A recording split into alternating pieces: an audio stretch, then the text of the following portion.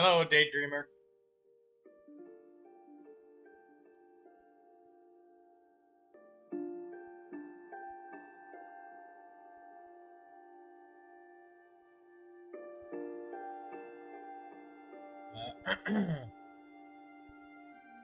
Let's turn some of these down.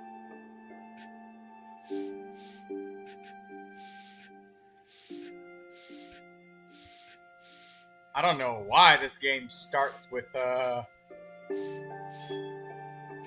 go.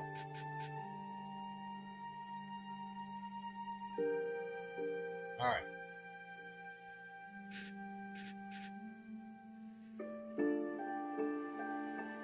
The game is quiet? Okay. I'll turn it up. Oh, God. There's no main menu.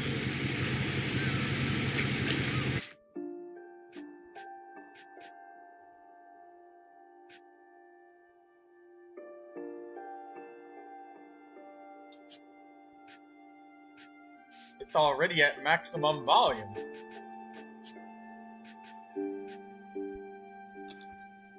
I mean, maybe I can turn this up? It's fine. The game is quiet. It's fine? No, I want to make sure everybody can hear everything. And I also want to make sure that the game is not too loud. That the game isn't, like, drowning me out. Oh, thank God I can actually see the volume ticker on this one.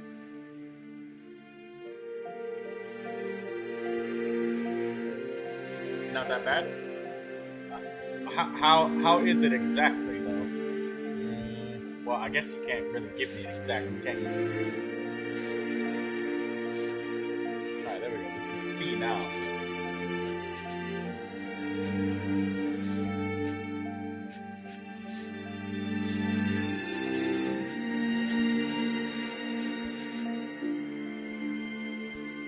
Okay, how's this?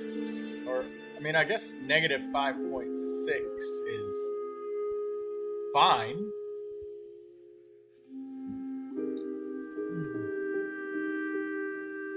How's this? This is good now?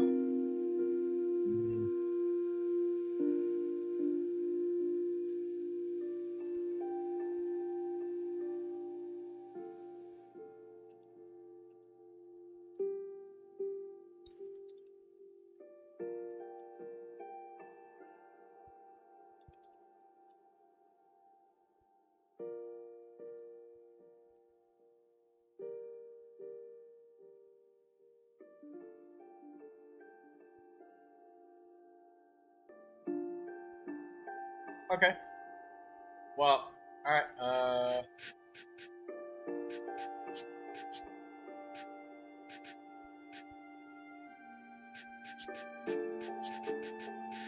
and it looks about right. There shouldn't be any, horrible frame rate drops or whatever, but if it is, then I'll just figure out how to deal with it.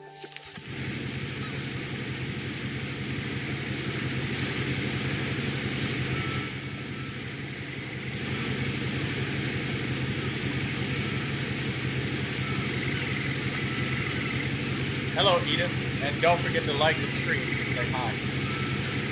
Okay. Is it? Okay. Oh, there's like a V shape right here. I thought something was wrong with my mouse, but I'm dragging it down like this. Yeah, this is downwards. Okay.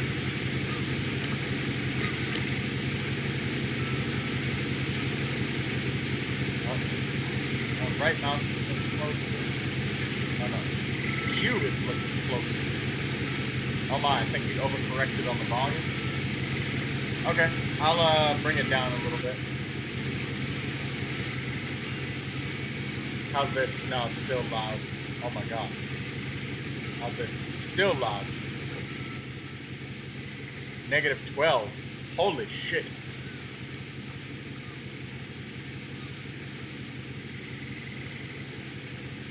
Okay, how's this? I mean, this could be alright.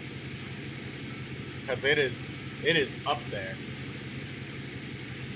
Actually, you know, it's kind of loud for me.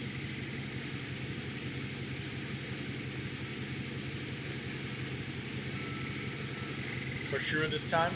Okay. Well, I'll wait for a couple seconds just to make sure, because I know that there's a slight delay. This is good.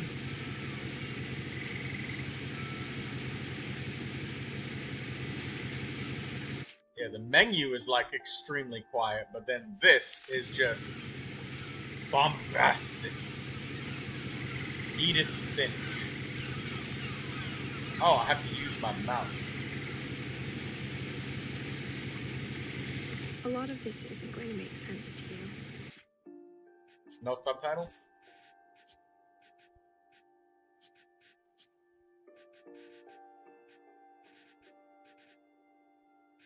The God, how do you feel about the volume?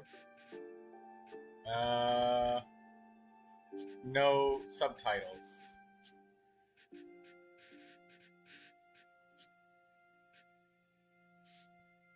I'm just gonna pinch it down where it's a little bit on everything. Just a little bit. Dialogue will keep that nice and high. And I'm sorry about that. Oh. I'm just gonna start at the beginning. Wait. With the house. She's just... What? I didn't get to read any of that. What? It just flipped the page automatically. Okay, hold on. Oh my god.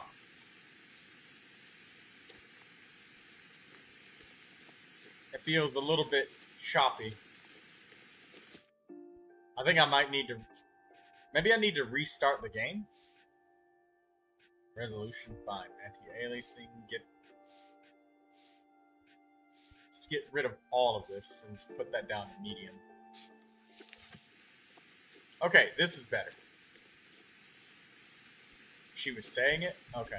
I didn't get to read any of that. It went by so quickly, and then at first it was like, okay, I'm controlling the page flip, and then she just started talking again. I lived here until I was 11, but I wasn't allowed inside half the rooms. I lived here until I was 11.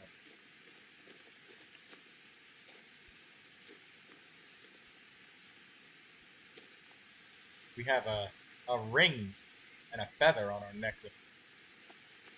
Hello, Artie. Welcome, Artie. Don't forget to like the stream, and also hello, Bunny. Don't forget to like it, Bunny. What? This is so weird. You have to like click, and then you have to use W and S to operate this? Inside the mailbox were bills from 7 years ago, marked urgent, open immediately. From 7 years ago? Hey.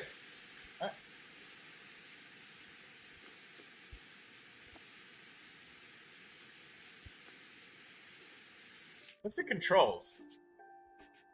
Normal mouse. Okay.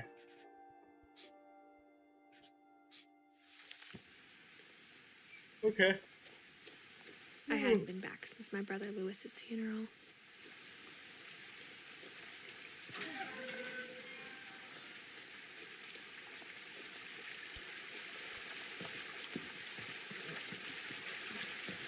In her will, my mother left me a key, but didn't tell me what it unlocked. Maybe she thought I'd know. Or she thought that the mystery would be enough to bring me back. I gotta... her voice is so drowned out. Do you guys hear her perfectly fine? Edith, the character talking?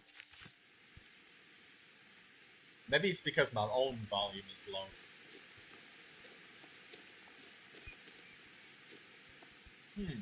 A creepy dark forest, or a bright path. The Finches. I can hear, but it's quiet. Yeah, everything else... Okay, maybe...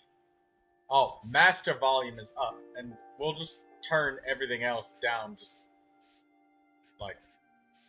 lots of notches so that her voice is louder. She herself is very quiet. Your voice is louder than the game, which is unusual. Well, I mean, it should be, but... Hold on. I always have to do this with every game. Like, right here... okay, so let me correct the sound again so you guys can hear. When we were in the main menu, it was bombastic noise. Like, loud, loud, loud. But now that we're in the game, it's really quiet. See, like, right now, it's at negative 4.8 decibels. That's the game. But when we were in the main menu, it was reaching all the way up to negative 15, which is like 3 times as loud. I guess I just have to adjust it dynamically.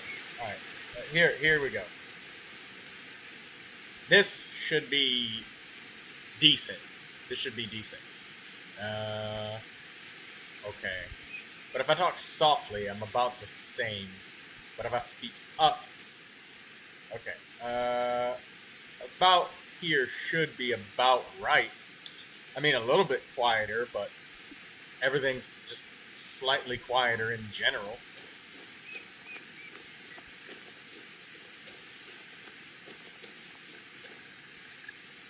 Oh, right. We were going to go inside the Dark Creek Forest area. And we need to turn the mouse sensitivity up. I feel like I'm wearing a neck brace.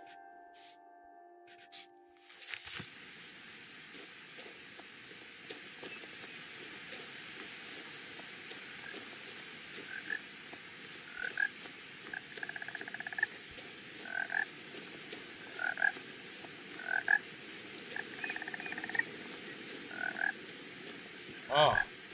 I can feel the frame rate being a little bit weird. Do you guys feel it being weird at all? The truth is, even after I inherited the house, I never thought I'd come back to it.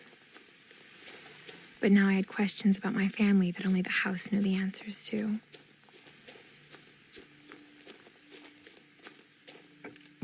The woods around the house have always been uncomfortably silent, as if they're about to say something but never do.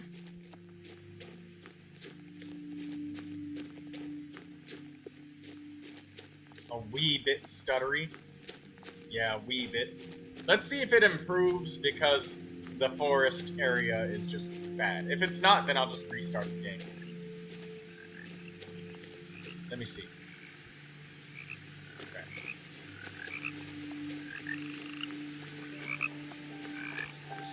The house was exactly like I remembered it, the way I'd been dreaming about it. There's a lot of automatic control movement in this game. I guess that helps with the story narrative side of it, but I feel like I'm wearing a neck brace right now. As a child, the house made me uncomfortable in a way I couldn't put into words. Now, as a 17-year-old, I knew exactly what those words were. I was afraid of the house.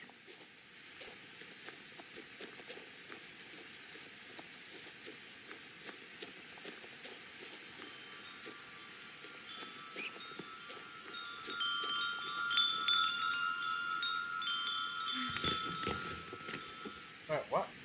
Why are we crawling in? Crawling through the doggy door used to be a lot easier when I was 11. The power had been turned off the night we left.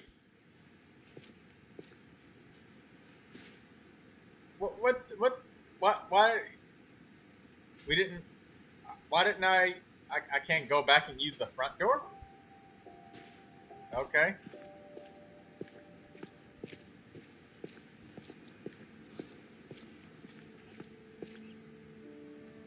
Didn't even try the front door.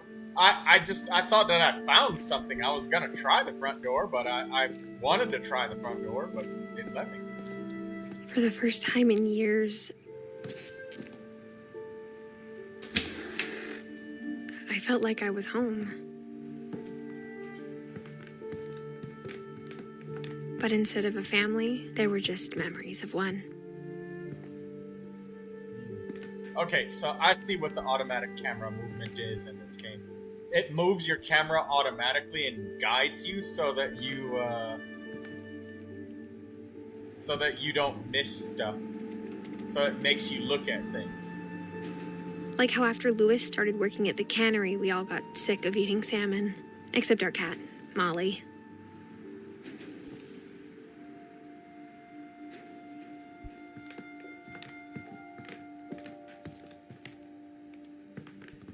Well, you know what? The dishes are not dirty. They have been cleaned.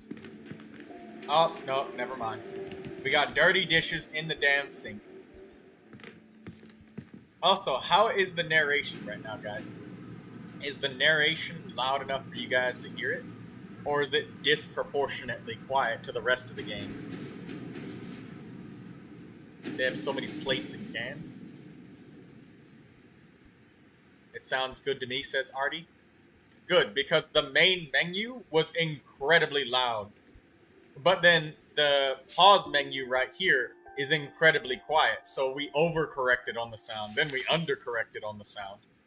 So just let me know as we play. Also, Daydream is streaming something. Oh, there's your wishes. Oh, what? Did you want to stream your warps and wishes?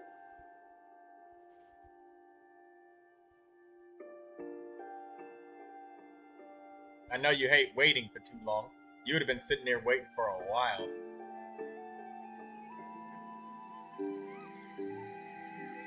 Oh, look at some wishes and you can clip them. If you want them in a video. Okay, I'll expand it so we can see.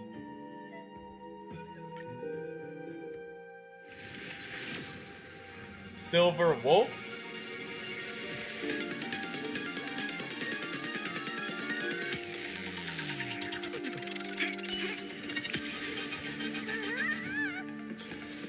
You're enjoying the stream. First 10 pull. Come on, let's get the Silver Wolf.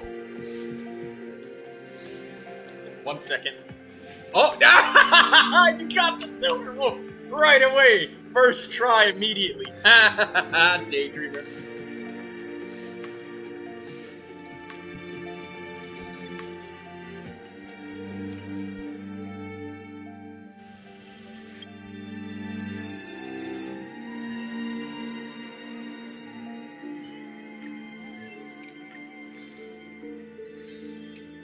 Gaming is a full-time pursuit.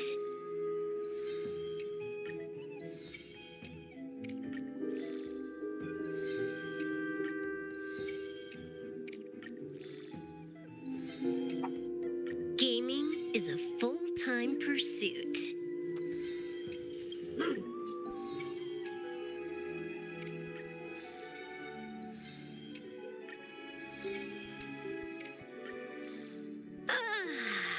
Maxed out.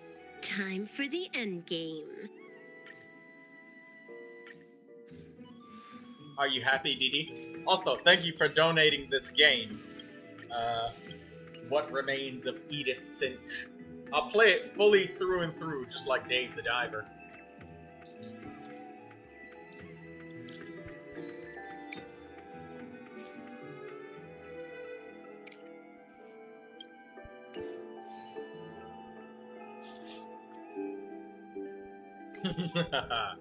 Alright. That's awesome.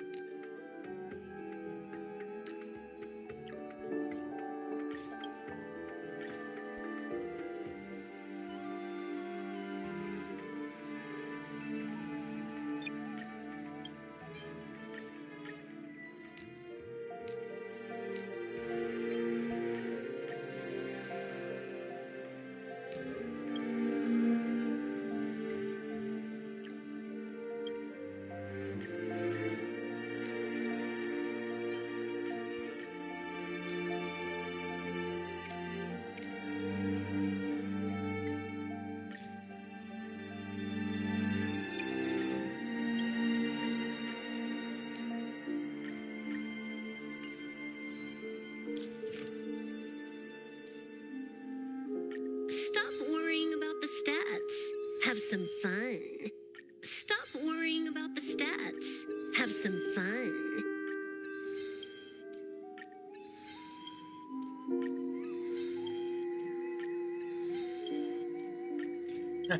You're just upgrading everything. I don't know what these upgrades are, but go upgrading.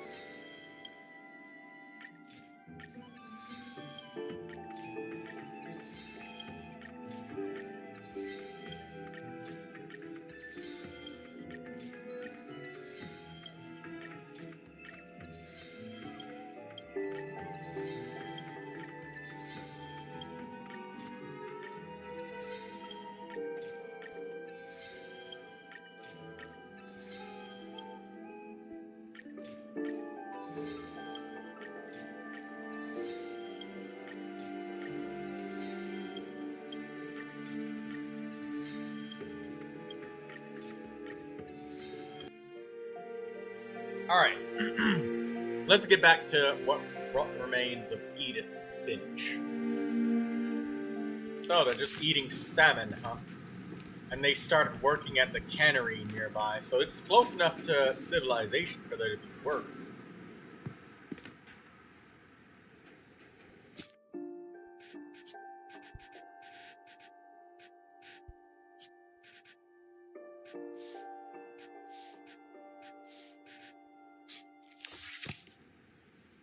Louis Finch. In loving memory of Louis Finch, December 27th, 1998 to November 21st, the year of 2000. So it's around the year 2000. Beloved brothers to Edith. Memorial Observance, Finch Family, 2141 Fireweed Road. That sounds like an American address. Edith Eddie Love. This must be her when she was 11. Dawn, Louis, Eddie. Oh, they got one of those ice dispensers.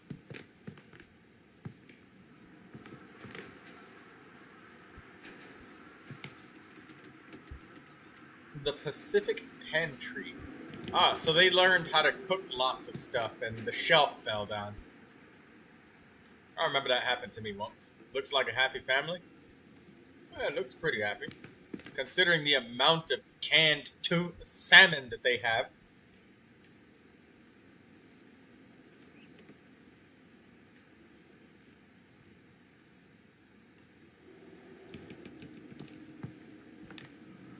Or how only one restaurant would deliver to our house, so we had Chinese a lot.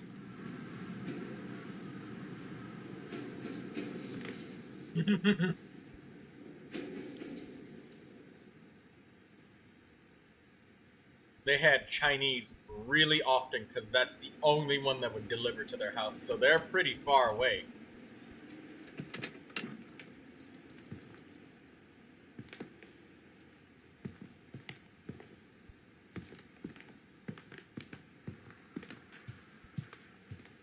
The table was still a wreck from the night we left.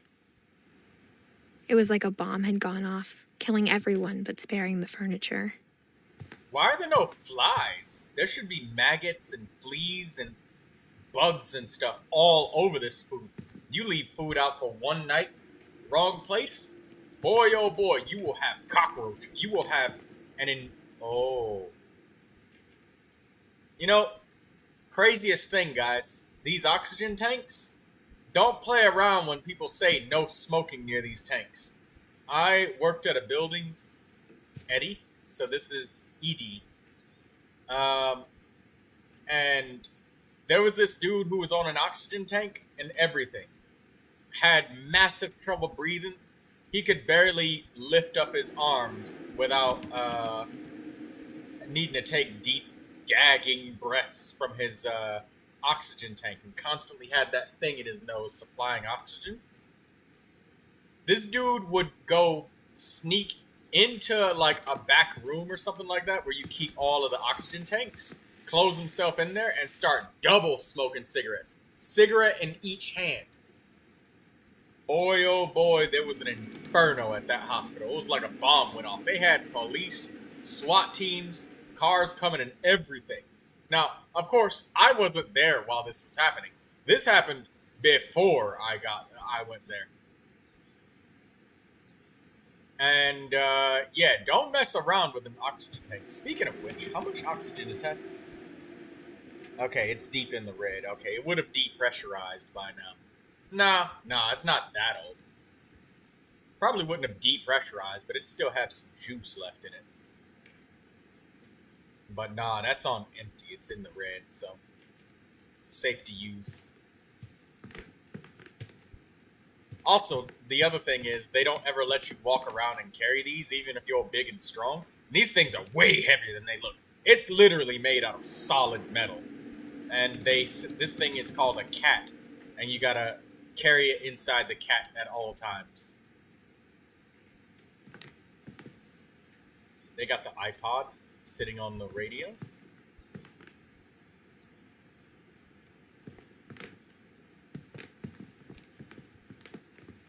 Orca, whale. Nothing in the house looked abnormal. There was just too much of it, like a smile with too many teeth.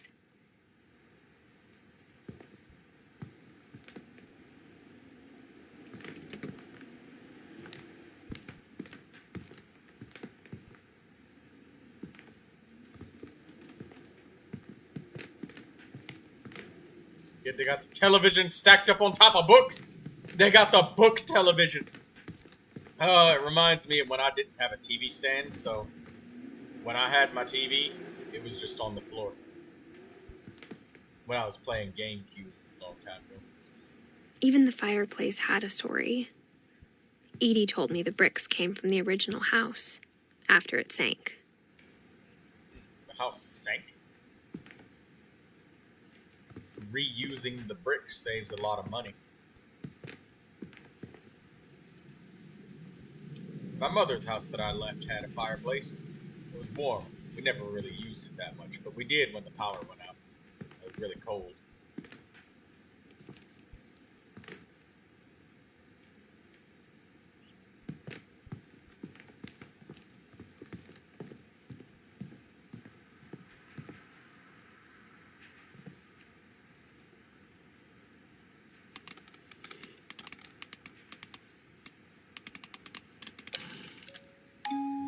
Great-Grandpa Sven built a music box for Barbara, along with the rest of the house.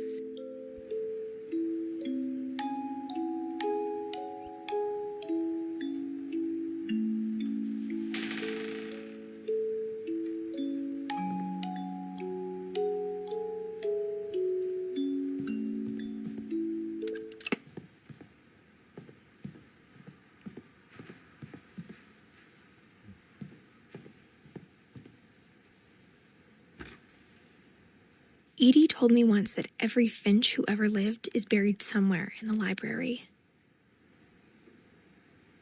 Well, damn.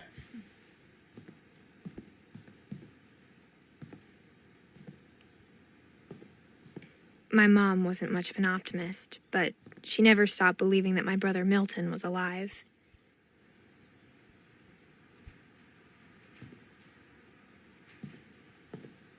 A lot of things got left behind in the whirlwind of that last night. What the hell is that? Looks like a bunch of brains.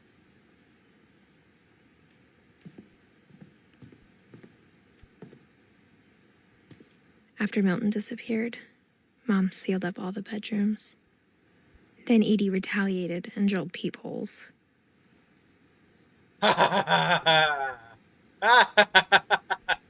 Okay, so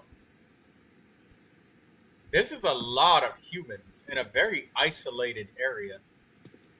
And look, I know this might sound a little bit disgusting, but when you're in an isolated place that's so, well, I guess it's not that isolated, but it's isolated enough to the point where only one business is able to deliver food to them. and, you know, they're eating salmon and Chinese food all the time, you don't really have a lot of social options. So that's kind of where the stereotype of, you know, country boys going for their cousins and sisters and stuff comes from, because you don't have a lot of options. Because everybody's so far away.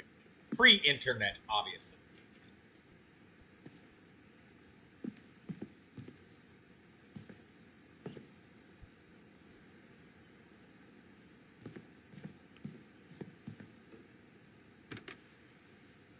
Molly always seemed like a girl I could imagine being friends with, if she hadn't died in 1947.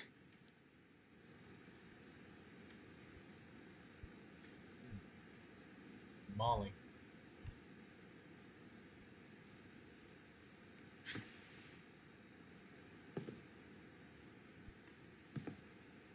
Why seal a room? This house must be gigantic, by the way. If you can spare the room space to literally seal a room after somebody has died and entomb the room like that.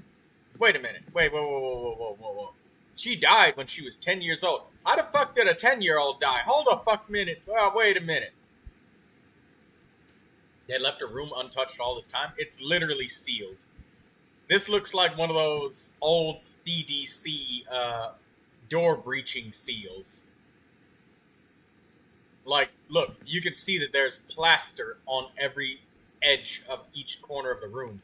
Not even any air circulation in there.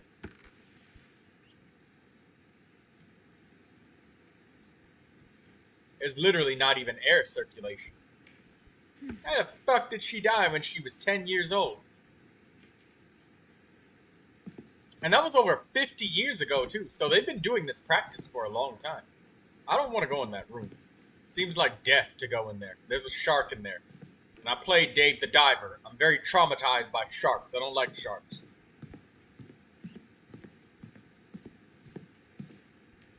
Bigfoot! Whenever people ask me about my family, the first thing they always want to know about is Barbara. Barbara? La da da da da da da da. Okay, we're not playing Genshin Impact. Right, fine. Sorry. Barbara, when did she die? 1944 to 1960. Why are they all dying so young? She's 16 years old. One died when she was 10, the other died when she was 16, and this looks like a full-on, literal CDC seal. Barbara was a child star for 2 years, until America grew out of it. This house is very unsettling. That dude in that fucking corner right there is unsettling. Look at him. Oh, it's Bigfoot. But still.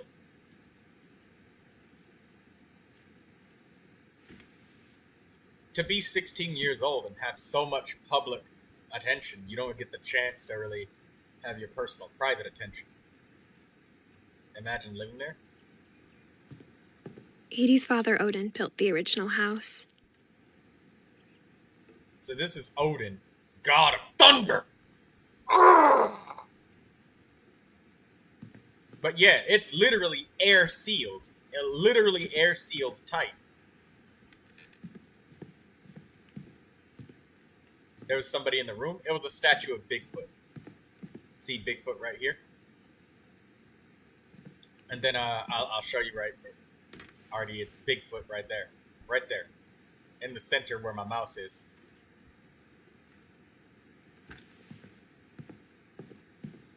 Okay, I'm going to turn off this reticle. Just so you guys don't have this thing in the center of the screen so annoyingly.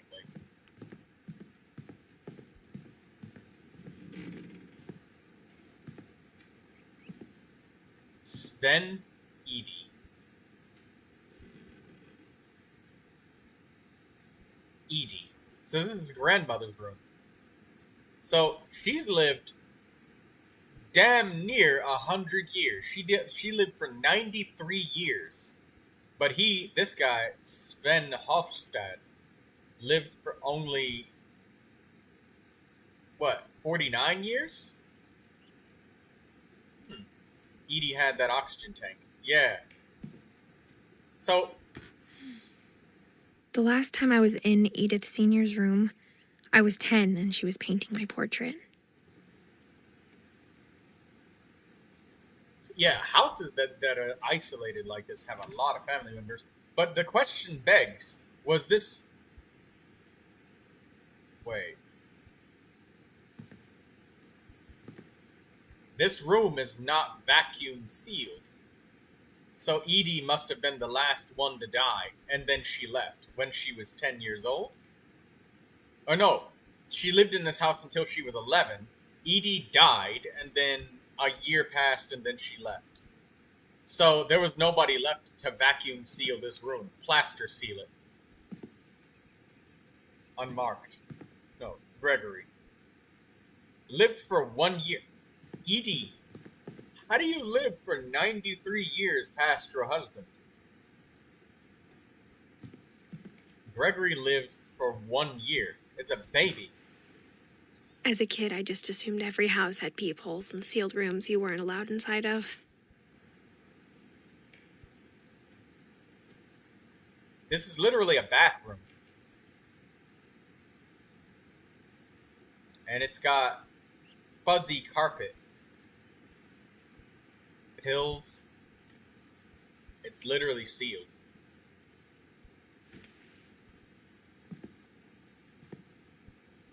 Calvin, 11. Why are there so many children dying here? My Grandpa Sam spent 7 years sharing a room with his dead brother, Calvin.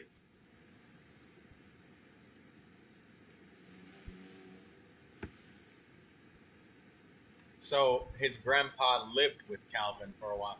Why? Okay, so plastered doors. This one has been locked, but not plaster sealed, which means it can be reopened without it being damaged.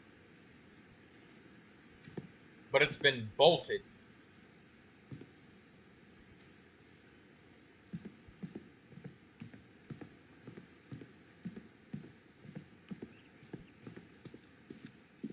Now I know that I can go here. And Mom must have locked the third floor stairs on the night we left.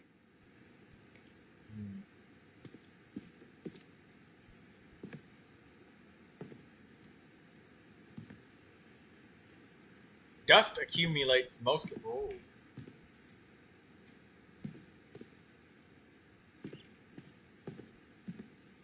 There's a power plug there. Okay.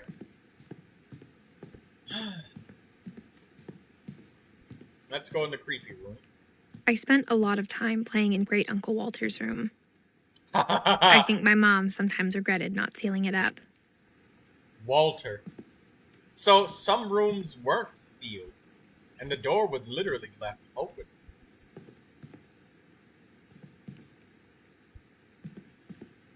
Lewis told me there were secret passages, but I never believed him. There are secret passages.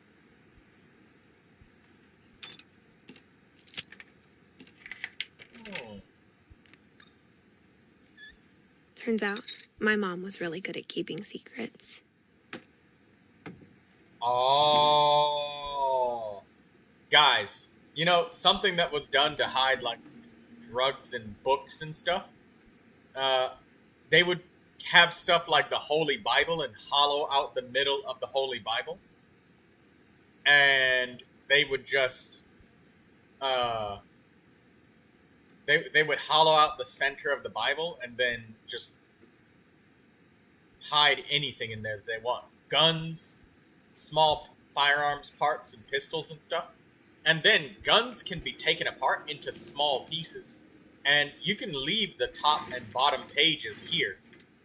And you would never know unless you opened it up to read it. And somebody could say that, hey, look, this is a shipment of books to the library. And the local library one time was used for trafficking guns. It's crazy. Now it was time to find out what my mom had been afraid of. What? Yeah, let's not. Let's go check that basement before we go through the creepy door of death.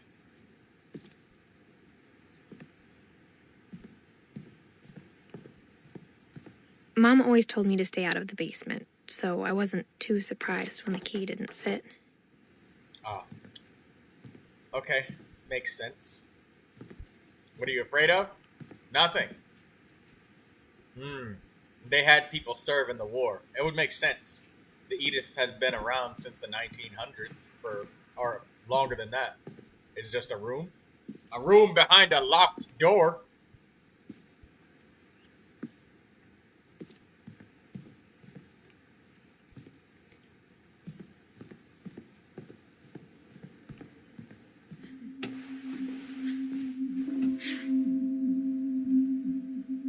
From the paintings on the wall, it was clear my brother Milton had been here before me. Oh, she's crawling on her hands and knees. Reading this, maybe it sounds like I had a plan.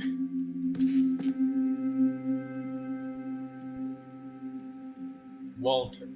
Or Milton. So this is Walter's room. Where's the slingshot, Walter? But I had no idea what was behind that door.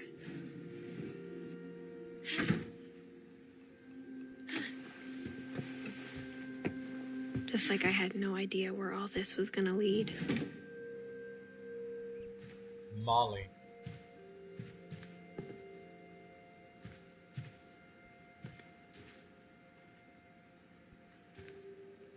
So Molly has easy access to this.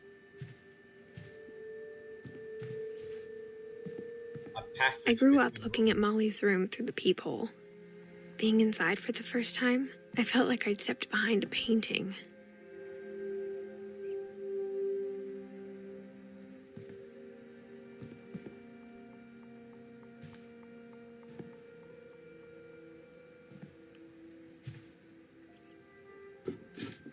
Molly's gerbil had a tiny bedroom with its own even tinier gerbil cage.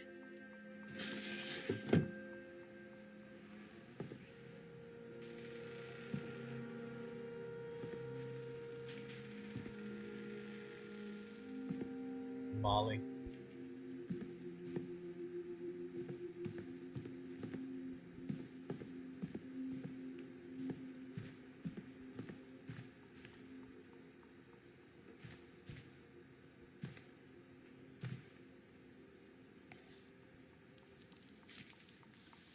December 13th, 1947. Dear Diary, I'll be gone soon, but I wanted to tell somebody about what's gonna happen. It started when Mom sent me to bed without dinner. I woke up and I was starving, so I looked around for something to eat.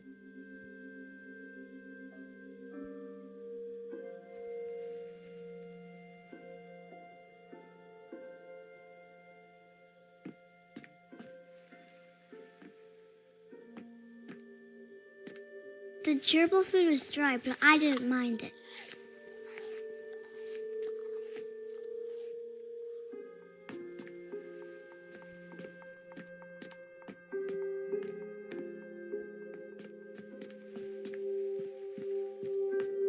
She was sent to bed without dinner, so she must have misbehaved.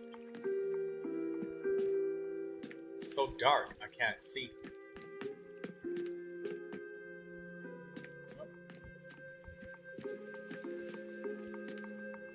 My Halloween candy was all gone.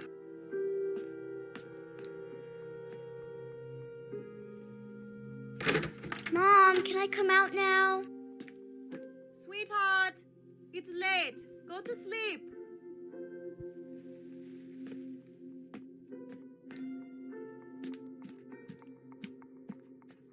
I guess we'll just go back to bed like our mother says. I guess we can't.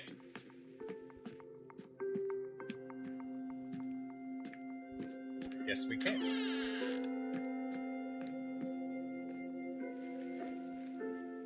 I kept eating and eating.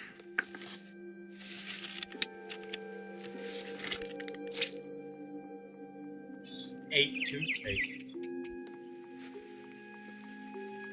I ate a lot of things that night.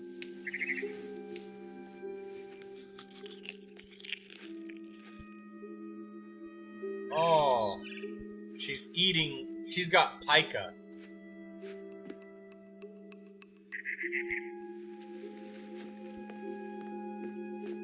Then I heard chirping outside my window. It was a barn swallow going back to her nest. I reached out for her.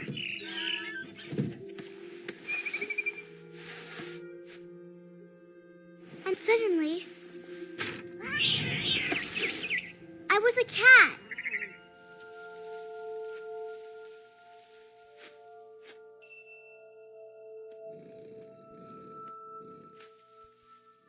What happens if we fall?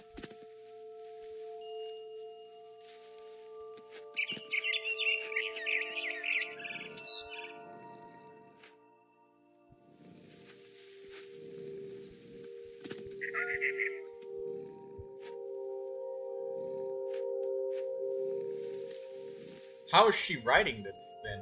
She must have made it back. I tried to be quiet, but the bird was really scared.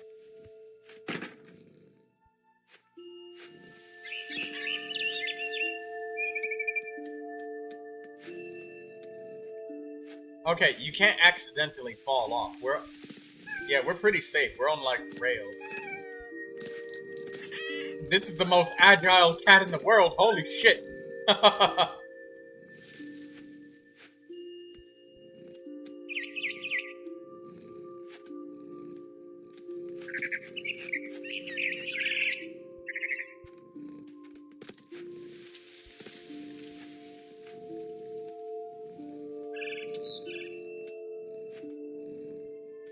Mom and Dad didn't even look at me.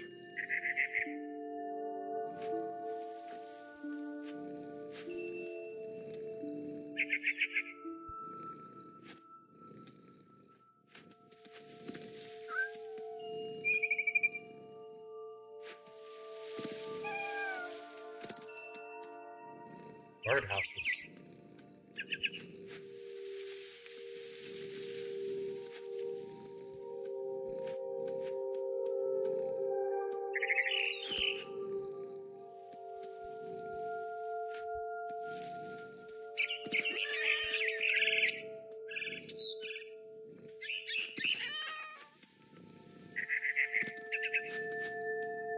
The babies were all gone.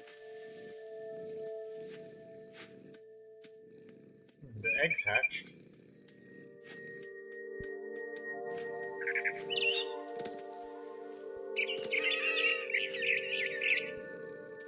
I jumped and I almost got her.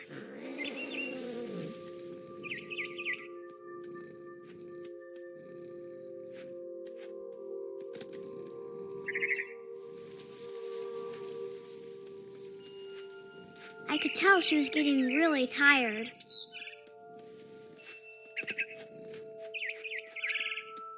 Now I was up in the big tree. I promised Dad I wouldn't climb it anymore. All I cared about was eating that mama bird.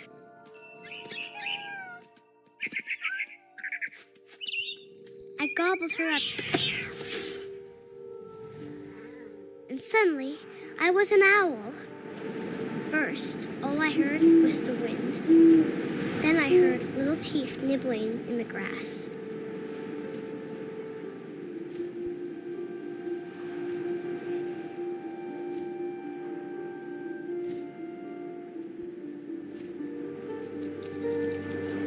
Rabbits.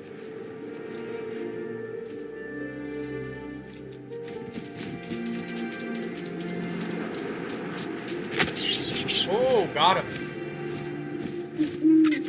I imagined his face looking up and seeing mine through my talons. I swallowed him up, and I didn't chew one bit. Then I flew off to find something bigger.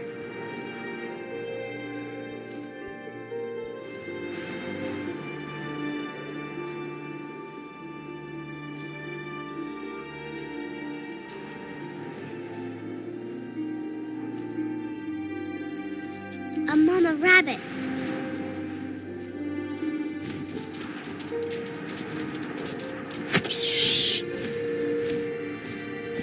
She was almost too big to carry. I started choking, but I couldn't stop eating. And suddenly, I was a shark.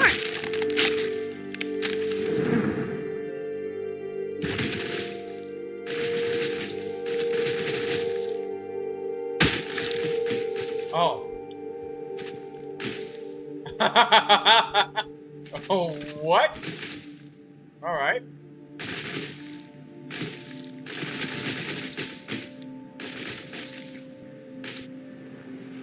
I rolled off a cliff and into the ocean. Now, I was hungrier than ever.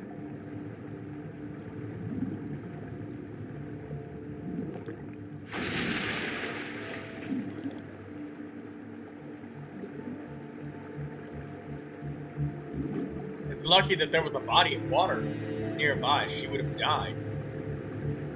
I wanted fat, juicy seals. I'm gonna go to the circus.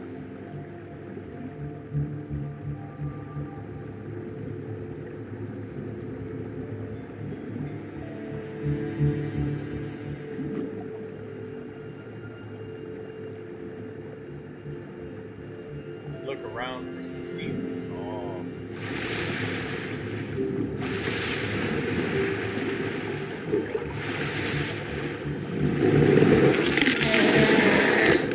I tore off her flipper, and it tasted really good.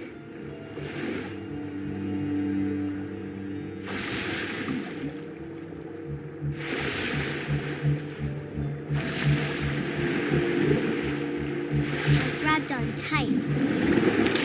When I was so hungry, I jumped out of the water. When I opened my eyes, everything had changed.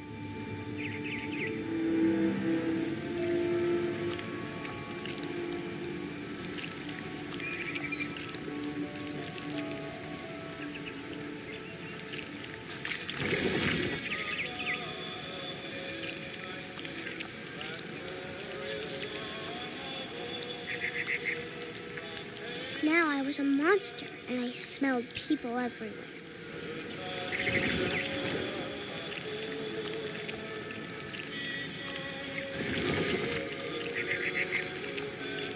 Okay.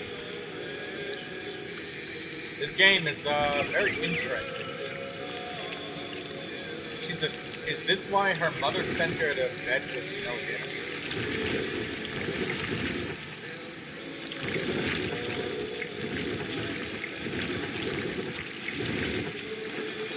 I was big, but I moved real quiet. Oh!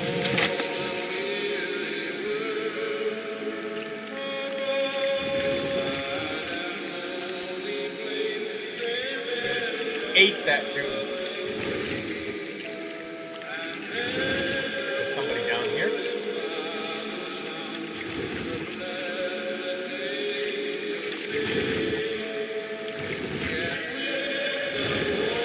Now the slate's back to our feet.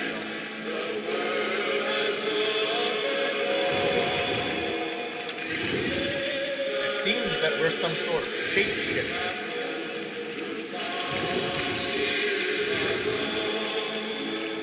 I wanted to stop, but also I didn't.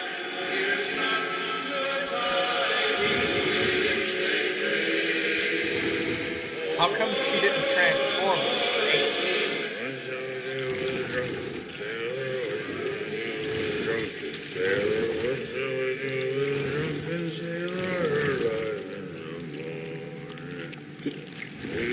Belly with a rusty razor, his belly with a rusty. Oh! We just ate that dude. She's eaten. Also, my god, this music is really loud. And very loud.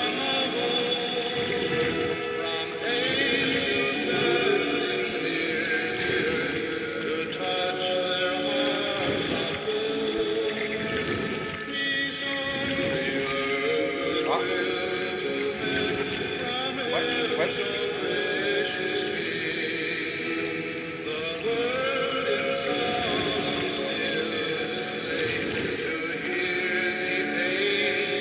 After the last passenger, I was was still hungry. And to cross the water with smelting canoe, something I had to have, so I swam towards it.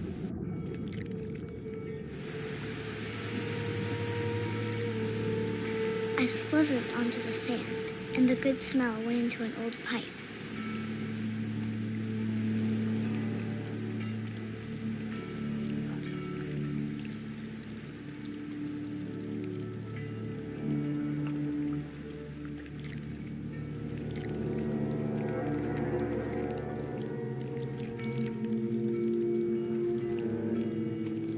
He's a shape. I got closer and closer.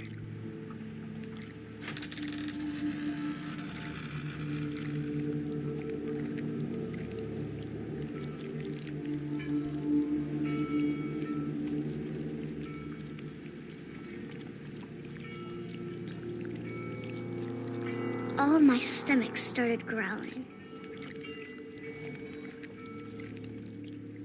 And suddenly, I was me again. I held my breath for a long time, but I couldn't hear anything. I think it's waiting for me to fall asleep. But it's not going to wait much longer. It needs to feed, and we both know I will be delicious.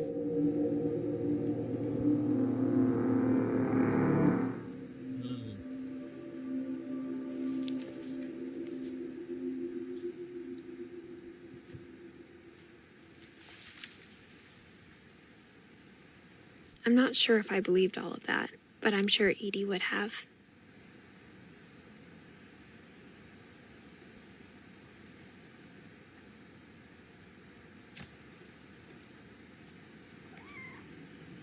I got the sense Edie had spent a lot of time here, before my mom sealed the doors. She's 10 years old.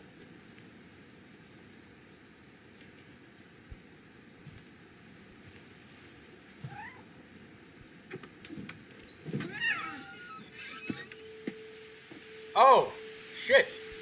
We just go out onto the balcony? I thought she died that night. Where's the body?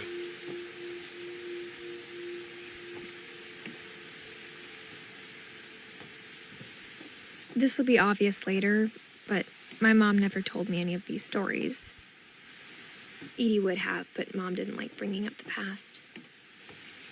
Though, when we adopted a stray kitten, she was the one who named it Molly.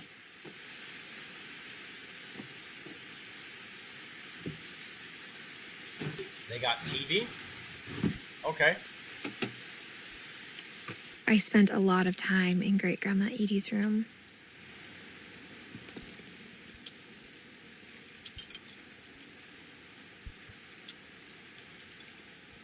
Wait. Birds? Ah. Snake?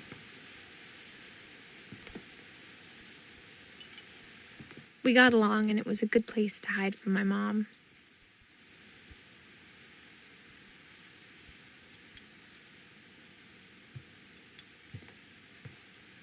Louis died a week before we left, but Edie had already started to memorialize him.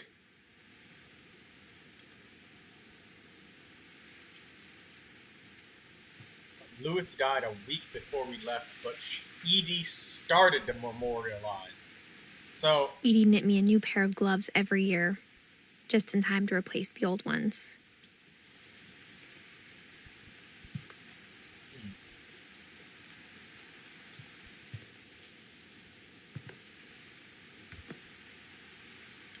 she's making a painting out of him, out of a slice of a tree stump.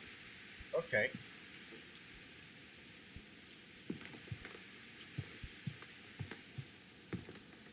Ah, these little pill tablets where you fill it up Monday, Tuesday, Wednesday, Thursday, Friday, Saturday, Sunday. Fun fact about you guys. But a lot of the time when people have these, they don't refill those pill tablet and cartridges themselves. That's actually for nurses that come to visit them. So they could have had a nurse that would come and check on Edie, and the nurse every 2 weeks on the dot would refill all unused medicine dates So it was a way of nurses prescribing medicine and not just giving a patient a pill bottle and simply trusting them to remember all of the medications. Nurses would come along and do that. That's what these were for. It's not exactly for the person individually themselves. It also helps people who have memory problems of what day and stuff it is. And also, it helps people who are caring for somebody who's lost their memory. So this would happen a lot of times when I was in home care, is that I would be, the caregiver, but a nurse would come by maybe once, 2, 3, 4 times a week and refill the patient's medications. And us, as the caregivers, would just simply make sure that they take them. So it's also to assist other people that are taking care of them, rather than just the person doing it themselves. This little thing right here tells me a lot. Because if you look right, there's a mess of pill bottles right there. Somebody could easily forget, which one is this? Which one is that? What does this do? What does that one do? Especially if you don't know and you're just coming along to take care of grandma for the day and you haven't done her medicine routines. Like, you have no idea what the nitrate is, what the sodium bicarbonate is, what the iron pill is for, and all of those different things. Also, they would write in Sharpie pens the dates. That's the only thing that they're missing, is writing, 7/18, 7/19, 7/20, and they'd write it with wipeable Sharpie markers. Even in her 90s, sometimes Edie seemed a lot younger than my mother.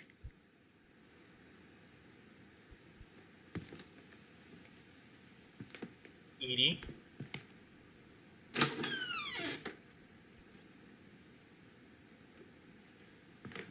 When Edie told people Sven was killed by a dragon, she could also have said he was building a dragon-shaped slide that collapsed. She could have, but she didn't.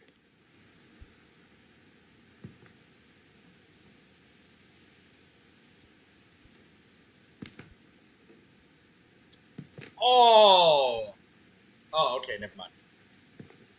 Never mind. I thought I saw something here with that flag, but never mind. Sven, the construction worker. Built 1937, Sven Finch. One summer, they evacuated the island, but Edie refused to go. For a few weeks, she was a celebrity. 72-year-old woman refused to evacuate because of a little forest fire. Edie won't go. I hadn't thought of myself as Edith Jr. for a long, long time.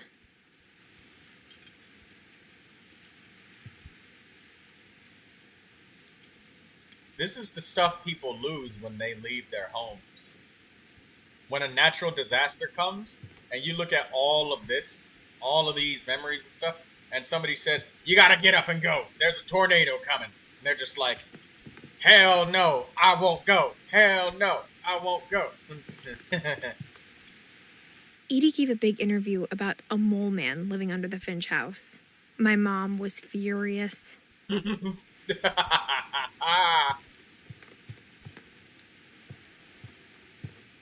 room was like a museum.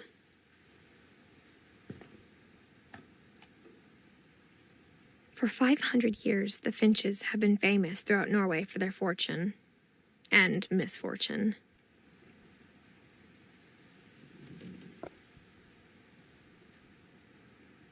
Odin Finch buries the latest victims of the family curse, his wife Ingeborg and their newborn son, Johan. On January 7th, 1937, he set sail with his family and his house, hoping to leave the curse behind. Oh, and this is the... So he tried to set sail on a boat with a literal house. Yeah, so it sank for some reason. And then they took the bricks from that and built a fireplace with it. Okay. We're getting somewhere with this story now. But 40-foot waves off the coast of Washington send the house and Odin to the bottom of the sea. Damn! Well, that's how it sank, huh?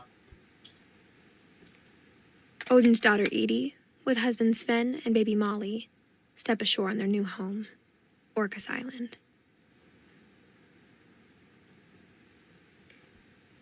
Odin Finch is the first to be buried in the new family cemetery. They recovered the body?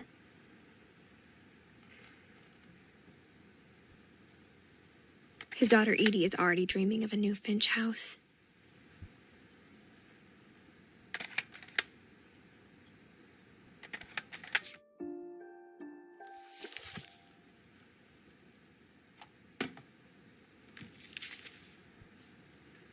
Whatever's wrong with this family, it goes back a long ways. 1937. Imagine having family history like this.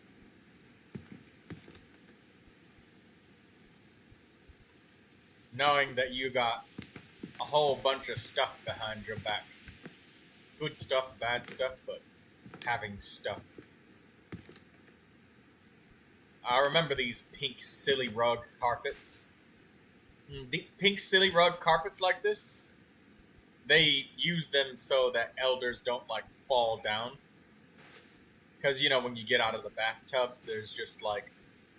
Oh, they even got the chair in the shower so people would help her get into the shower, sit down, and this right here was a grab bar so that you can help her stand up, wash her back, face, legs, and all that stuff. Sit down so you can wash underneath her feet. They even got the sponge right there. So she's definitely had a nurse or a caregiver or somebody else help her shower and wash herself, which is not unusual for somebody who's like 90 years old. It makes sense. Look at all this stuff. Hair brushes, rubber duckies. There's her glasses. Another one of those tablet containers. The only trace Grandpa Sam's first wife Kay left on the house was the pink bathroom. Yeah, pink, silly. It was a pretty big trace.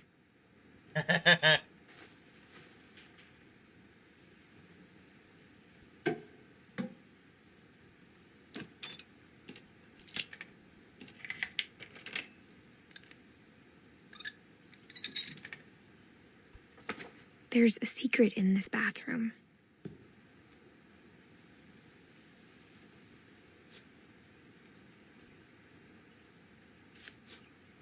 What? It's in the last place you would look. It isn't in the cupboard. It's hidden in this book.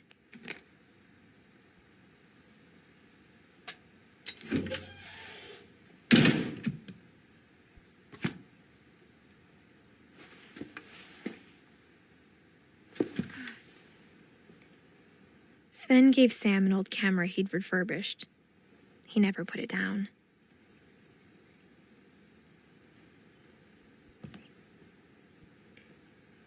What kind of pictures did you take?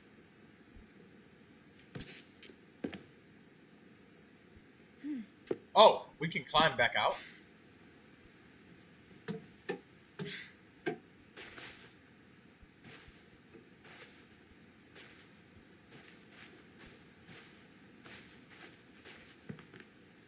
Well, I want to go back in because there's nothing here.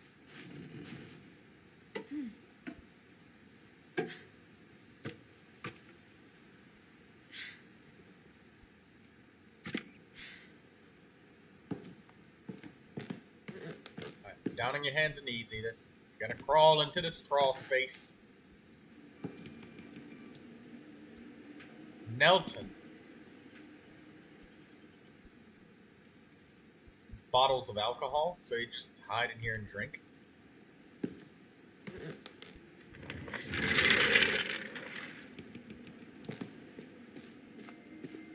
Fort Calvin.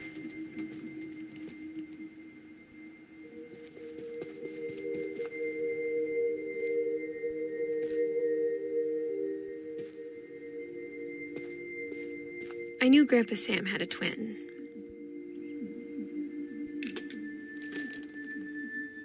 And that he never talked about him.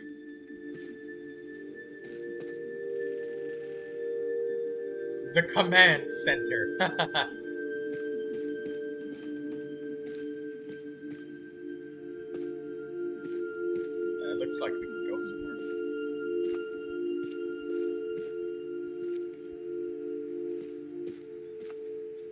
The Finches seem like they're a very rich family.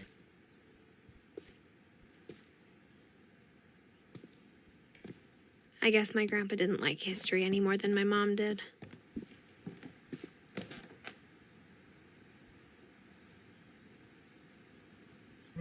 Toy dart guns.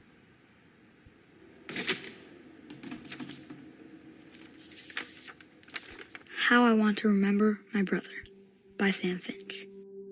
The thing I remember is that when he made up his mind, that was it.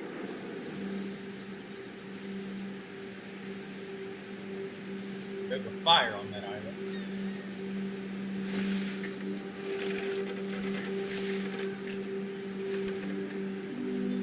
My brother said he'd die before he ate another mushroom. And he did. At Barbara's funeral, we swore we'd never be afraid again. And he wasn't. I think Calvin always wanted to fly. We're gonna... Oh, here we go, here we go. Sam! Calvin! Dinner's ready! Coming! But that day, he finally made up his mind to do it. I told him going around was impossible. Maybe if I hadn't said that. Calvin, I'm not gonna tell you again. Calvin, don't die. Alright, well, he's gonna do it.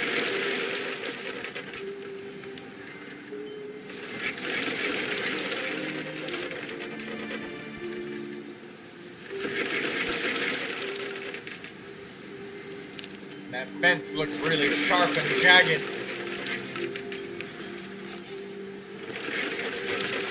Maybe if the wind hadn't picked up, then maybe he'd still be here. But I doubt it. I think he'd already made up his mind. That's what I want to remember about my brother.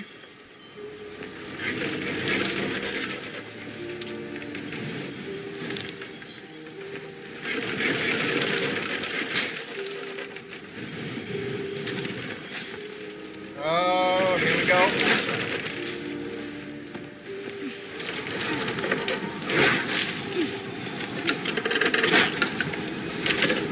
The day he made up his mind to fly. And he did.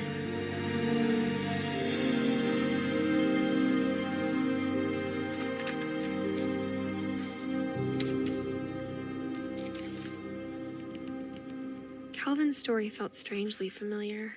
When I was younger, I remember trying to do the exact same thing.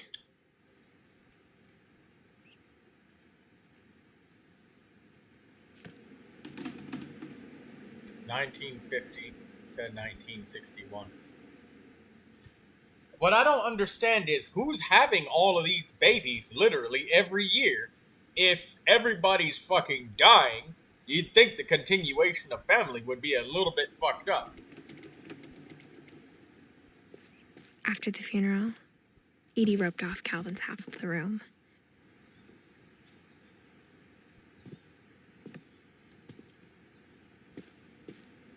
Mom said Grandpa Sam enlisted at 18 and never set foot in the room again.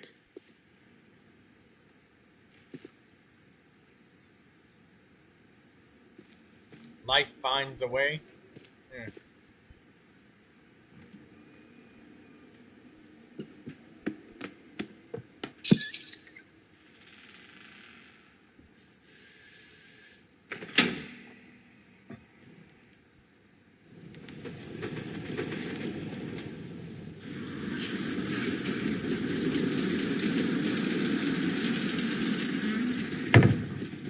Wouldn't you guys think it's absolutely hilarious if you just ask an engineer to build all this? You can't help but think that when somebody says, hey, I would like you to build a bookshelf and a bookcase, and then, like, make it so it slides back so the locking and unlocking mechanism is a pair of books that slide from right to left.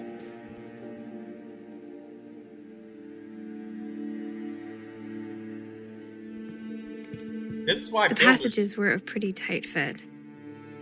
They'd obviously been built for smaller hands and bellies.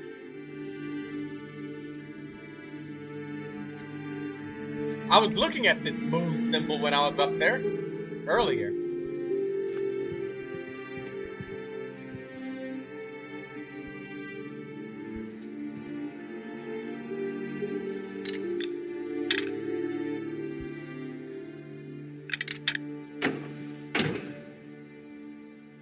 Okay, that's open.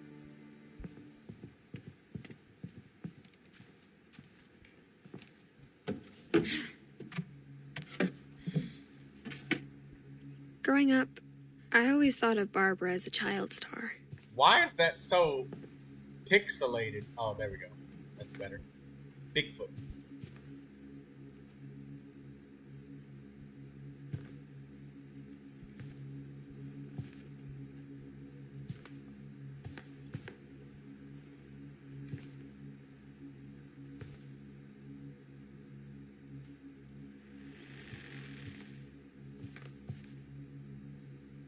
I never thought about how hard it must have been for her afterwards.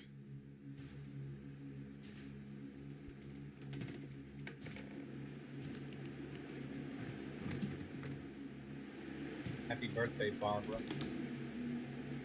It's all moldy. That's not even a cake, is it? What is that? Does anybody know what that is?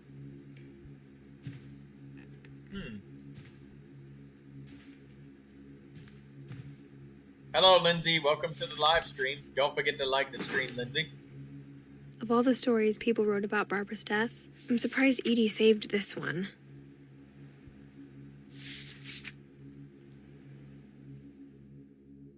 Oh. Old Jack here with another ghastly tale inspired by America's most unfortunate family. I'm calling it The Surprise Ending of Barbara Finch. As a child star, Barbara was famous for her scream. Now at 16, she was all washed up. A has-been. But in a lucky break, she'd been asked to perform her signature scream at a local convention for monster movie fans. It was just the boost her career needed. Unfortunately, her scream hadn't aged well. Getting better. I think you just need the right motivation. Her biggest fan and current boyfriend, Rick, was about to demonstrate when... Now that was a great scream. It was Barbara's father, Sven. He'd slipped into a table saw and had to be rushed to the emergency room. So Barbara got stuck babysitting her youngest brother, Walter. Her convention comeback was cancelled. Okay, I'm hearing frustration, but I'm not hearing terror. What if I tried... A gang of hoodlums in Halloween masks have been terrorizing Orcas Island tonight. Police are urging residents to... That came from the basement. You're right! Also, I loved your delivery on that. Why is your basement door locked? Because my dad likes making puzzles and secret passages. There's a key hidden in the music box. The secret is to keep winding and winding until finally the key pops out. Thanks, babe. I'll be back in a sec. 20 minutes later, Rick hadn't returned. So Barbara went to look for him, right on cue. She reached for the music box.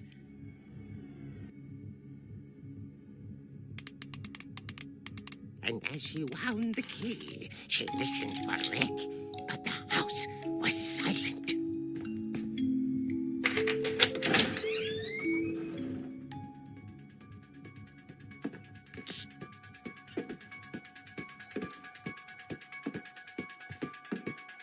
Is this Michael Myers?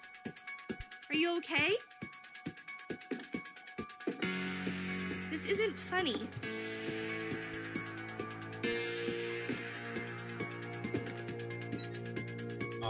Oh, this is some Michael Myers shit going on. She found Rick's crutch and imagined the worst. Arm yourself with a weapon. Oh.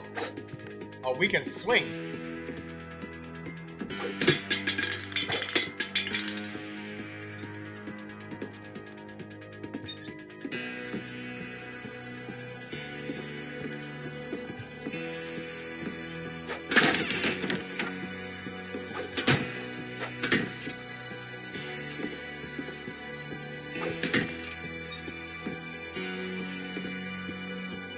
The gang's leader is the infamous Hookman killer, Dr. Carl Hamill, who impaled and then ate his family 10 years ago tonight. Impaled and ate his family?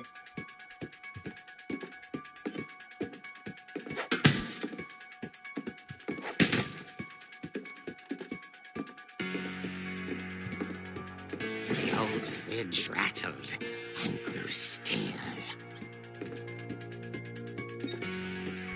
Oh dear! Oh! Rick?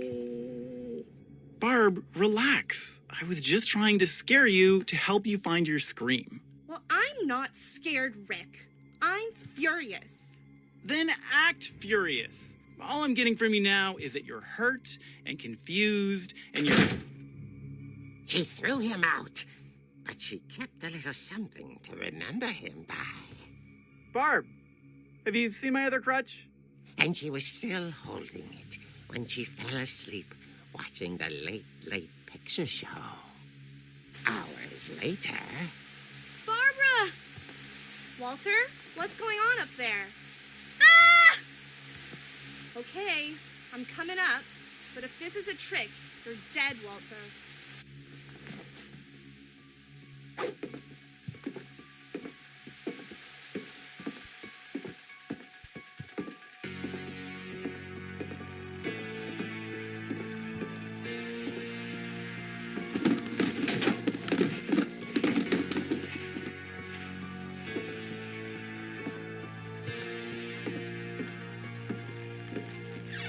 Walter, are you there?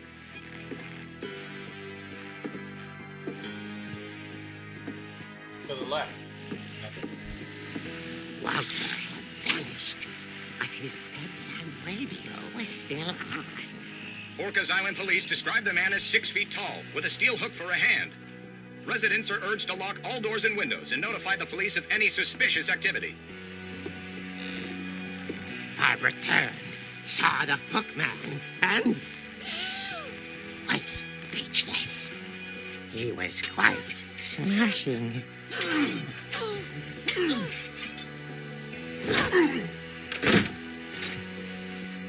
And here he was. He couldn't get enough of Barbara. Okay, Barbara, there's gotta be another way out of here.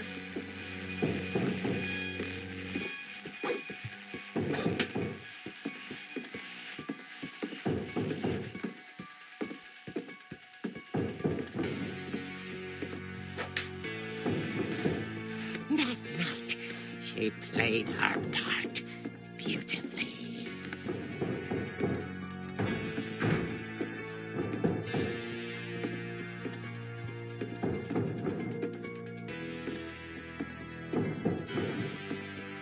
She thought about abandoning Walter, but just couldn't do it. Oh. Molly's door hadn't been opened in years. The hinges groaned.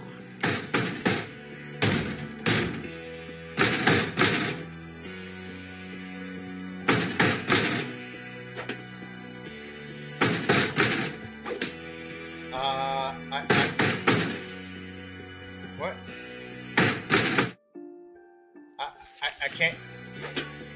I can't do anything.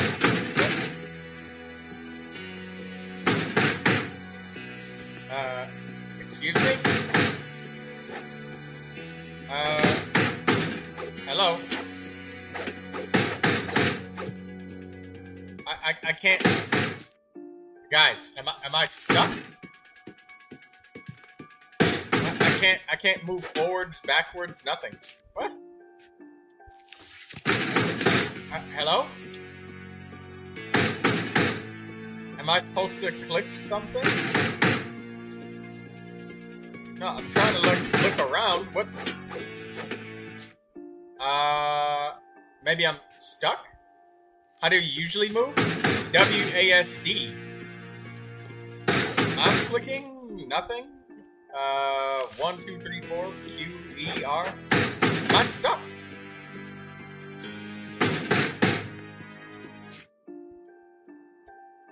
I'm clearly supposed to hit him.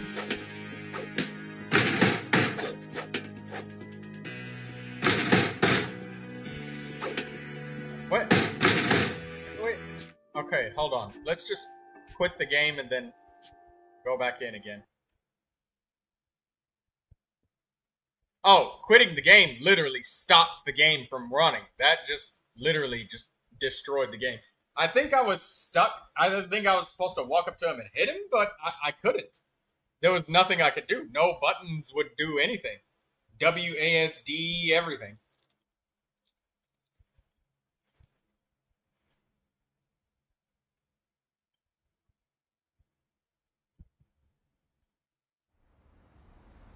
Growing up, I always thought of Barbara as a child star.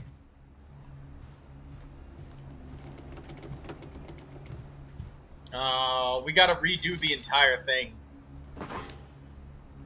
Of all the stories people wrote about Barbara's death, I'm surprised Edie saved this one.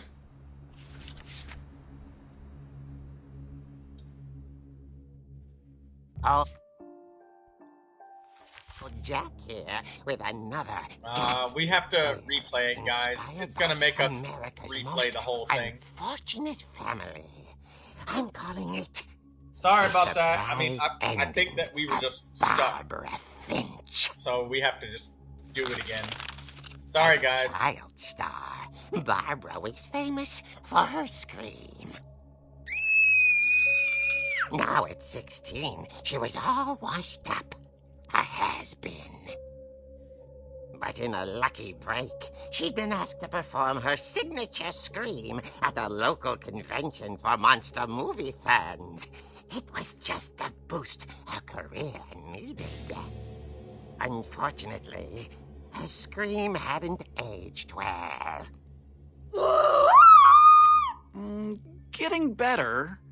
I think you just need the right motivation. Her biggest fan and current It's okay, we might notice something Rick before. Yeah. was about to demonstrate when... Now that was a great scream. It was Barbara's father, Sven. He'd slipped into a table saw and had to be rushed to the emergency room. So Barbara got stuck babysitting her youngest brother, Walter. Her convention comeback was cancelled. Okay, I'm hearing frustration, but I'm not hearing terror. What if I tried... A gang of hoodlums in Halloween masks have been terrorizing Orcas Island tonight. Police are urging residents to... That came from the basement. You're right! Also, I loved your delivery on that. Why is your basement door locked? Because my dad likes making puzzles and secret passages. There's a key hidden in the music box. The secret is to keep winding and winding until finally the key pops out. Thanks, babe. I'll be back in a sec. 20 minutes later, Rick hadn't returned. So Barbara went to look for him, right on cue. She reached for the music box.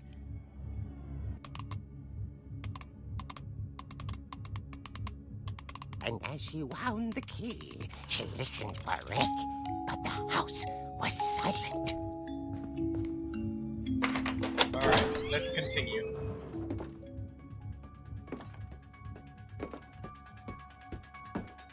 She found Rick's crutch and imagined the worst.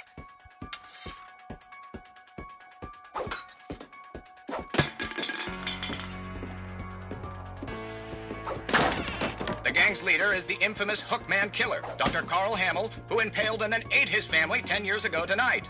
The old fridge rattled and grew still. Oh dear! No! She just smacks him anyways. I wondered. Barb, relax. I was The just cans trying to keep getting scare you bullied. to help you find your scream. Well, I'm not scared, Rick. I'm furious. Then act furious. All I'm getting from you now is that you're hurt and confused and you're... She threw him Slammed out. the door in his But face. she kept a little something to remember him by. The cans keep getting Barb, bullied. Artie likes it have when you I seen my smack other the crutch? cans. And she was still holding it. Well, you know when what? She fell asleep. You know what watching the else late, keeps late getting picture bullied, show. Artie? Hours later. Barbara! I think you know exactly Walter, what I'm talking what's about. going on up there? Ah! Okay, I'm coming up. But if this is a trick, you're dead, Walter.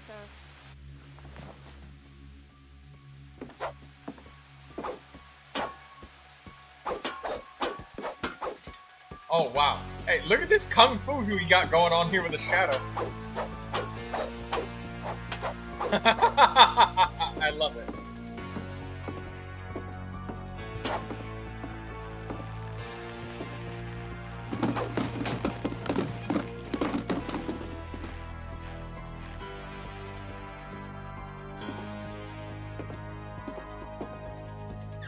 Walter, are you there? Walter had vanished, but his bedside radio was still on. Orcas The Island hooks police are describe the bullied, man too. as 6 feet tall, with a steel hook for a hand. Residents are urged to lock all doors and windows and notify the police of any suspicious activity. Barbara turned, saw the hookman, and was speechless. He was quite smashing.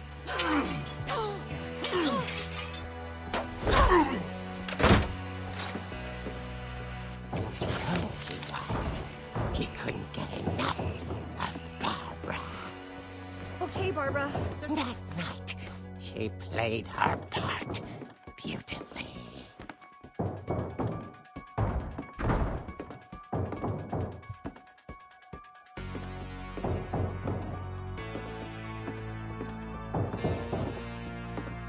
Molly's door hadn't been opened in years. The hinges groaned. Okay, I can move now. No, it was a bug. It was a bug, you guys. So look, I can move and I can hit him on the back of the head.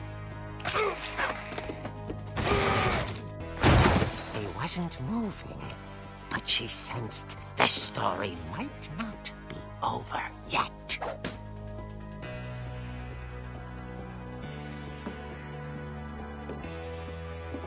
Yeah, so it was a bug. Alright, so we can't... the WASD keys were not locked. And there's not a lot of controls for this game. You got spacebar, mouse click, which both do the same thing. You got WASD. That's it. The hookman had vanished. She listened for his breathing, but all she heard was...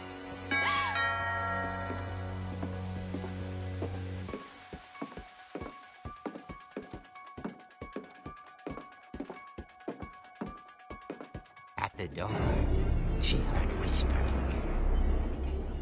It was coming from inside the house.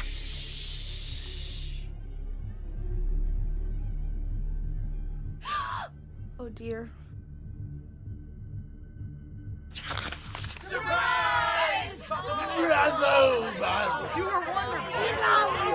The monsters had come to surprise her. For Barbara, it was a dream come true. Then she saw what kind of monsters they were, and she realized what was about to happen. She was going to be famous. And with her final breath, Barbara Finch gave the performance of her life.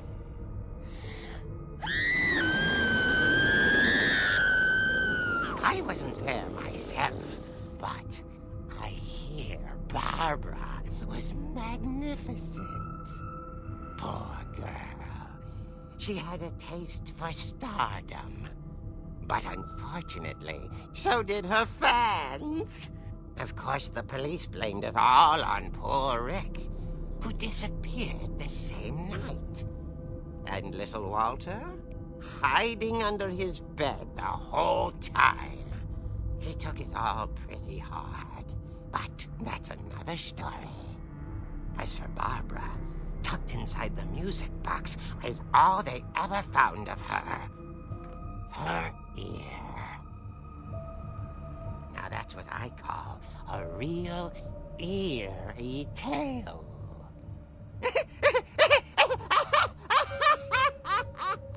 Walter's traumatized, and this is why he's unbothered by everything, no matter what.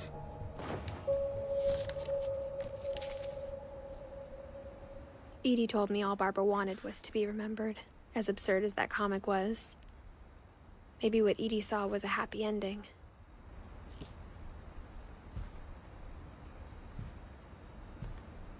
Died at 16.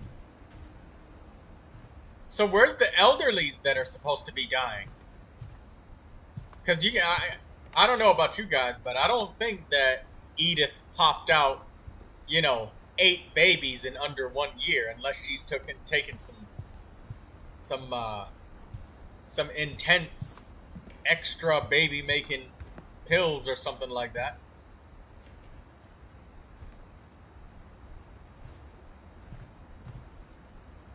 Oh, I get it. That's why her husband died 49 years early. The menu has the family tree, right? Yes. So we still got Sam, Edie, Walter, Kay, Gregory, Gus, Dawn, Milton, Lewis, and Edith. She's born in 1999. I guess now I know why Mom didn't like me playing with the music box. Oh, wait. If she was born in 1999 and she's 17 years old, that means it's 2016, so 6 years later. After she left the house.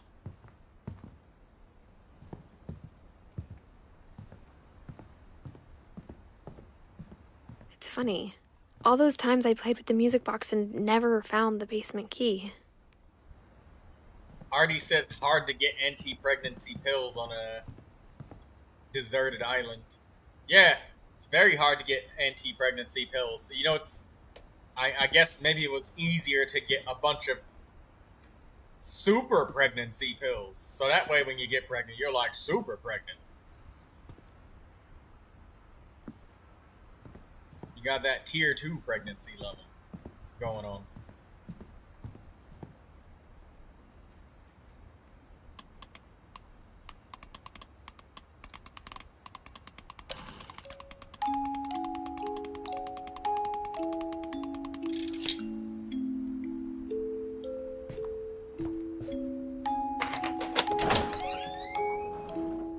Anti-pregnancy may be difficult, but super pregnancy is a lot easier. Hell, most of the time you don't even need pills for it. Actually, you know what? Wait. What year did her husband die again?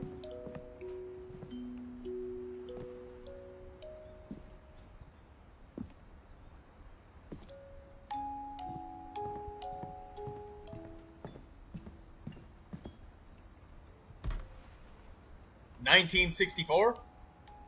So what? 46 years before her? Damn, that's why he died 46 years early.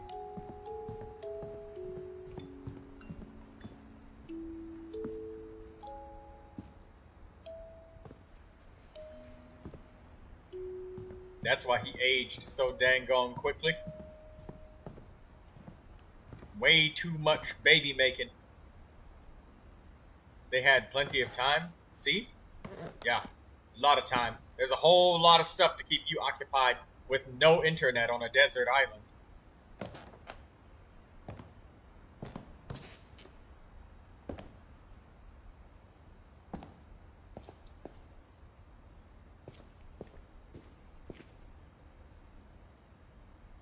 Am I to understand that you are against that activity? I don't know what you're talking about, Artie. I'm strongly in support of maintaining optimal human population growth numbers, you know? We can't be like China, alright, where we just turn the baby works off, alright? Also, that basement is unsettling. Yeah, it is.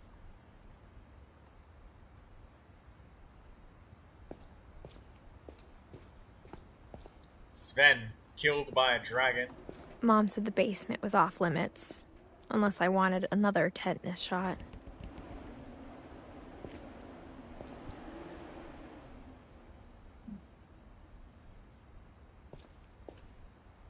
Here's the slices of wood that they would use for family portraits. They'd lather it up with lacquer, so that way it's not, the wood isn't all bumpy. It would make it smooth, because the lacquer would fill the cracks, make it smooth, soft, singular surface. There was a guy who was a woodworker that I took care of. He would go into his basement and he would work with wood. He made a he would make stuff on top of a pool table most of the time. And he used lacquer like that.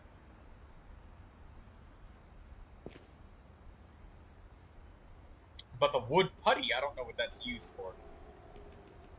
Did they carve that coffee table they had too? I think so. Oh, it would be he had a metal table just like this one. Strange that that dude cut his hand with a bumper saw. A lot of this stuff has like bumper saw protector blades and stuff where like it'll stop the blade if it starts cutting flesh or something soft. It's like a blade stopper. Maybe he didn't cut correctly. Putty says Daydreamer to fill in the gaps. I don't know. Maybe you'd run the putty over the board and then use something to scrape it off and then lacquer it so it's smooth. Singular surface. I saw Edie sneak down to the basement once, carrying packages.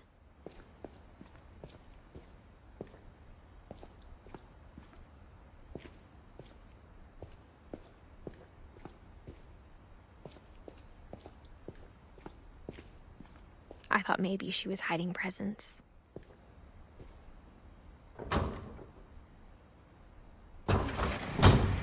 It turned out she was hiding a lot more than that. The generator is on. A generator? Lasting for this many years? Gasoline would have broken down in like 6 months, bro.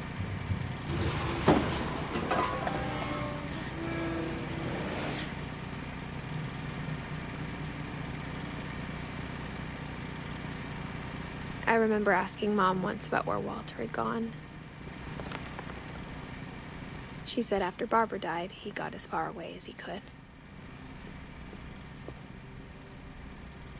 Oh, they're preppers. Look, they got all sorts of canned foods.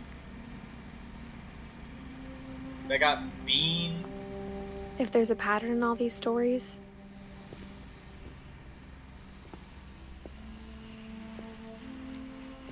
I think it's that none of us has gotten very far.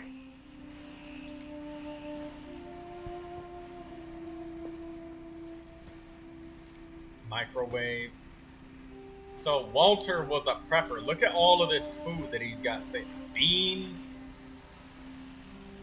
water. Look at all of that water.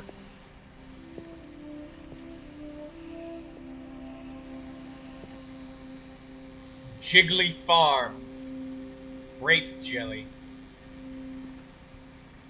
Beans, jelly. Oh, there's the peanut butter. So where's the bread?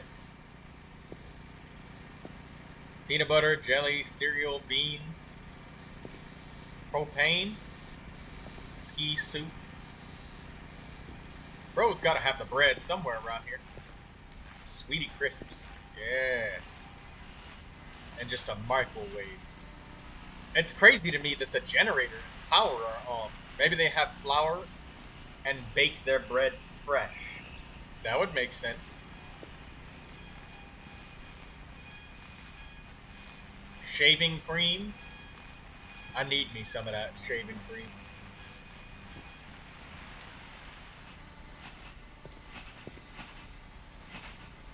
China. Hello from China, France. So he visited lots of different places. Walter. 1952 to 2005. So Walter lived pretty damn old.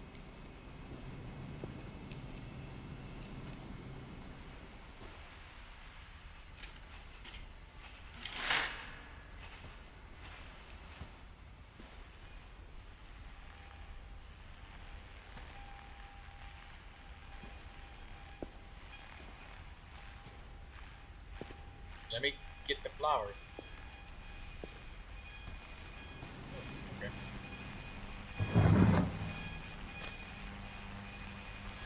Goodbye, everyone. I can't believe I've been down here for 30 years. On that first day, after the shaking started, I didn't think I'd survive a week.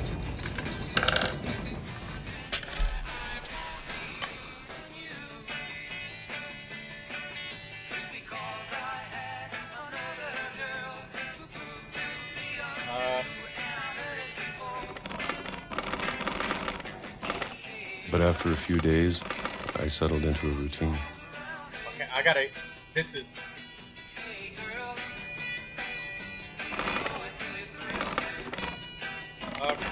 Oh, this is so awkward to do. I gotta hold the space bar and move the mouse. The mouse sensitive. That's what kept me sane.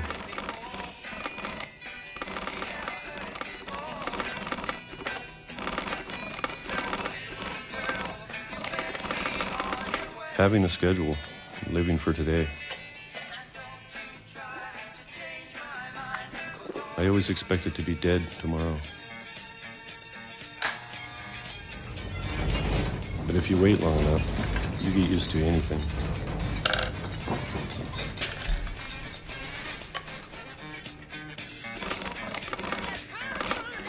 Even a monster on the other side of the door starts to feel normal. Almost friendly.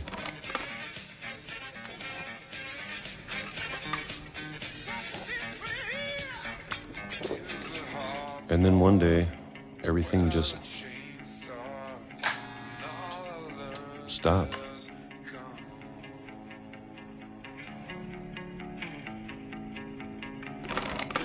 Whatever that thing was, it was gone. Maybe it got tired of waiting. Or maybe I just got tired of being afraid.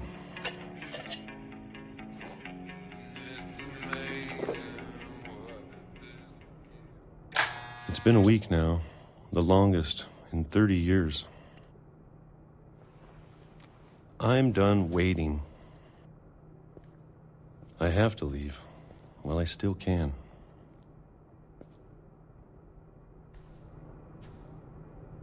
I was so confused by the minigame.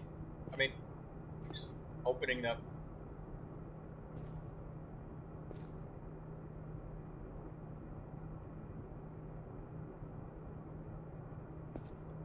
Now, what was he saying? There was a monster out there?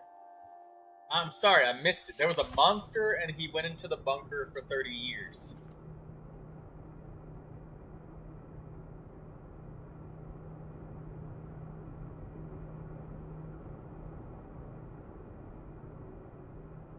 Okay.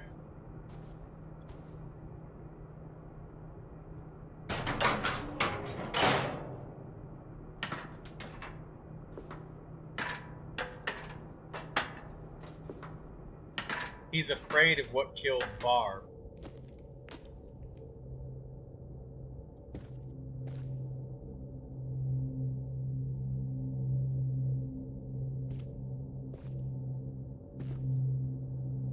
Tomato soup. I know it's out there somewhere. Whatever killed Barbara and Molly and Calvin. Maybe this is all a mistake. But I need to stop living the same day, even if it kills me.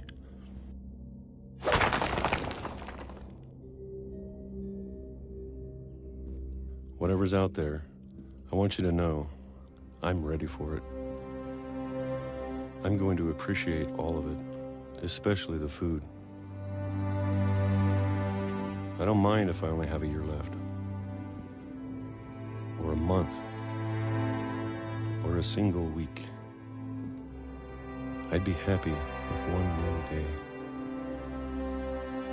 I can already imagine the sun on my face.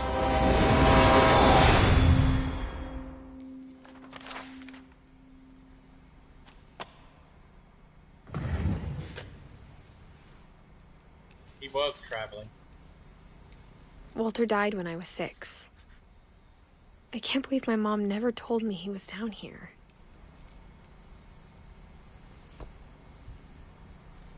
So something's killing I'm every sure my single- mom was trying to protect me. So something was killing. He got hit by a train. Literally the second that he set foot outside. It's like the Finch family is supposed to be cursed by bad luck. Is that? I guess that's what it is.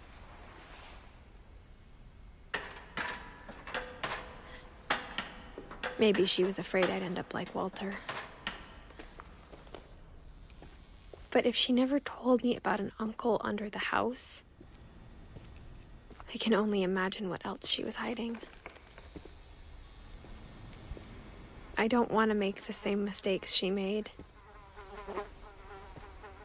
So that's the landfill of the bunker. Peanut butter, jelly, cereal.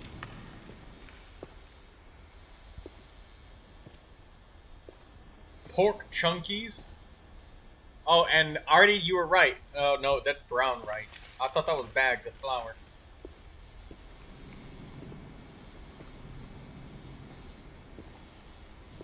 So, he went over there, and he was just like, okay, I've lived, and the monster that was out there when he was in the bunker,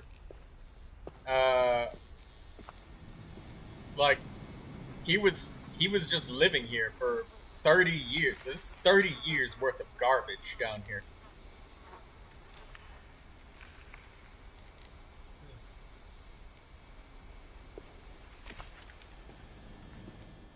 Trying to bury something that's still alive. The screen is just completely black. I guess they do that so they don't have to Now that do, there's like, only one of us left. transitions or whatever, but it's so dark that I can't even see the game. And if you guys... Or maybe 2. Maybe there is no color, because, like, I literally cannot see. Maybe I just walk towards the words. Higher brightness does not make it easier to see here. I just walk towards the words.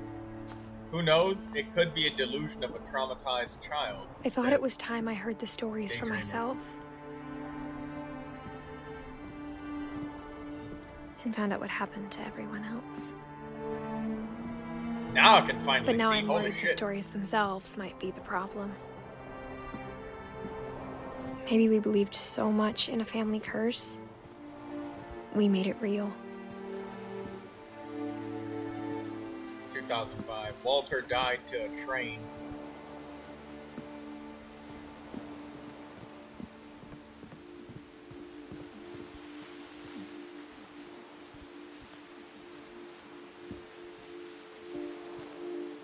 There's a fire or a light on that island. I don't know if I should even be writing this.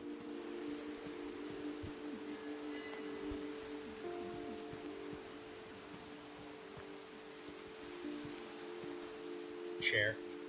Maybe it'd be better if all this just died with me. Still has power.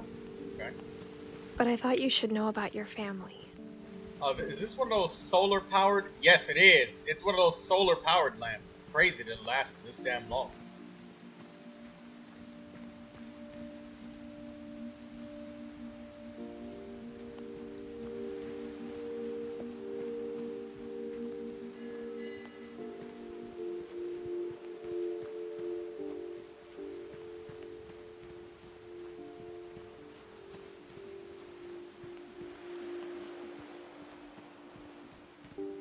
walk into the water.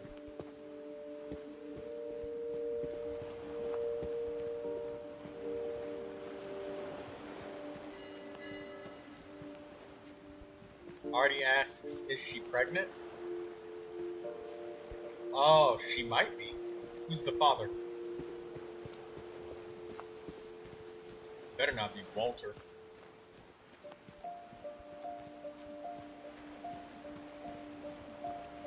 But Troy, Walter's dead. To be honest, I feel as lost as you probably do right now.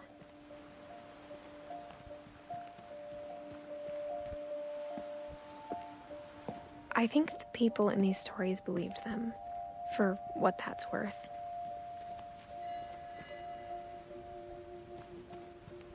Somebody just sitting here and just drinking from a cooler, looking at the ocean. Okay.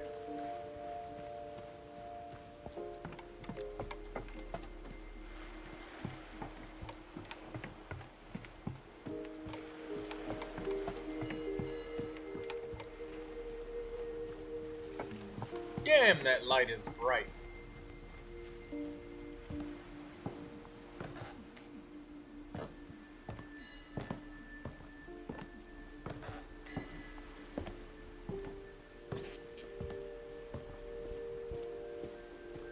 And when you look at the house, that history of imagination and stubbornness and madness, any of it seems possible.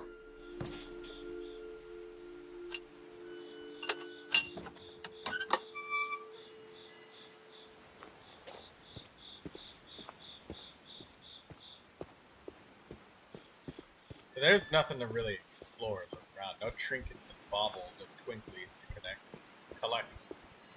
But some parts are like really dark, so I can't see.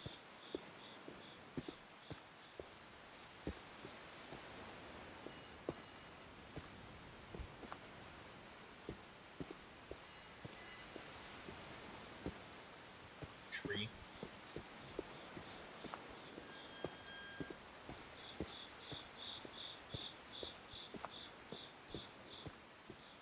I think we've been surrounded by death for so long, we've just gotten used to it. What kind of family finishes building a cemetery before starting the house?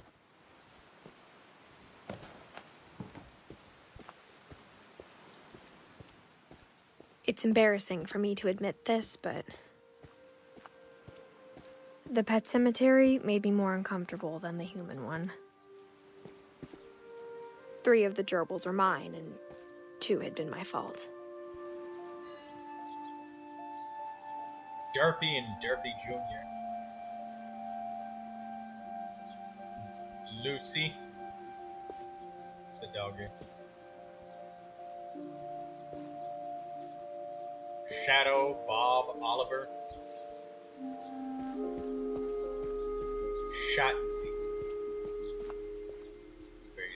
Bailey gets a big... Sven built the house, but it was Edie who designed the cemetery.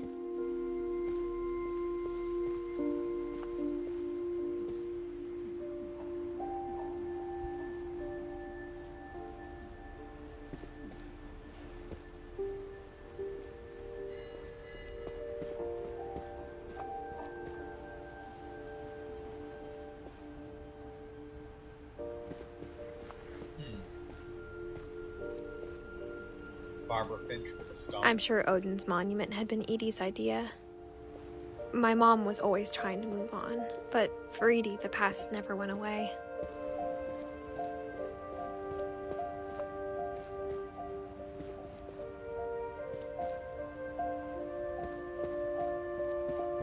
She could see it poking out of the water at low tide.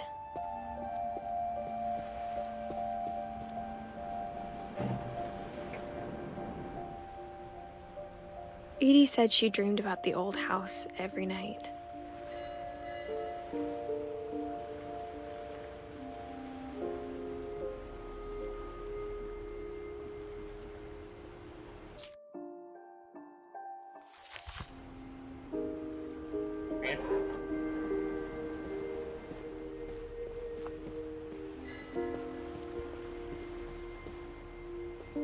there more that we, Okay,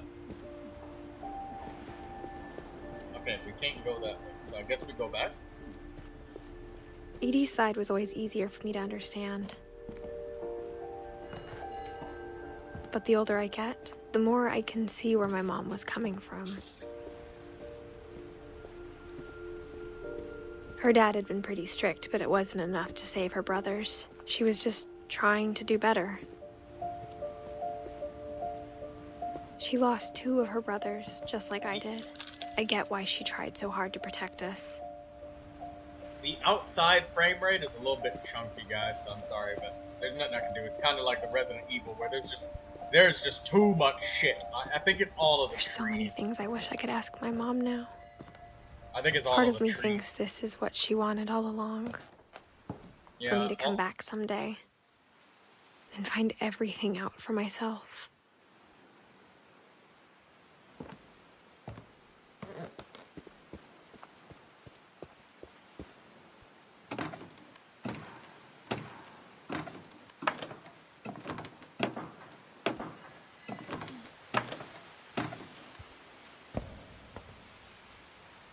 But looking back on it now, if she told me there was going to be so much climbing, I never would have come when I was 22 weeks pregnant. She is pregnant.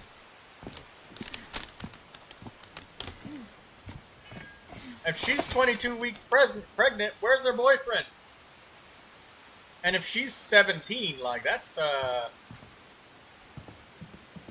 very young to be pregnant, you know?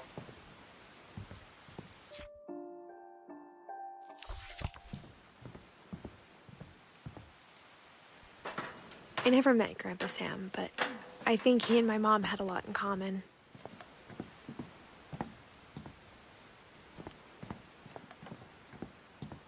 They got the grill, and the propane, okay.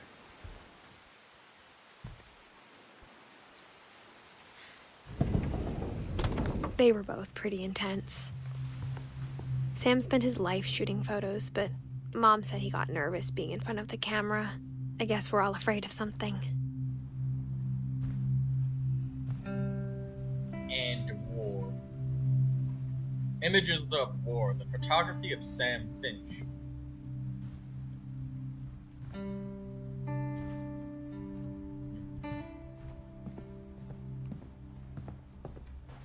Instead of hiding from death, Sam seemed to go out of his way to meet it. He's the one that went to war. The cat. How do you guys feel about this taxidermying stuff?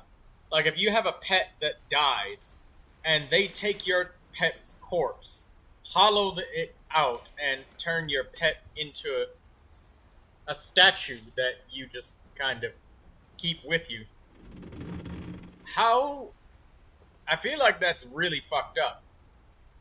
Like, just imagine if your mom and dad died, and then you went and had them taxidermied, and then just sat them down on the couch. So every time you come home, you just stare at their corpses, just, you know, taxidermied.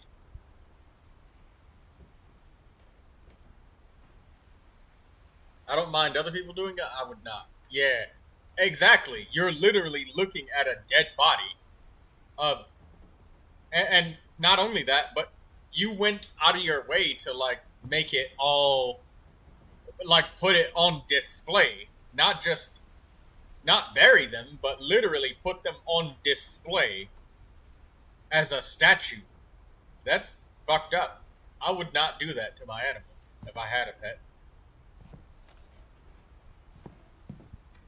Hey, he's a medic. You see that strap on his shoulder with the red plus sign? In World War II in Germany, since around this time, he's probably, what? He probably went to World War II. I would have to check his date. Let me see.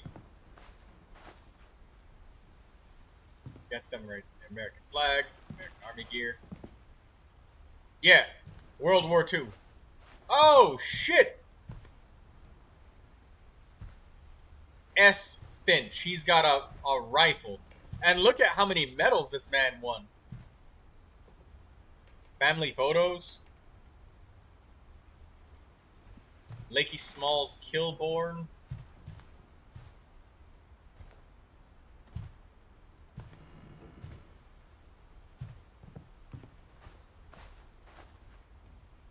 Sam is her dad, I think. Might be. K-A-Y. K's stuff. Binoculars. Those are dog tags of his fallen comrades.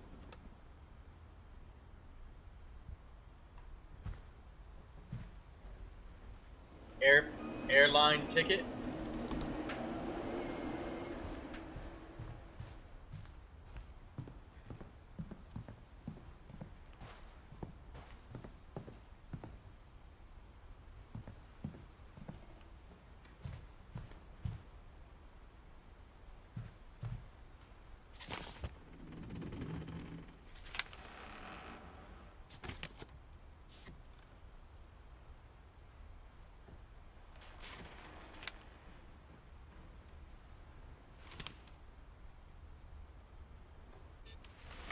Dawn, I promise, you'll never forget this weekend. Yes, sir. These memories are gonna last a lifetime. Mm-hmm. Am I gonna have to shoot anything? It's a hunting trip, Dawn. Shooting is strongly encouraged. Why is it so blurry?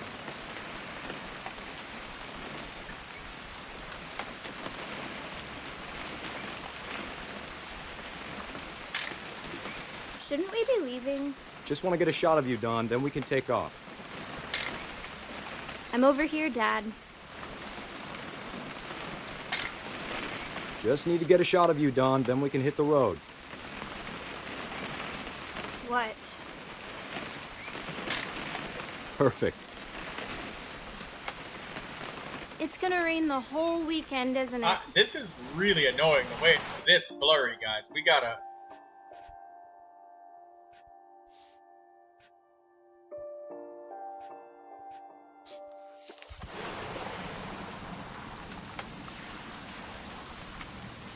Please just take the damn picture. Hey, language. Did you want to get a picture of me or what?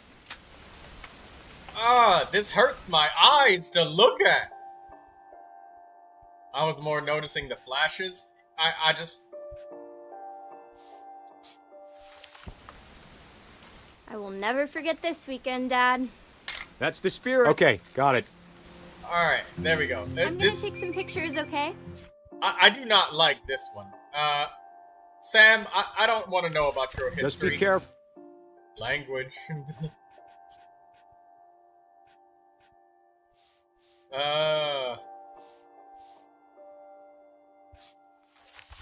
That camera's older than you are.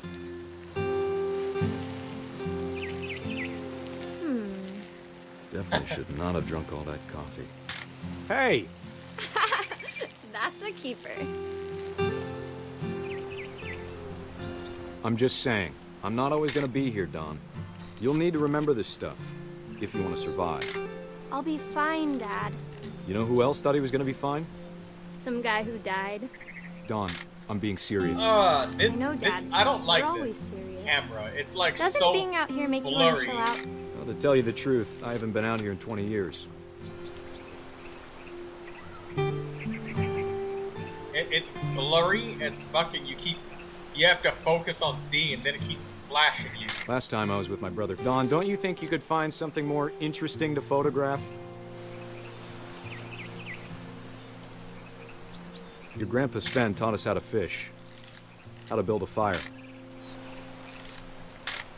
I'm just trying to snap photos. We found an old logging trail. There were deer everywhere. I'm just trying to continue with this one, because this is one I part bet of if the I could game remember I where don't that like. trail was, we'd spot a buck for you in no time. I wish it was less blurry. This Give me like a minute to hurts check my the map. eyes so bad. You don't need to waste any more film on me, kiddo.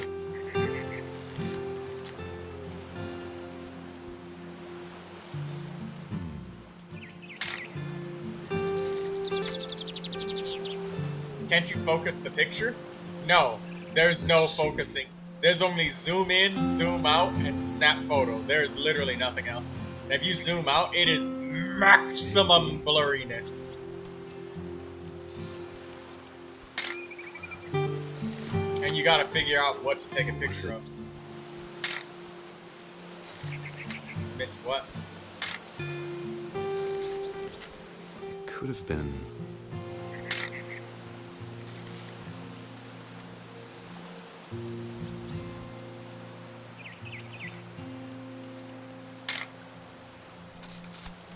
Dad! Good eyes, Dawn. I hate this focusing, man. I hate this so much. The white flashes are a bit too much for me. I know. I hate this. I hate it too because I have to look at it. Because look, I zoom right here and it focuses on the right side. There. Oh my god. Before you take the shot, let me get a for picture. fuck's sake, we have to keep going? Because I'm in a completely dark room. I'm so sorry, Artie. Maybe I could turn the brightness down to 0 for this one?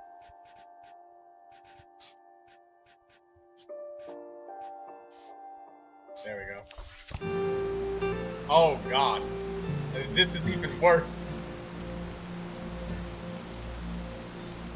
There's no camera in this modern age that functions like this one does. I hate this part of the game so much. This game is fun, a nice, like, cinematic story, but I hate this camera part. Like, imagine looking at this and being like, look at this. The most brilliant graphics of the year. Look at this. Game, ready. Can't you see the quality of the foliage? Like, look at this, guys. Dad, I... Just breathe. Turn off your imagination. Focus. There. Let me get behind you. This part was definitely the worst. Like, look at this. Dawn, Staring you at don't a have to do screen anything. like this and If you telling wanna your players survive, to get you need to flashed be with strong. white over and over. I'm if I have to take more than 3 more photos, guys, I'm just gonna skip this Now part. keep yourself so squared we up, don't have to elbows look at this down, shit. like we practiced. Whenever you're ready. Great shot, Dawn!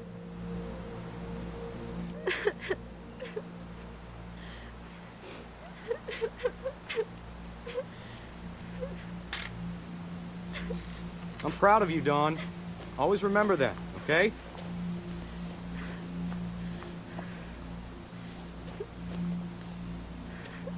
How would I skip it? Dad, it's twitching. I think That's it's totally so... normal, Dawn. Just focus on the camera. Try not to think about... Dad! Ugh!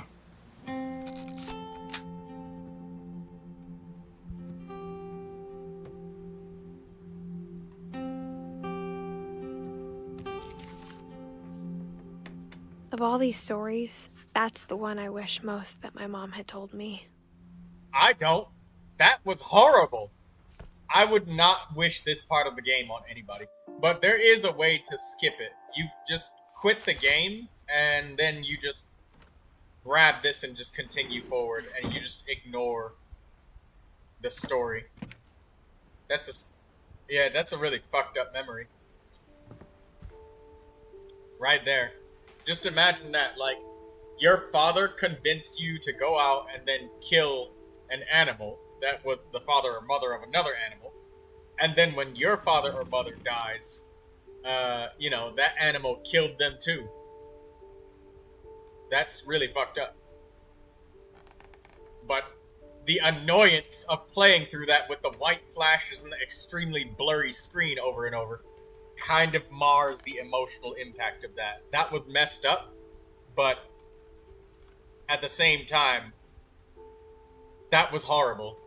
The gameplay was horrible. I'd be more upset that he died in front of me like that. Yeah, that is really fucked up. Because not only are you sad about having to murder, then you just saw somebody murder. That's the type of shit that makes people want to commit suicide.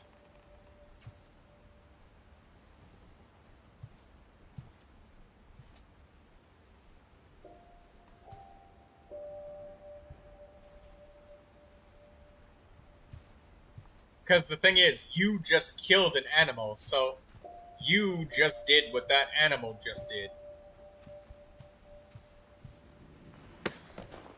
After Sam died, my mom and Edie got really close. They'd both lost a lot.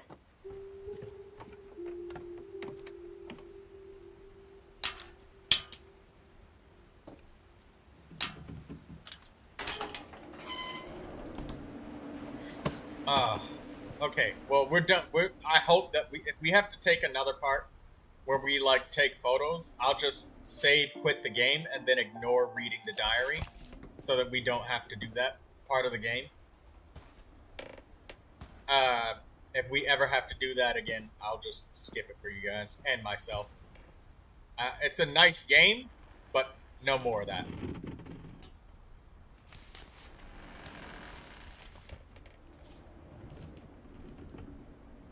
K. Carlisle.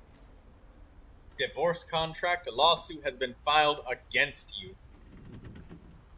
Sam Finch.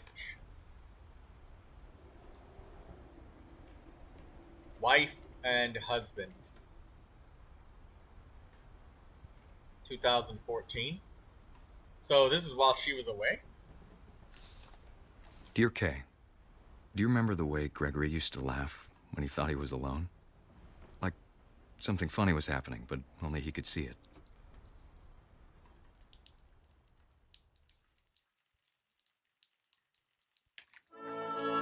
I think he saw things the rest of us don't.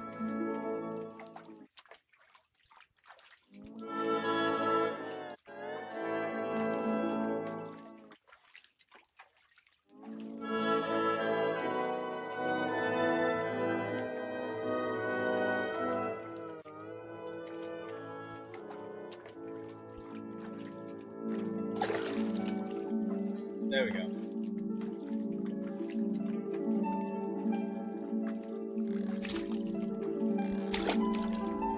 Bartender's over, Gregory. It's time to... Hold on, sweetie. Hello? You idiot! Sam, Why would you I leave told you a I don't baby wanna in talk the right now. water that water is that deep? The baby's about to drown. I wonder what he saw. Oh my god. You're so stupid. What his world was like.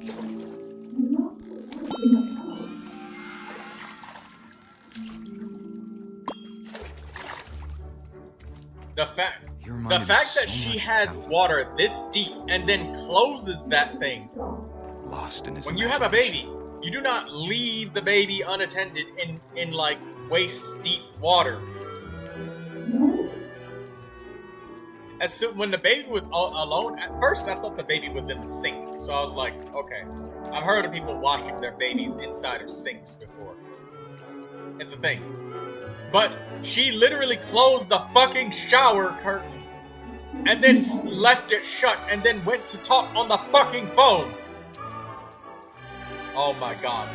Yeah, this right here wasn't bad luck. It was just straight up negligence.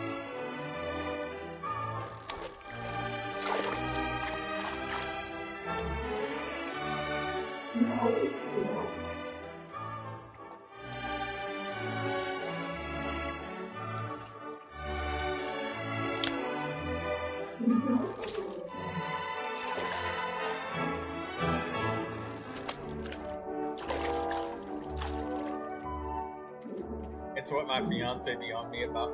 Lindsay, you cannot leave a baby in deep water by themselves in a bathtub. They will die. They will literally drown. Also, I have no idea what to do. Whatever it was, he saw.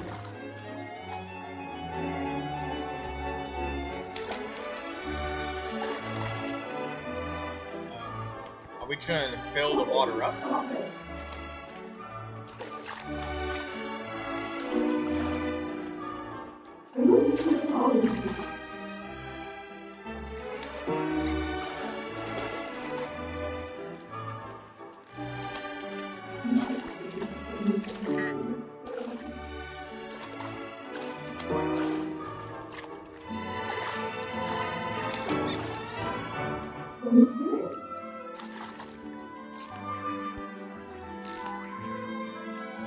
It sure made him happy.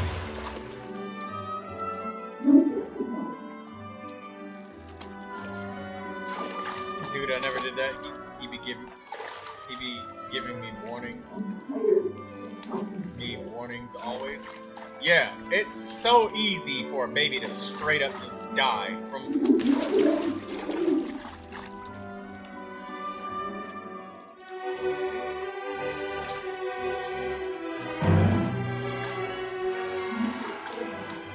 Oh, this whale is a really bouncy toy. I know how silly it sounds.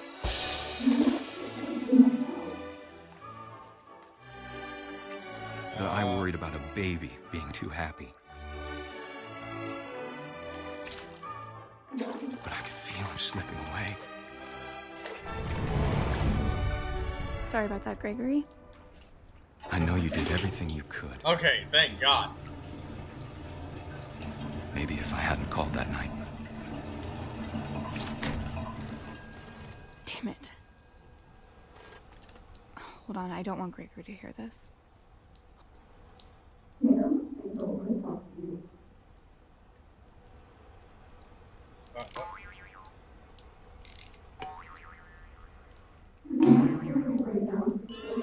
I wish he could have told us about the world he saw. And here it is.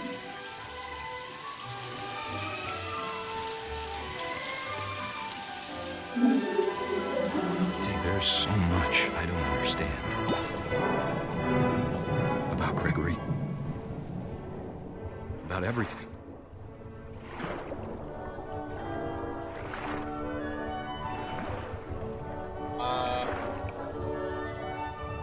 Okay, we go.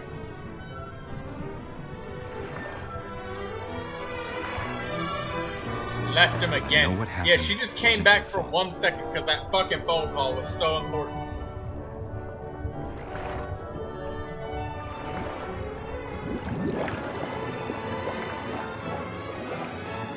I'm sure he's happy. And he'd want you to be happy too. Good luck, Kay. Love, Sam.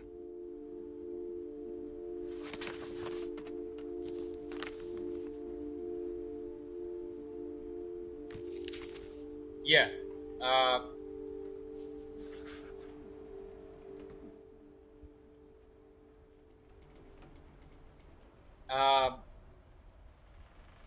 All I gotta say about that is I hope that phone call was really important.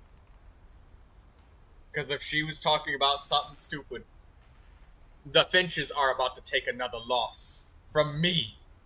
Another one.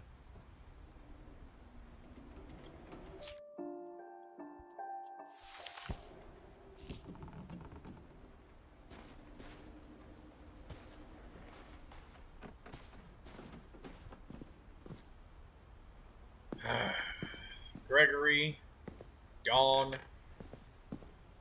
probably something stupid. It was Sam on the other end. I can't imagine my mom ever writing poetry, and yet.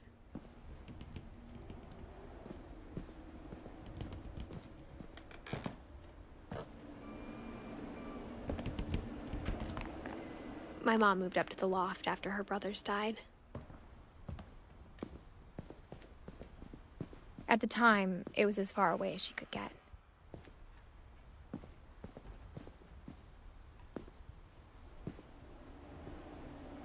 Raise the flag at 7:30, breakfast at 8, quiet time at 11 p.m.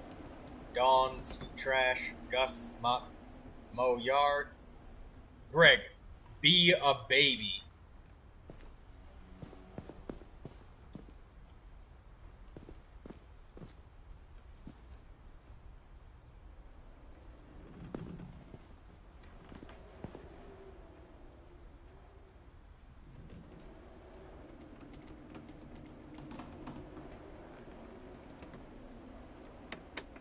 Well, one sweeps, one mops, one takes out the trash versus mowing the yard seems like it's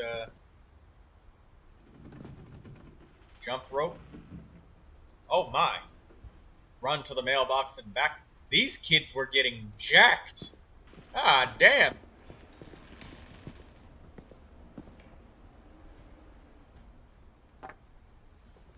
A poem for Gus, who always said the wedding was a bad idea. Our father never hit us kids, at least not very hard, before the day my brother said with teenage disregard that he'd be dead before he'd see a wedding in our yard.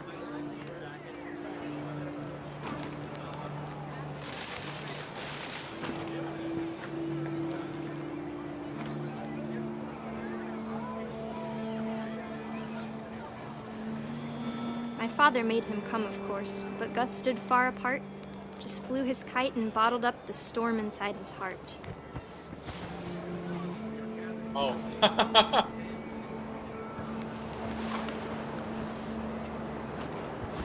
This is the world's most durable kite. Holy shit, guys. Hey, Artie, you got any kites like this? You just like, wham, wham, wham, into the ground and it just goes, keeps on flying.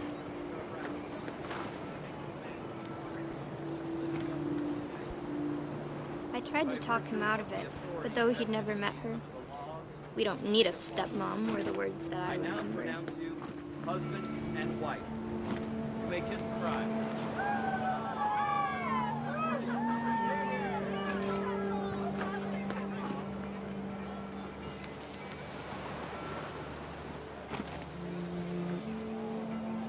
When the time for photos came, Dad ordered him to come here.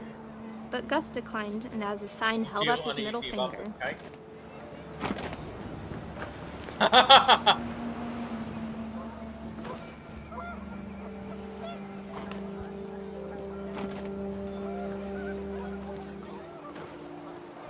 Why do you feel you're starting to feel paranoid? Relax, Artie. It's just a kite. You are having irrational fears. Just because everybody in their entire family died up to this point due to accidents doesn't mean that Gus is gonna die to an accident. Just because of a kite. You're being irrationally fearful. The wind picked up, and panicked geese appeared and quickly went. But all the humans did that day was go inside the tent.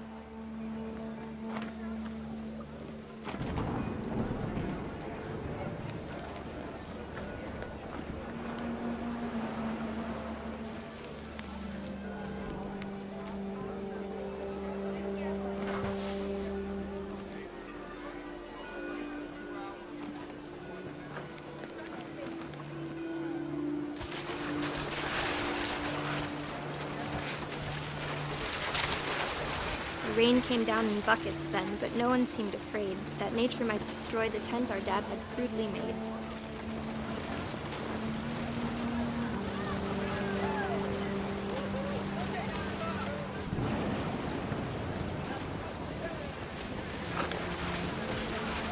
The thunder sounded much too close. Yeah, don't worry and full about of it, Artie. angry power. It's just a But all kite. my father said to this was, "Make the music louder."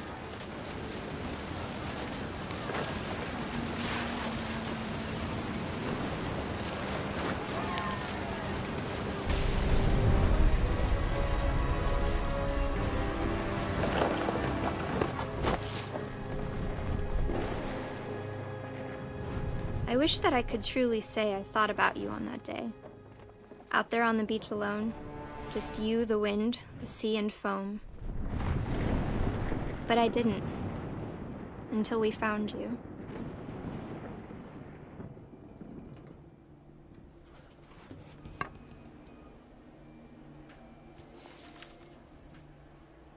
She never talked about him, but Mom told me once if I was a boy, they were going to name me Gus.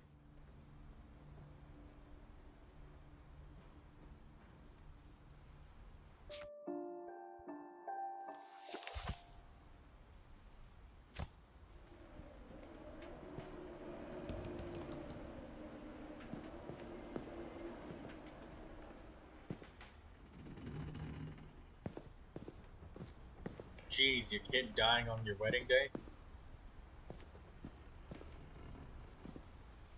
Yeah, maybe they should go to Cancun and That'll make them feel better. Artie, I'd still feel very sorry about the flashing earlier. I hated it just as much as you did, but it was probably more painful for you than it was for me.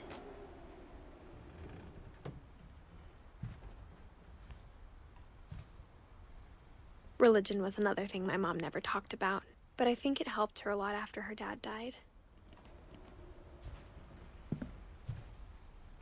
She spent a summer building houses in Calcutta, where she met my dad, Sanjay.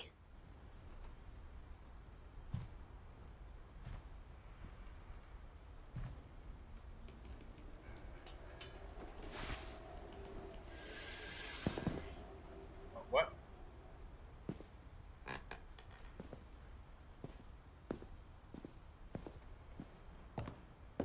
You're more worried about the protagonist? Don't worry, Artie. She's pregnant. Nothing ever happens that's bad to pregnant women in video games and media, ever.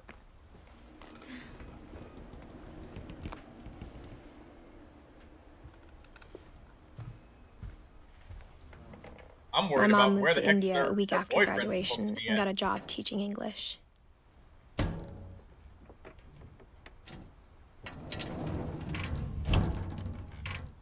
Lewis was born a year later.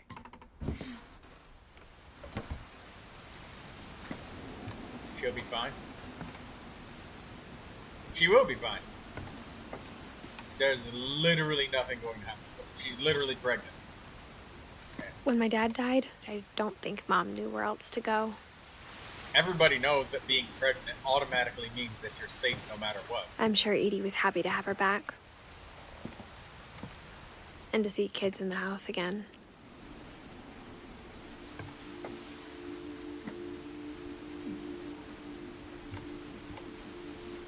Thyme, sage, basil, mint.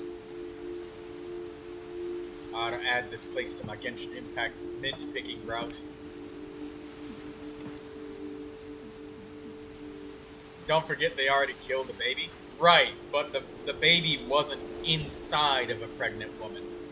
The baby just died on their own because they drowned in a bathtub.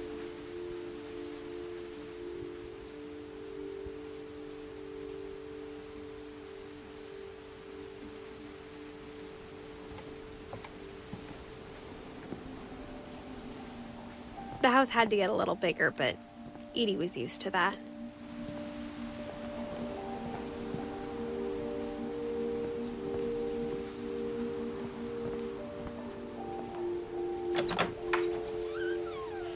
And for a while, things were good. Almost normal.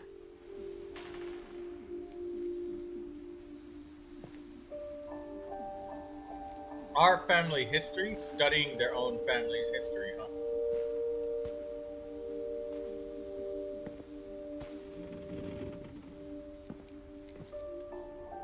Never stop learning, assume nothing, respect criticism, ask tough questions. Respect criticism is something more people need to be taught. And also being able to know the difference between criticism and something that's just a straight up insult. And something that could simply be an opinion. Multiplication tables? That's good.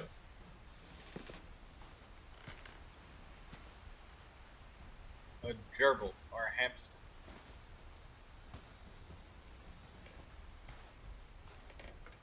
But it didn't last.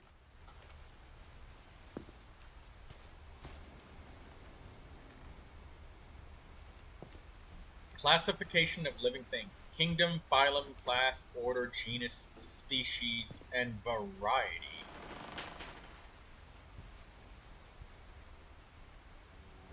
Animal, fungus, protozoa, plant. Argument versus arguing. Yes. Because a lot of the times you can spot by seeing what they're assuming, filling in blank pieces of information here and there.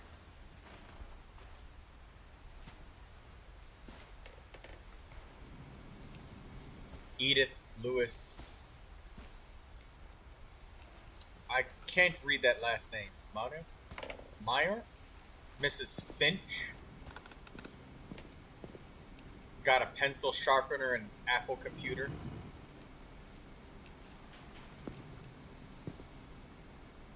To teach and to learn. Dawn Finch. Everything is done by Finches. Relief efforts end in disaster. I didn't know that there were black Finches. Norway, so I didn't think that they had any people of color in their family.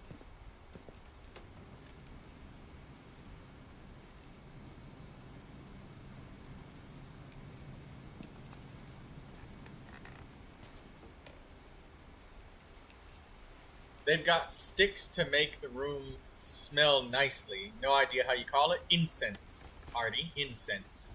Incense sticks. The beginning of the end was Milton's 10th birthday, when Edie gave him a castle.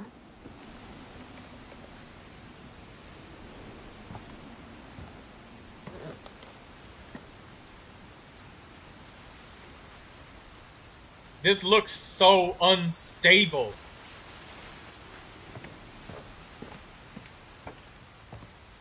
Milton's room. After Milton disappeared, the only thing he left behind was a room full of paintings.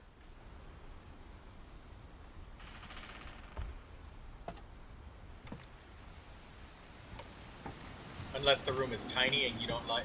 let's see. I remember that you like incense, Artie.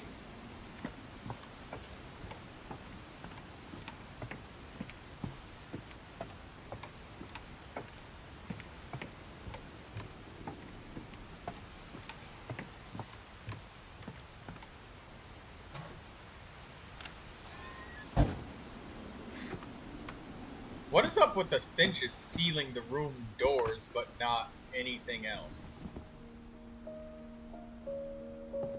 Like, this looked like she would have, if she was keeping something in, she would have sealed the window too. I wonder what is that tradition of sealing the doors like that?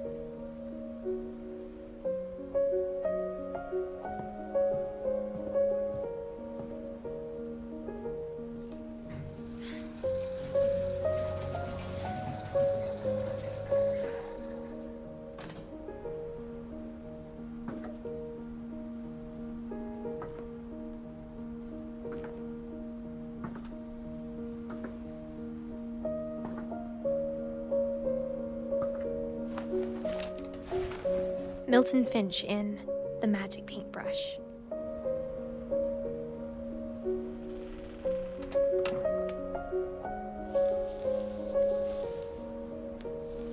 Oh.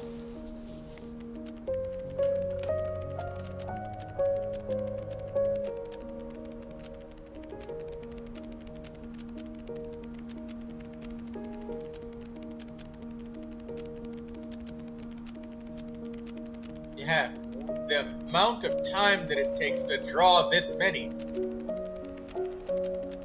Look how thick this is.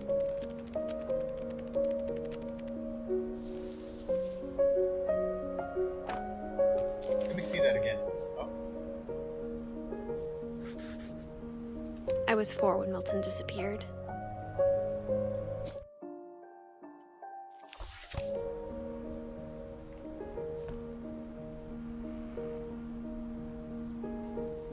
How did he disappear?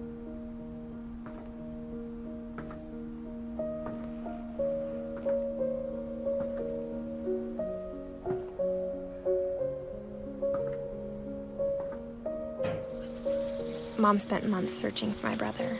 Then she sealed the doors.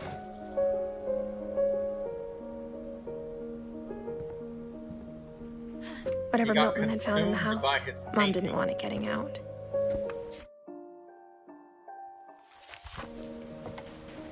Yeah, I wanted to see that animation again, but I didn't entirely absorb the information there. So he got consumed by his painting. Mom definitely blamed Edie, but I think Lewis blamed himself. After he graduated, he just spent more and more time in his room. Until Mom got him a job at the cannery.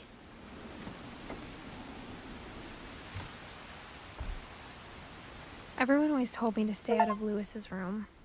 Except Lewis.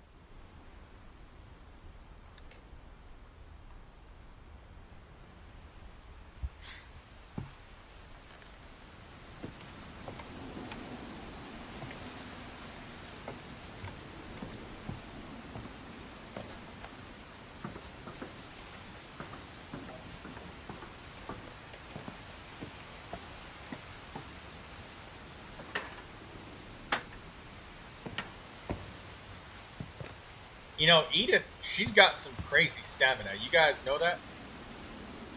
The fact that she's able to climb up this far for this long, and she's 22 weeks pregnant, carrying a baby, no food, no water, no rest, no sitting down or nothing. She's tough as hell.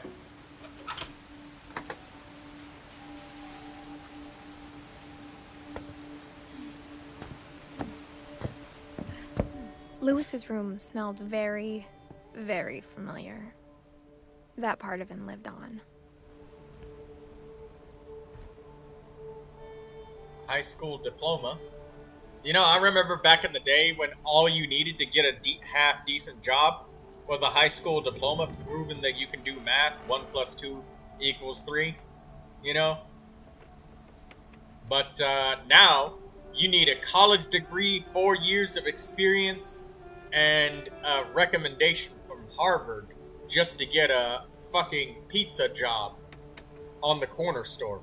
I remember when I was trying to get a job at a pizza store on the corner, I was only like 16, alright? And the dude told me that he wanted me to have at least 4 years of experience working in food first before I worked at his pizza store. Now keep in mind, this isn't a big chain fast food restaurant.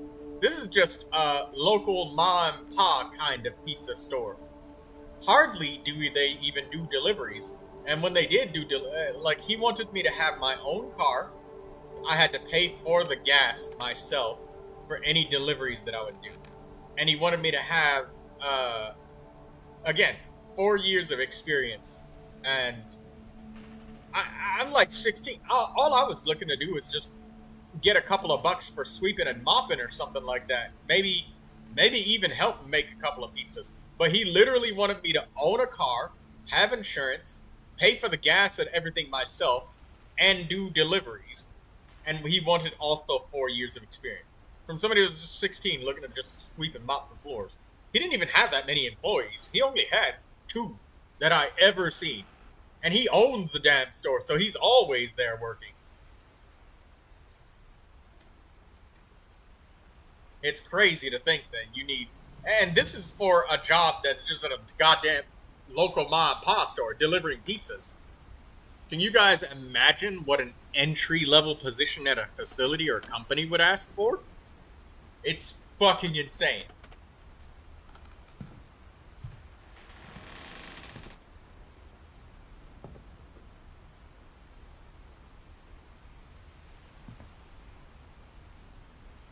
Okay, that looks like a letter.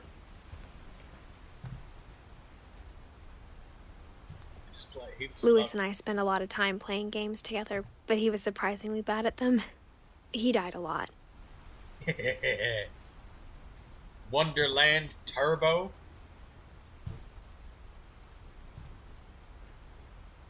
What game is in the cartridge? Not all employers are reasonable people.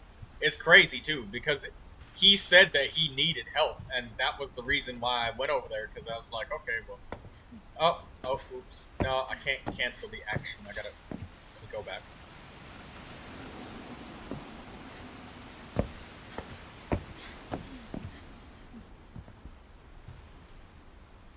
So he loved hookah, and he loved video games.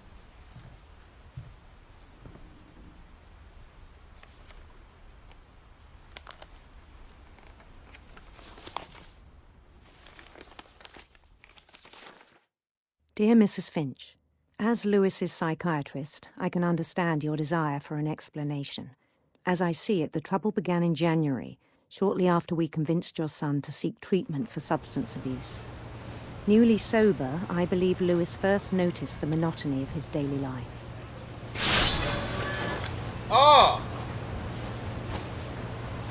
He kept working at the cannery, but he withdrew part of himself. In our sessions, I saw the same behavior. His mind began to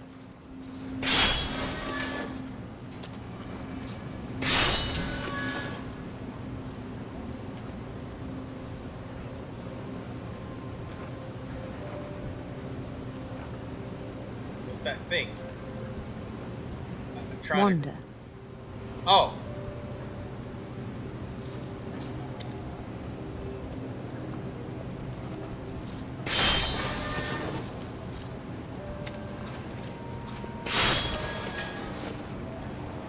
I asked him to describe it.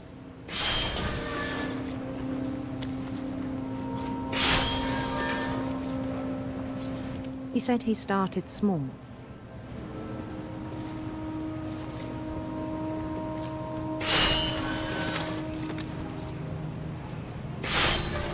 Imagining a labyrinth.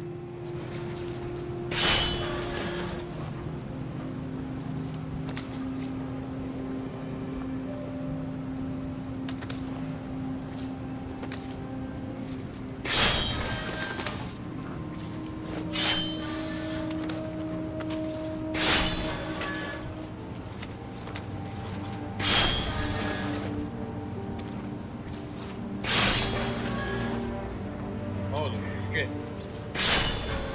There we go. He'd feel his way about.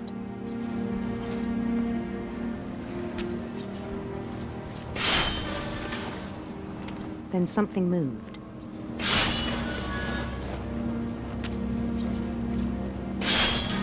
Bats. And toads.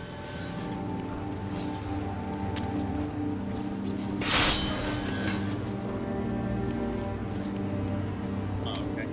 So we really just want to go to the right.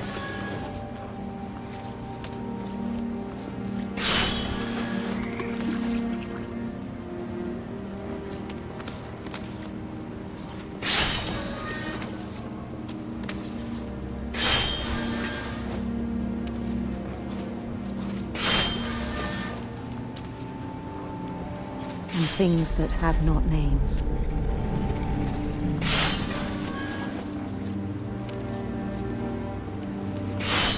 He knew it was all in his head.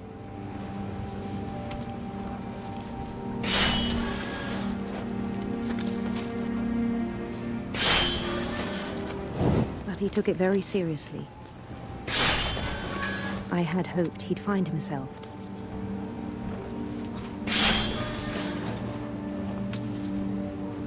Ah.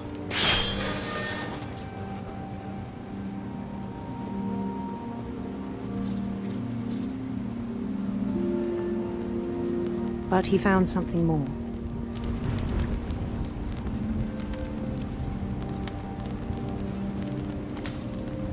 I worried about him then, daydreaming at the cannery. I spoke with his boss, but he said Lewis had become a model employee. Methodical, tireless, focused. Like a whole new Lewis. So I let him go on.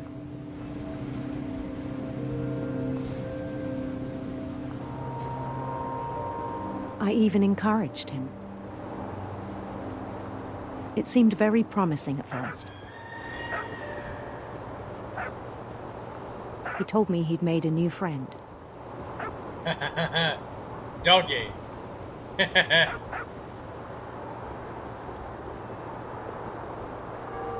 He's playing the video games. On the edge of a city he named Lewis Topia.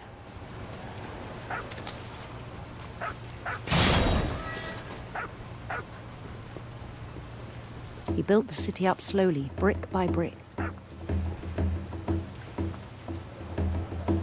Then he made musicians.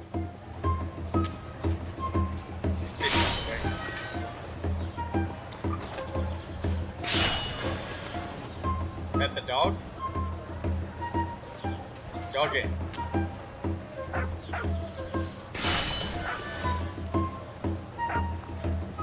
I can't pet the dog. And songs for them to play.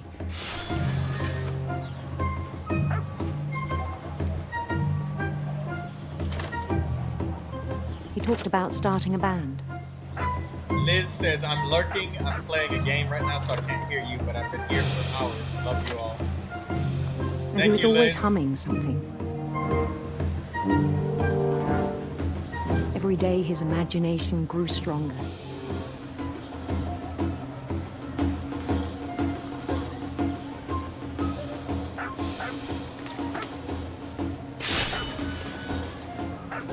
He no longer spoke at the cannery. But his chopping was as reliable as ever. Then one day it struck him that all the cheering crowds, even the stones under his feet, were all in his imagination. So he could do whatever he wished.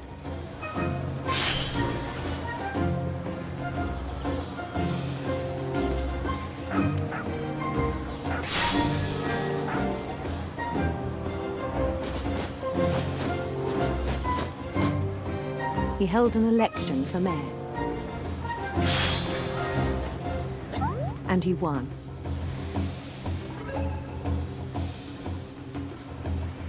They begged him to stay, but his mind was already wandering. It became a game for him.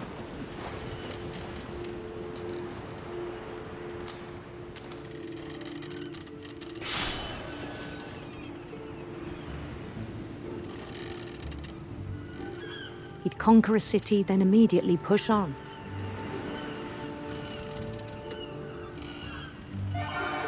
New Louisville.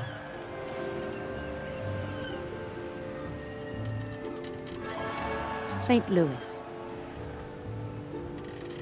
He started drifting away from our reality.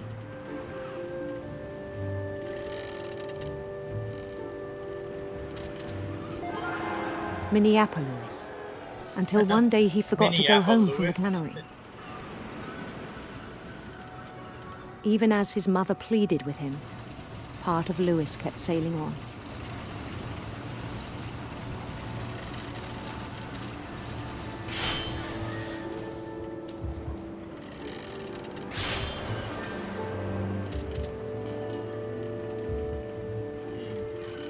In Louisburg, he heard rumors of a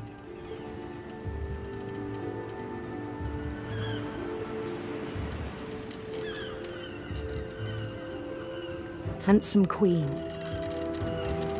Handsome queen.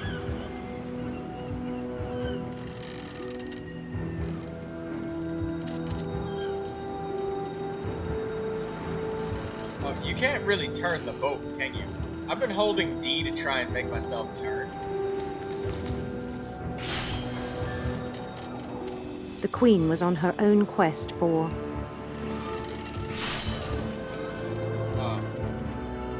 sinister serpents.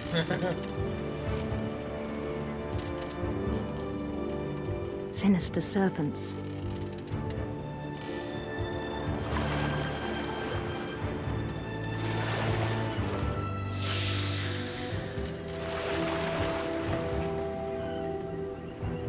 The control of this ship is awful.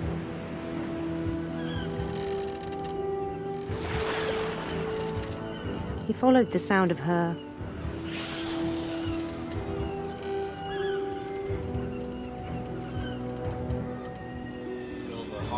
silver harp.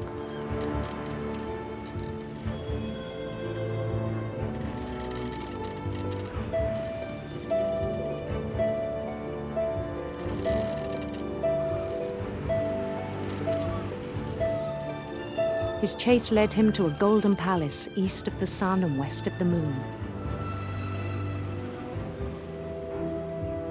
Even then, his logic remained sound.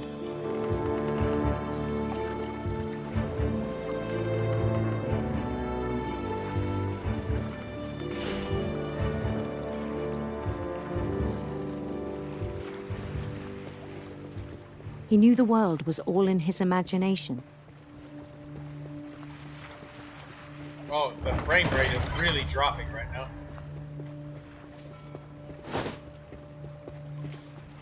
But he was so proud of having created it.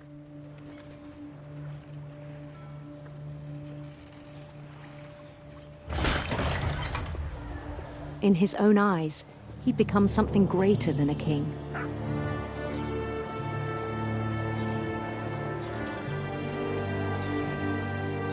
These giant dramatic For someone areas. who'd never... I don't know what it is about games that are supposed to be not very heavy games, but games that are not very heavy, the frame rate doesn't... It is like poor when it gets tested anywhere. But in like massive games like Genshin Impact, nothing. known success in the real world, I think it was overwhelming. Frame rate's just a little bit choppy from me walking. And then it struck him that the real Lewis was not the one chopping salmon, but the one climbing the steps of a golden palace.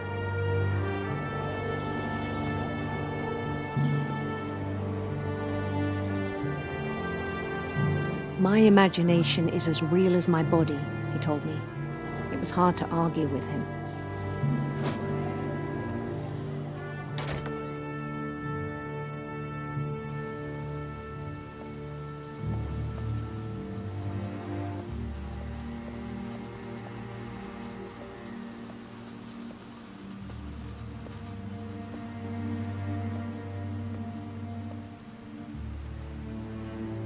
The Imperial Palace, that's where he got it from.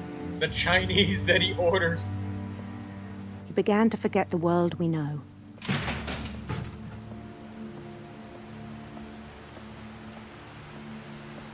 I think it pained him to remember Lewis, the cannery worker.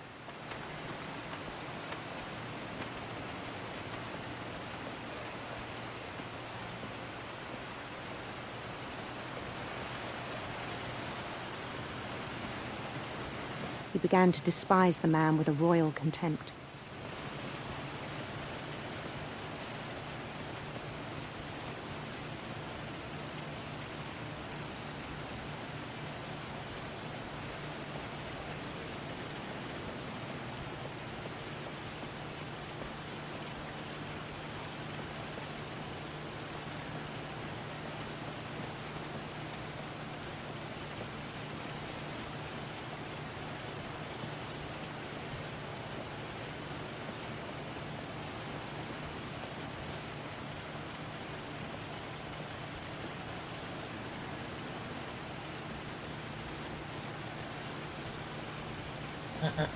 Lewis literally has just lost his mind. He's not even grabbing the I fish. still thought I could save him.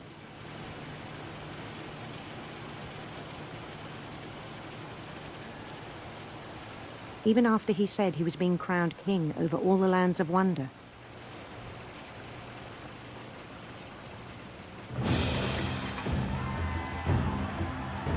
The palace would be packed with his companions.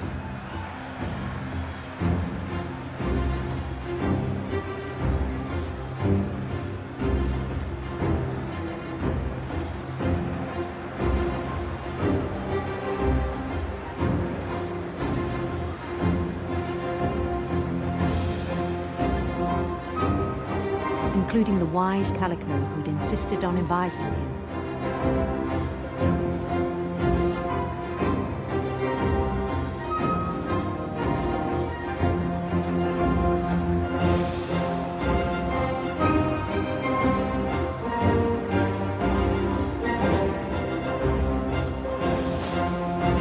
Electric guitar, here it comes. His queen waited, holding his crown.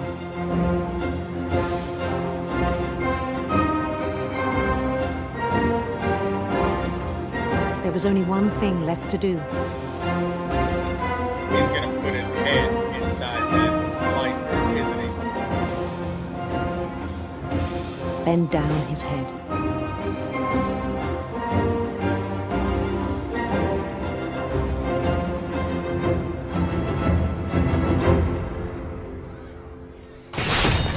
And the rest I think you know. Mrs. Finch, your son was a kind man who will be missed by all of us who knew him.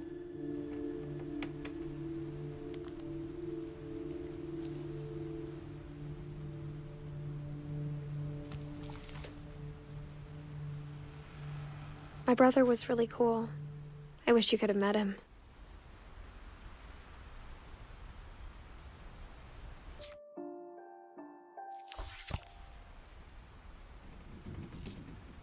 That's rough.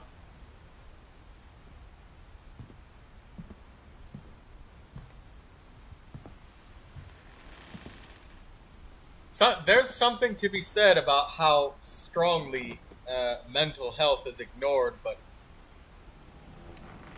I'm not even going to get into that. If you know, you know.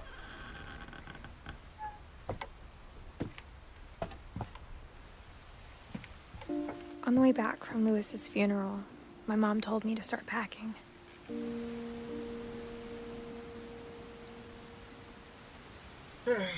The only thing I'm going to say is, if you don't know, there's a hint for you. He became a model employee. That's it. That's all I got to say about it. She waited until the day before we left to tell Edie. I'm not sure if she wanted to make it easier or harder.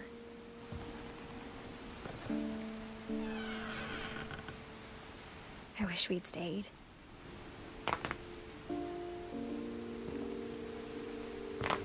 But I understand why we left.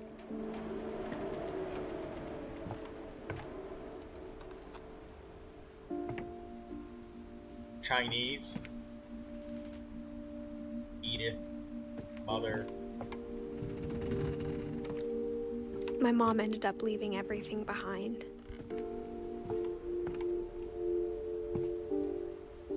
To teach and learn. Wow.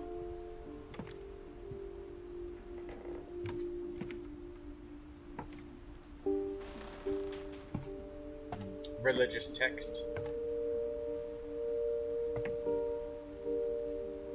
Dawn Finch. Okay. What happened that night had been coming for a long time. Maybe it should have come sooner.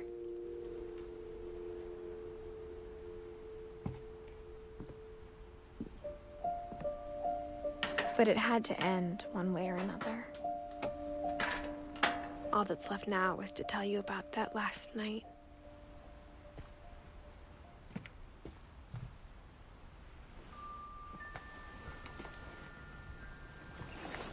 Heidi says she really needs to go to the bathroom, but the story's so interesting.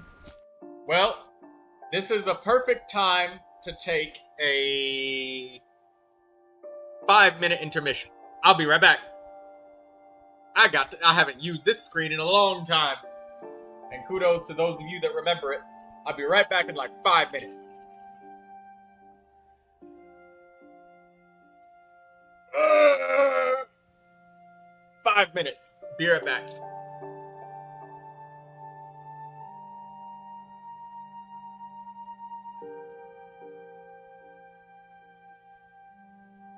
Five minutes.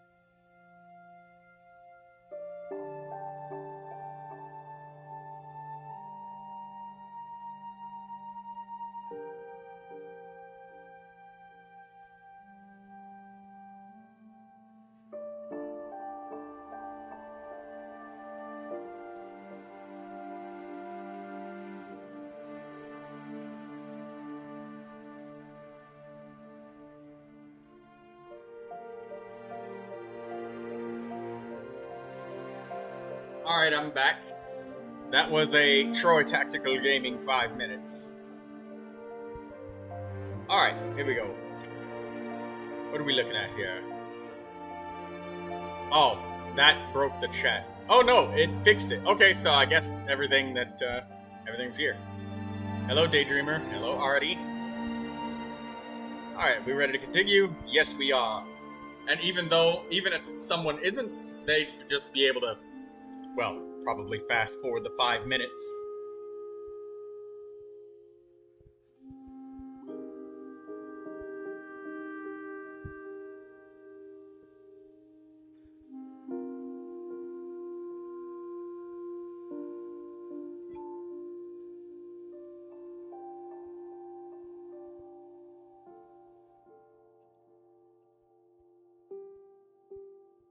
Alright, let's go. We've gone through the whole family tree. We missed Dawn, apparently. But there's nothing for Dawn. Like, I saw Dawn's bed was empty and there was nothing there. Alright.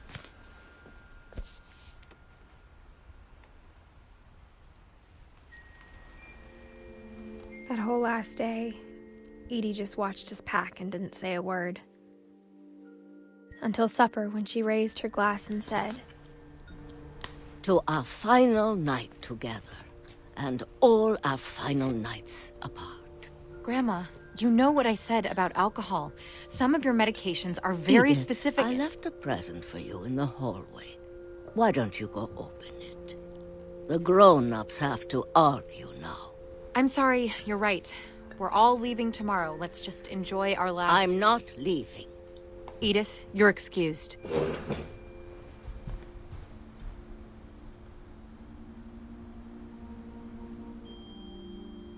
I left a present for you in the hallway. Why don't you go open it? The adults have to argue now.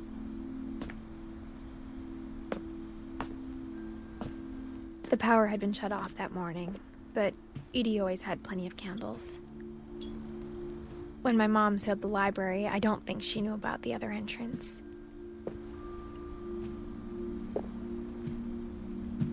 Or that Edie had a key to it.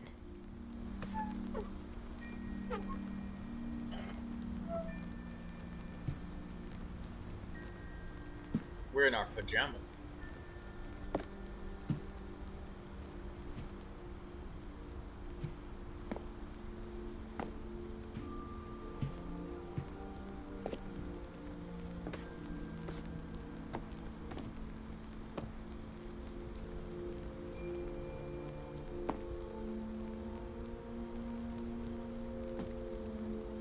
That thing you're afraid of isn't going to end when you leave the house.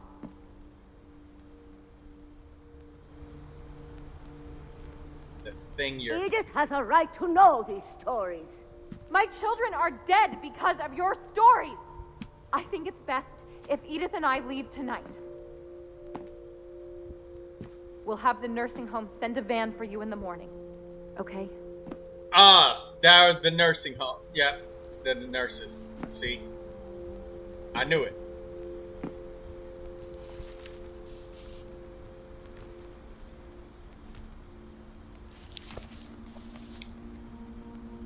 Huh?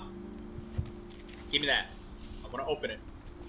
Dear Edith, there's so many stories I wish I could tell you, but there's only time for one. This is about what happened on the night you were born.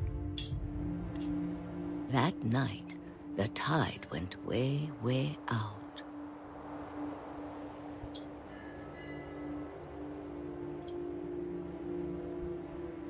The tide going out means there's a tsunami coming. It was the first and last time I ever saw the old house aground.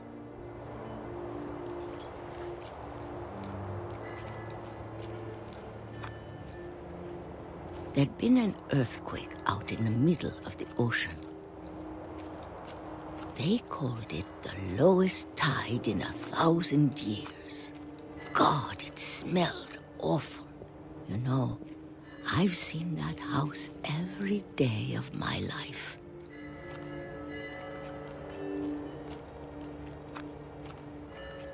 But I never thought I'd go back to it.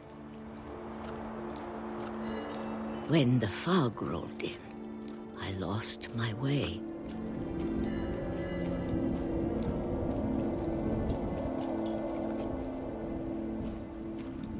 I got turned around.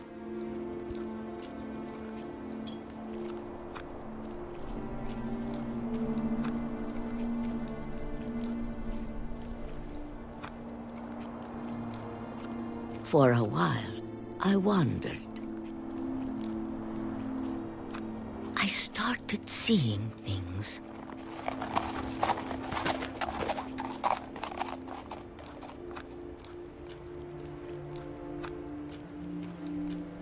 Things I'd forgotten had ever existed.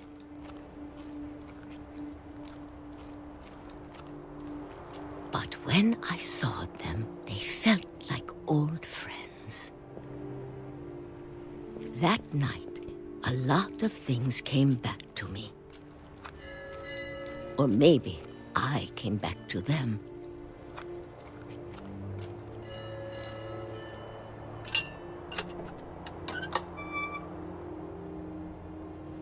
Things I can't explain, but that I need you to try and... Edith, what are you doing in here? It's mine. Edith! Mom, you're gonna rip it! Let go! I kicked and screamed, but Mom dragged me to the car. I never saw Great-Grandma Edie again. The next morning, the van came to pick her up, but she was already gone. After that, we moved around a lot.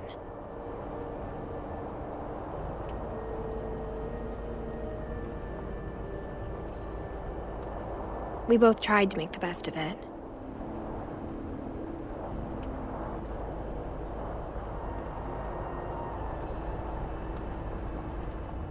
A few years went by.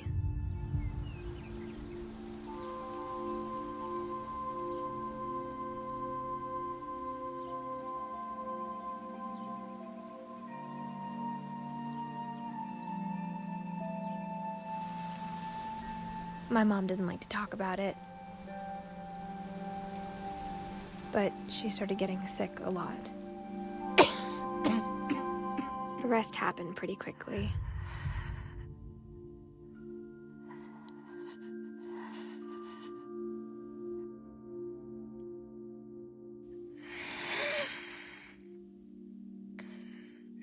She got better for a while, and then she didn't. And then I was alone. The last Finch left alive.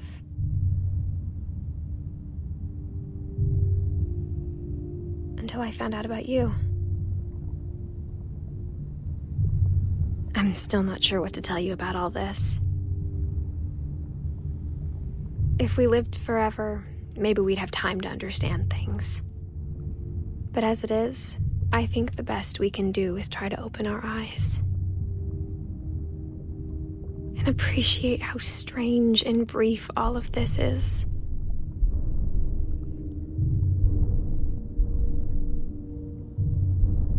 This journal was supposed to be for you.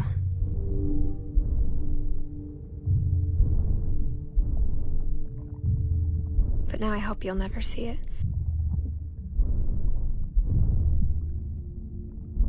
I just want to meet you.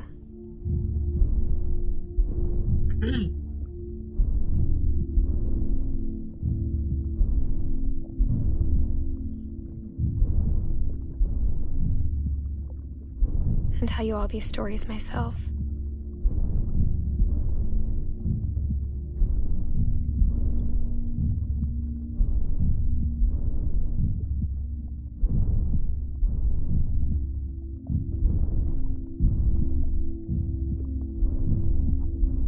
It's a long tunnel.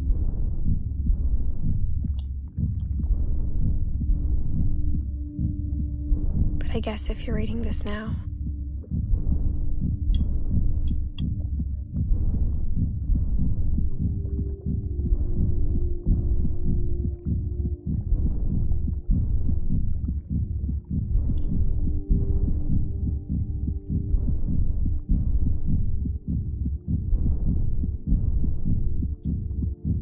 Things didn't work out that way.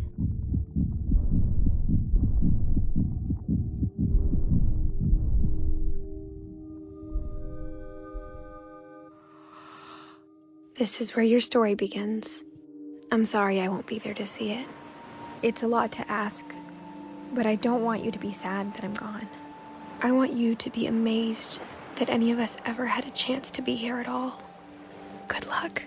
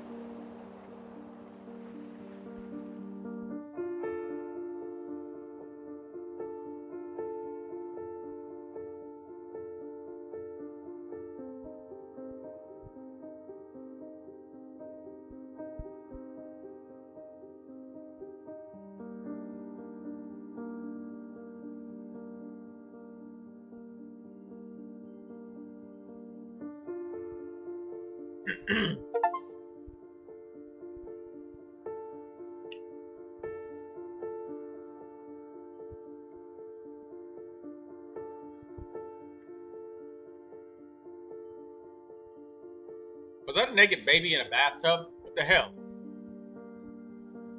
The fuck, man. Evan Rogers does not look happy on that merry-go-round.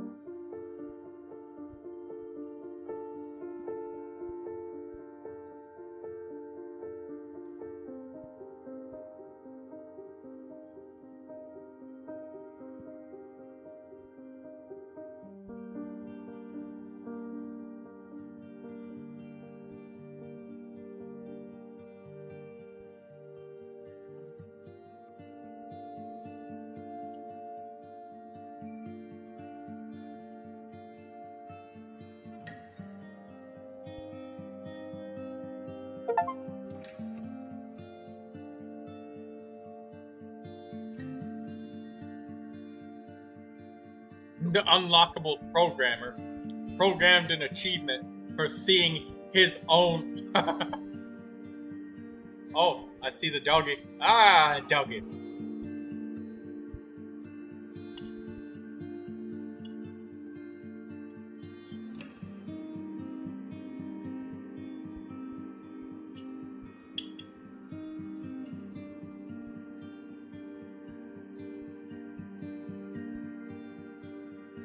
Oh, there's the froggy.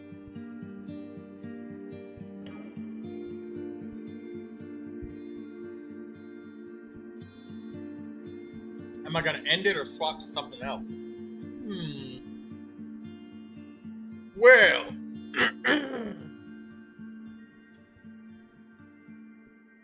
Maybe we can get in a little bit of Genshin Impact. I think I would end the stream and then, like, start another one in, like, 5 seconds, like, immediately, so that I can have it categorized on YouTube properly. What about Dave? Yeah, that's what I was thinking is, like, end this one and then start a new one and have the Dave the Diver.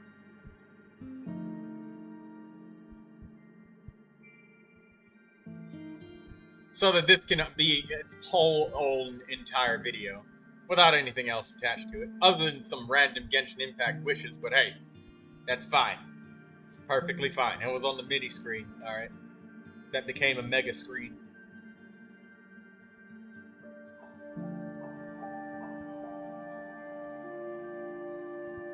Playtesters.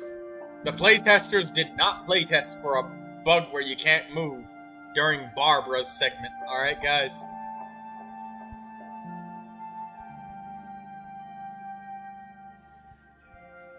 Trick or treat, smell my feet, scarred for life too. Chinese. That dude who was hidden down in the basement for 30 years and then died the literal day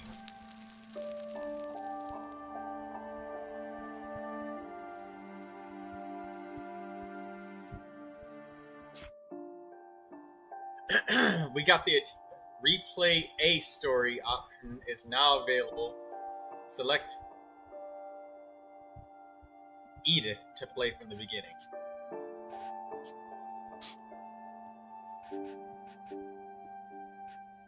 Wait, Dawn's story? We never drew Dawn.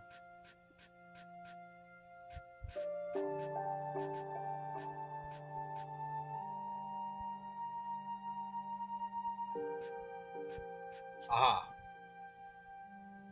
Let's look at Milton's real quick. Walter. Hey, Walter, I mean, he survived a long time. Longer than he should have.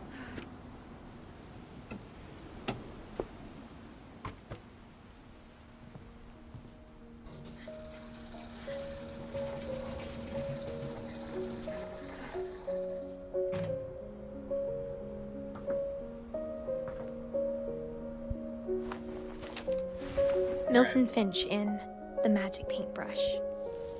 Let's look at this.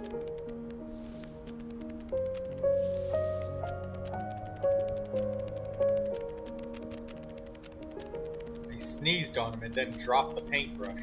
So he took the new paintbrush and then painted a doorway.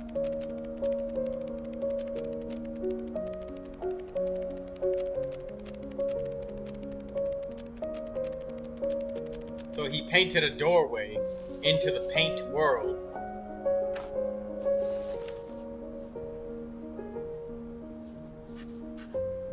I was 4 when Milton disappeared.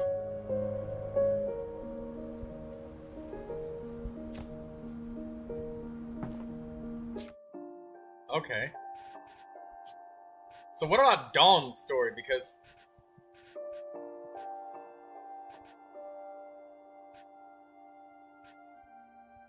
what the hell? When I highlight Dawn's story, Edie gets highlighted. What?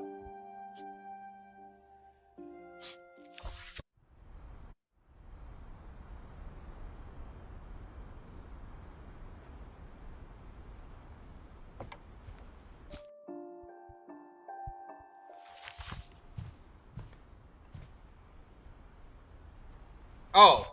Okay, so Dawn was just the last person. Dawn was our mother.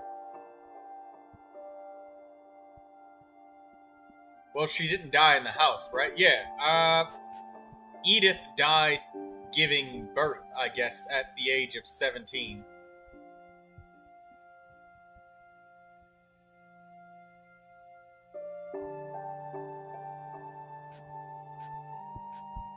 This one with Gregory pissed me off so much.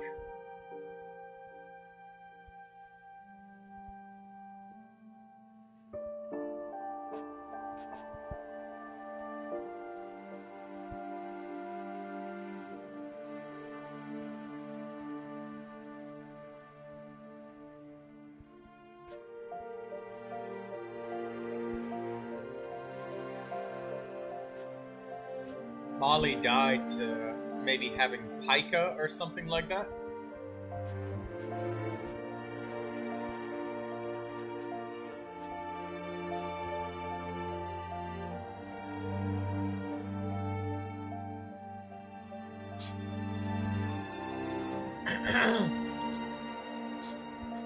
Okay, so I was looking at Dawn, and that was somebody that we never penciled in, ever.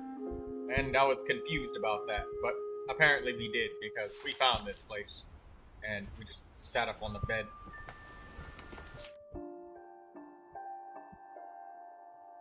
I heard a theory she died by falling out of the window.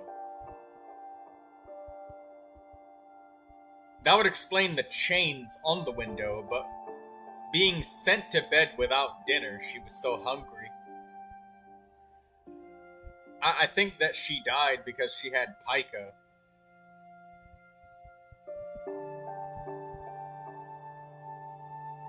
She might have eaten the poisonous plant berries. Yeah, holly berries. They cause you to, like, hallucinate and stuff.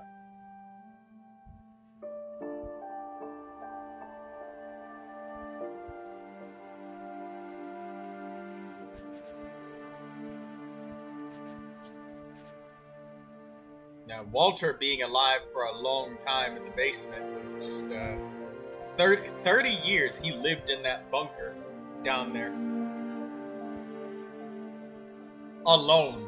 And he just played music on the radio, and every day he just popped open a can of peaches and just ate the peaches that way.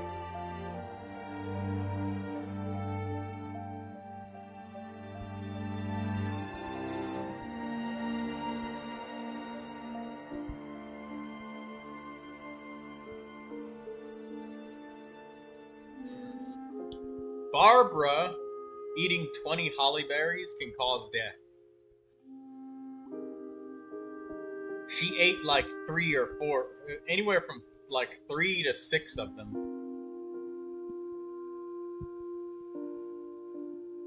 Calvin, he flew around and fell off the swing and then broke his neck and died.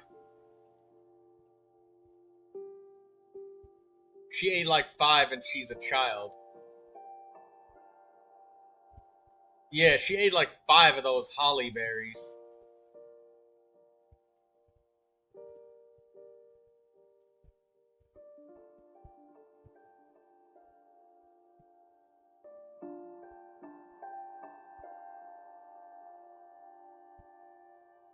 It would take less for a child to die, wouldn't it? Yeah, probably. Especially if she had some sort of disposition towards pica. So she had a lot of stuff in her stomach already that was already not good for her. Toothpaste with fluoride is also not good.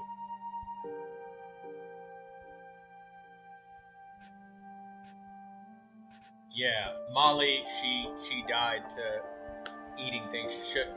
Lewis, when all of us saw that freaking fish thing and it's just like shang and it just chopped the head off, every single one of us were just very uncomfortable. We all knew. We were all just like, yeah. Naturally, I just stopped working with the damn fishes, walking through the maze and whatnot, because it was clear, like, the fish was just endless. They didn't matter.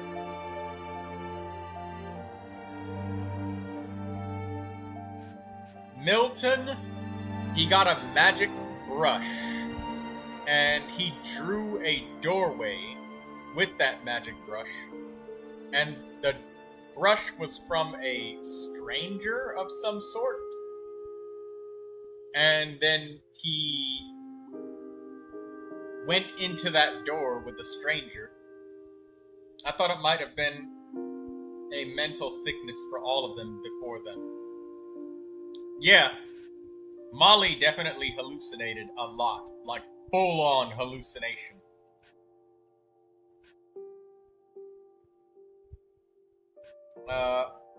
Barbara, I'm not exactly sure because I think Barbara was like assaulted and then murdered.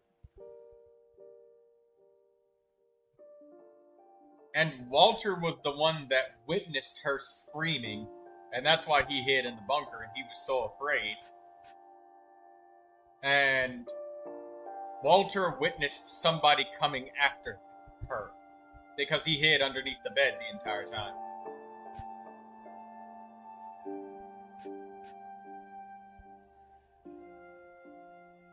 Calvin was just playing on the swing way too damn much. Sam did not exercise proper caution when, dealing with wildlife. He was more worried about taking pictures. Like, he would not stop taking pictures. Everything had to be photographed. Like, Sam's the type of dude who will take pictures of a butt-naked baby taking a bath, who's his own son and daughter, and then be like, yeah, let me go share this on Facebook, and then they just die like Gregory did because he's so busy taking photographs for Facebook. So we'll call Sam the Facebook guy. I hated his story so much. Gus. Gus was not supervised properly when he was, Daydreamer says, wait, I guess he got lost in the woods? Who? Milton? I'm guessing Barb's story was from Walter's recollection or traumatized version of events. Well, yeah, if he was hiding underneath the bed and somebody was banging on the door trying to get in and she snuck through the secret passage to get around and hit the person in the back of the head, Walter probably... yeah, Milton probably got, like, lost in the woods or something like that. Because he just, like, wandered off. And then Barb was probably assaulted or something like that by a group of people. Like a large group of people all at once. Because, you know, her screaming for such a long time.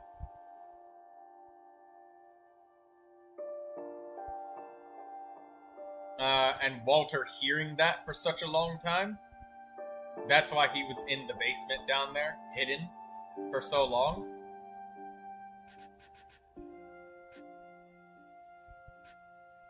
Gregory, it wasn't even a curse. It was just straight up negligence of his mother. Let's not even talk about it. If I start talking about that, I'm gonna fucking go off.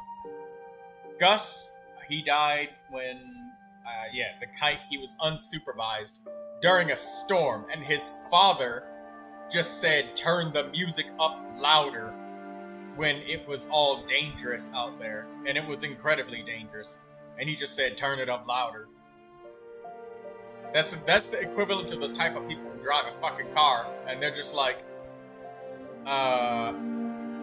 do you guys hear that noise? What noise? I hear the car making a noise, and they just turn the radio up louder so they don't hear it. I'm guessing the kite blew him away. Yeah, something like that. Otherwise, well, I don't know. I don't think the kite blew him away. I think there was a piece of debris that came down and hit him from the storm that was happening when he was flying the kite. Because if the kite blew him away, how did they recover the kite? And the kite didn't look damaged inside of the house. It didn't look, like, broken or beat up. Excuse me. So I think that a piece of debris came down and hit him and killed him. Crushed him? Either a piece of debris crushing him, or, like, impaling him some sort of way, like, you know, a piece of wood stabbing him through the heart, or a neck, or head, or something like that killed him. Like one of the chairs, pieces of wood getting blown around, and he's still focused on flying the kite. That can happen with a storm that powerful. And it said it was a storm powerful enough for the birds to just leave and all of the other animals and stuff left.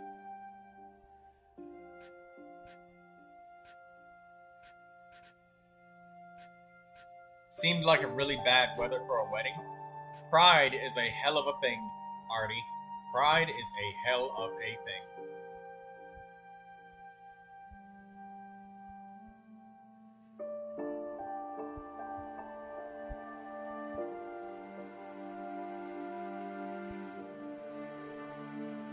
Who is Edith Finch's boyfriend, though? She's like pregnant and she gave birth and then died after childbirth.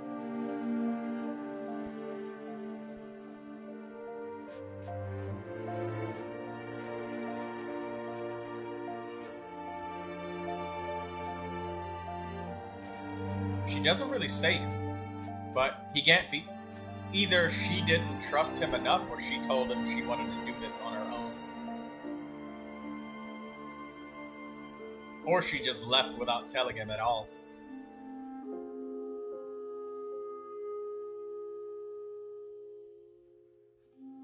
buy the sequel to find out. I guess oh, I know who it was. Maybe it was Dave the Diver. Dave the Diver is Edith's boyfriend. It all makes sense now. It's all connected. It's all connected. It all makes sense.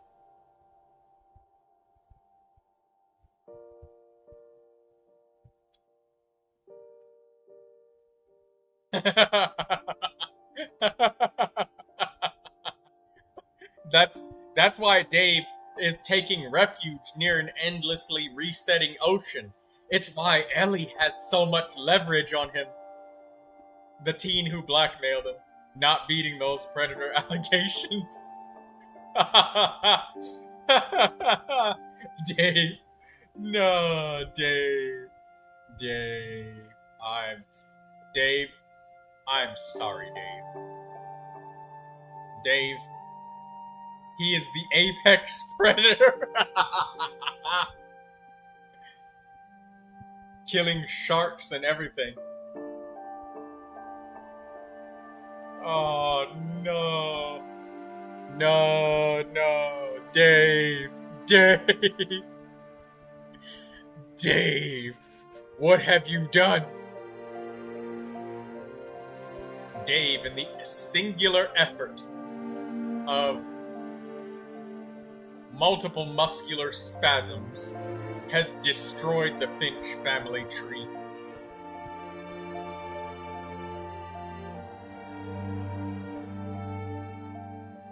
Whatever he did to deserve this? Dave the Predator.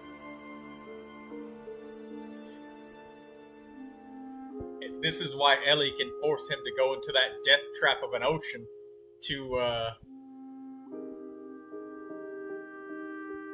force him to collect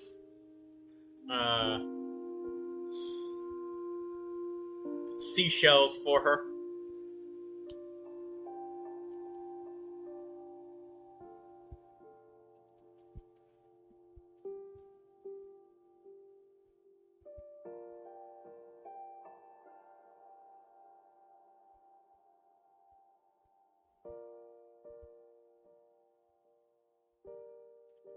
She sells seashells. She also collects blackmail, man. I'm sorry, Dave. Dave! No! Alright, so I'm wondering if you guys want a little bit of Genshin Impact reviewing and stuff, or am I gonna stream Dave the Diver for an hour and 45 minutes? Which one are we doing? Because I'm probably gonna do a Genshin stream tomorrow, maybe. Probably tomorrow. I'd hate to get deeply invested in Dave the Diver and not be able to continue. Alright, we left off just when we received a challenge on Dave the Diver. Are you sure you can stop at 1 hour and 45 minutes? No. Hey, that's the problem. He might. I cannot. I would play it, and then I would keep playing it, and then I'd be like, no, it's a 50-50? No. Alright, well, you know what? I'm just gonna do a little bit of Genshin Impact gameplay. Maybe finish grabbing my artifact route. Yeah, do a little bit of Genshin Impact gameplay, and then we'll maybe do Genshin tomorrow.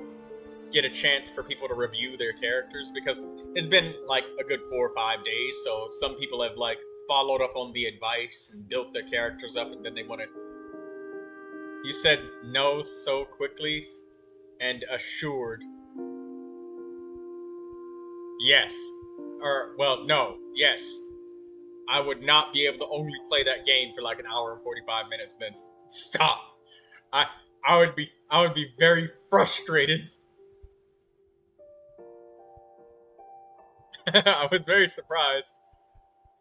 Yeah, so this will be a chance for people to just like get a little bit of review, and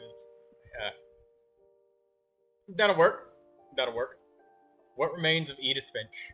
Daydreamer, thank you for donating this game. I loved it. It's one of those games that's really just... It's not about difficulty or anything like that. It's literally just a story. That's it.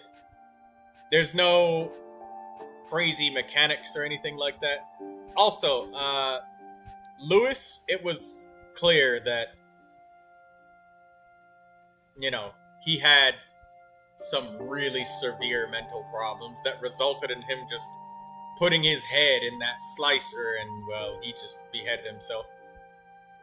$5 well spent. It was on sale? Oh, wow. This is a great deal for a game like this.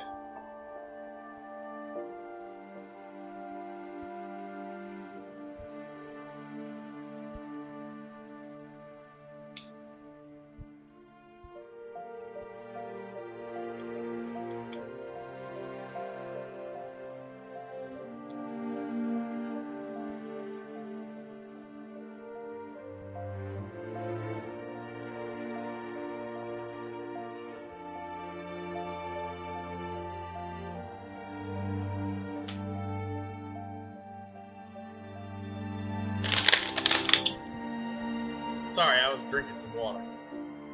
It was awesome to watch. Couldn't pass on such a deal. Well, it was well, I mean, you paid $5 and you got the stream. So, you got the stream that you wanted. You also got a little bit of my own personal dialogue in there, and how I recognized that ED was having nurses take care of her.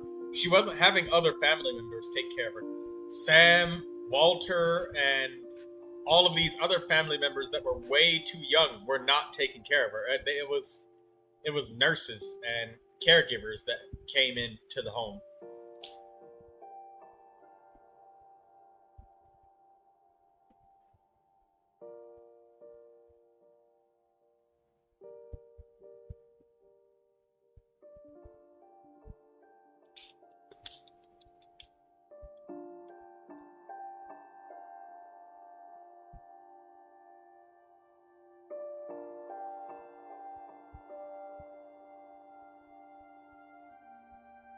I've watched like 5 other people play this, and I played it myself. I don't know why I like this game so much.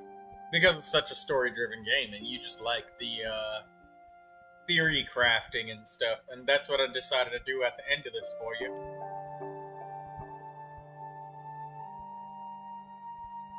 There's a few times where it's like coincidences and stuff, but a lot of these, like, are logical deaths.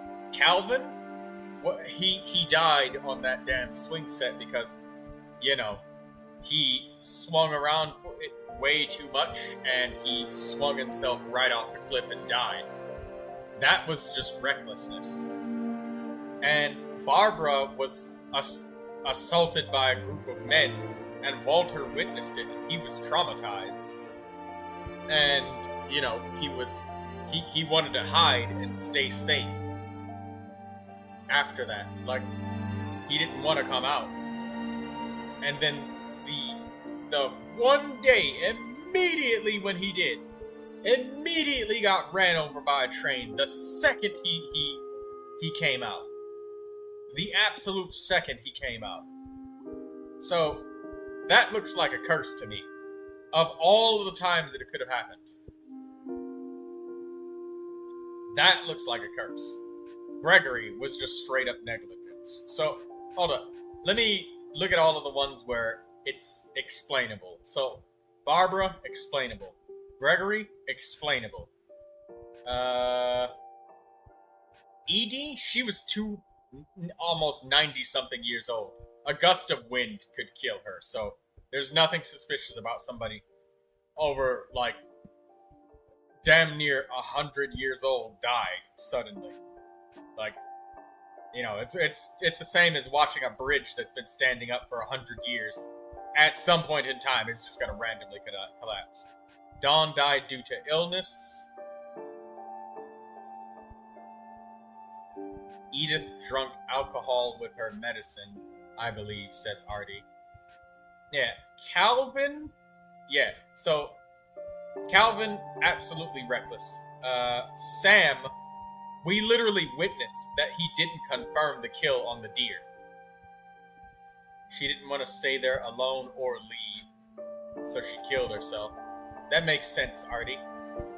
So, accidental suicide, homicide,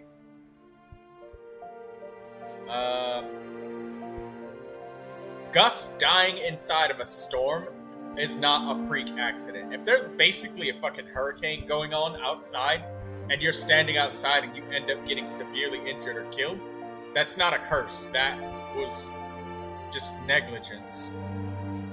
Sam not confirming the kill, so 1, 2, 3, 4, 5, 6, 7. I'm gonna go with Barbara being, he got smacked off of a cliff. Yeah, but he shot the deer first and didn't confirm the kill. Everybody, the first thing they always teach you when you're hunting is to make sure the animal is dead, and he didn't. Many of them died so young. Yeah, they did. So, Molly is the only one that I say is suspicious because, I mean, we can't inspect the body. Milton is suspicious. Lewis, it's extremely clear that he was, you know, mentally messed up. Barb feels pretty explainable. Yeah, I literally think that she was just assaulted by men and she was traumatized. Or no, Walter was traumatized from listening to that. Because when they said that the screaming lasted for a really long time, that's not something where monsters are just ripping you apart, you know. That's, like, bad things, alright? So, the only two that seem suspiciously like, the three that seem suspiciously like a curse, to me, is only Molly, Milton, and Walter. Those are the only three that seem like some sort of curse. The rest of them are explainable. Very much so. Oh, wait. Forgot about Odin. Well, yeah, Odin going out and then there being a tsunami immediately and the house just getting capsized. Hella depressed, poor Lewis. Yeah, nobody ever checked on him. Cursed because everyone dies.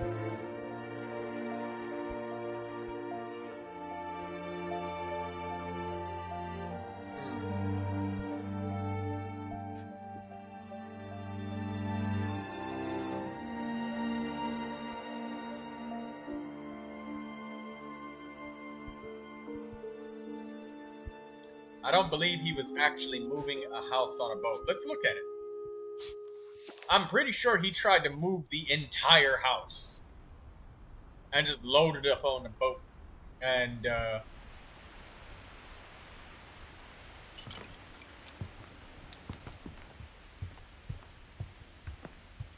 When Edie told people Sven was killed by a dragon, she could also have said he was building a dragon-shaped slide that collapsed.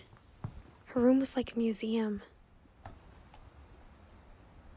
For 500 years, the Finches have been famous throughout Norway for their fortune and misfortune. Odin Finch buries the latest victims of the family curse, his wife Ingeborg and their newborn son. well, that's just Johan. how many of them are accidents, right? That's what I was questioning.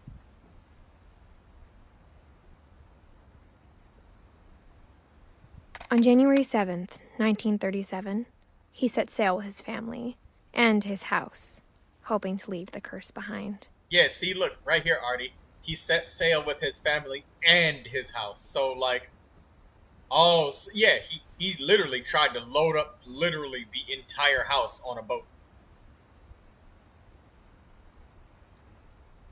But 40-foot waves off the coast of Washington send the house and Odin to the bottom of the sea.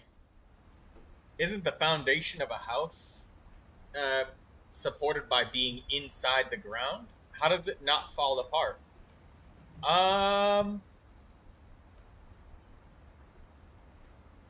Maybe it was one of those prefabricated houses? I'm not sure. How do you put an entire house on a boat? maybe you deconstruct the house piece by piece, and then you reconstruct the house.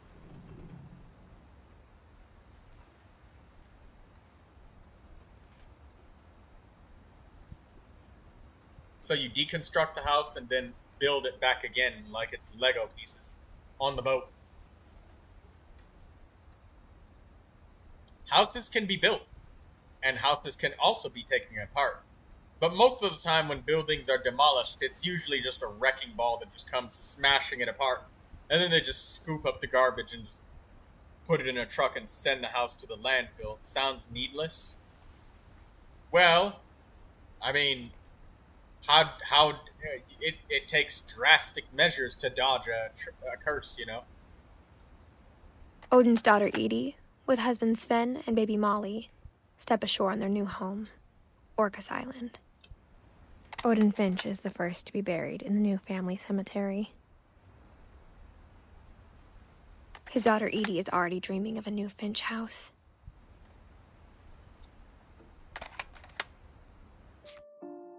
Yeah, so that's Ingeborg Odin. So, yeah, the house is cursed? I see. And then Edith, for some reason, decides to come back, and she dies giving birth at 17.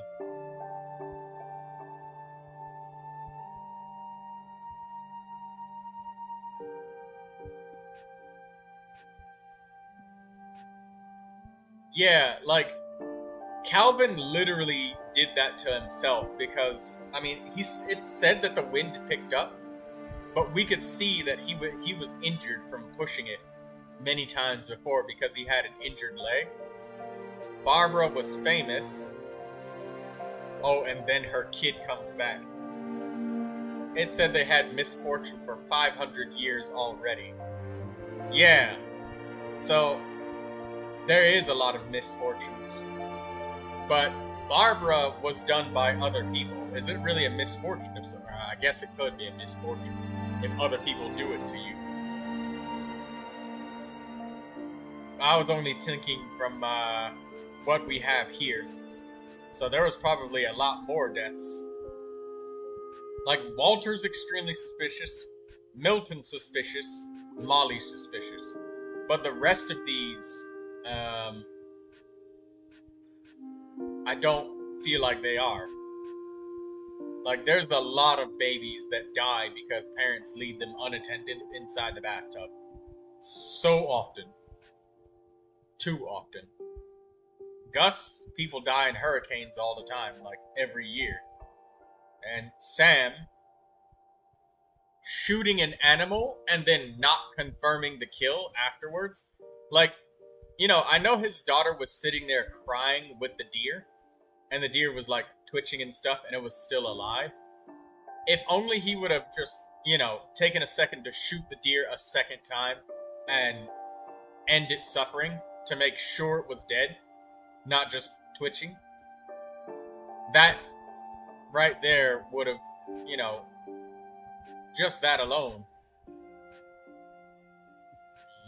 Famous celebrities being attacked, and then Edith being so young and dying in childbirth.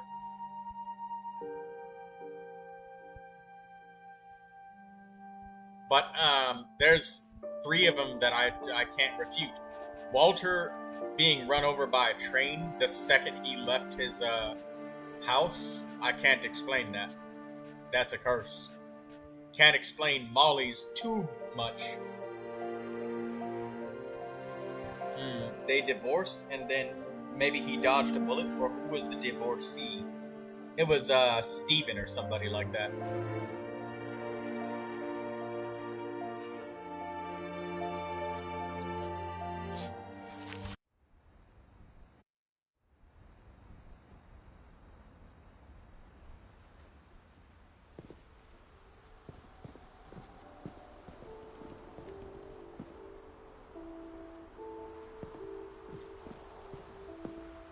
Sam and Kay divorced, right here.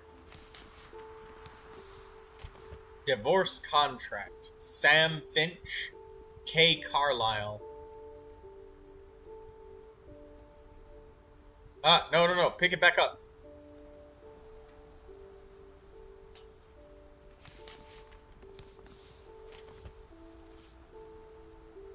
12/7/1977.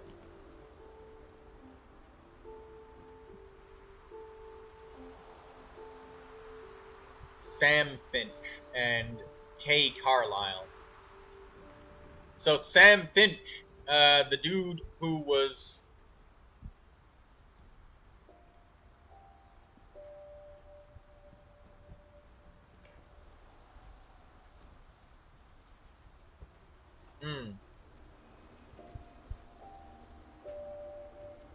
Yeah, Sam Finch, the dude who was killed by the deer.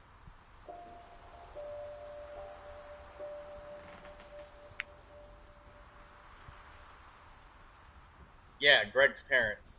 That's who it was.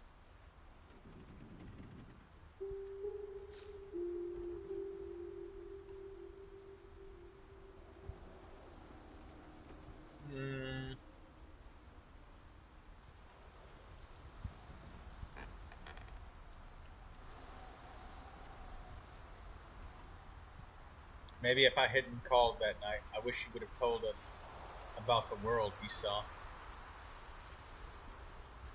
Sam Finch, October 31st. Kay Carlisle. Yeah, they divorced. All I remember is Dawn and her spouse met in India when she was doing volunteer work. Kay was the irresponsible mother. He was on the phone calling her then. Yeah, Kay Carlisle was not a Finch.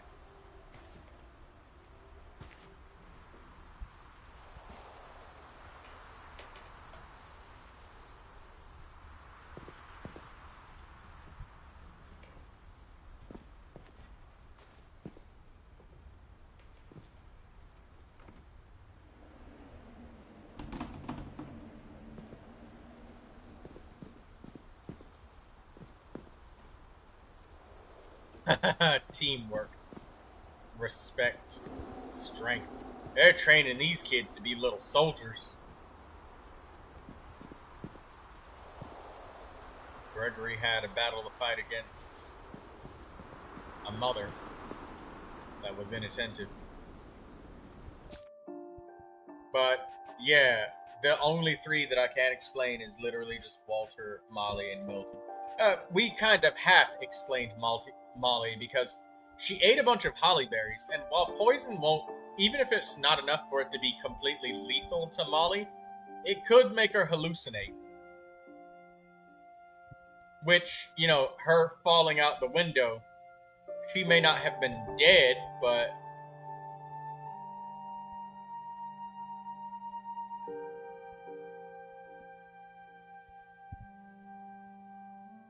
Sam being in the room that was for him and his twin for years was crazy.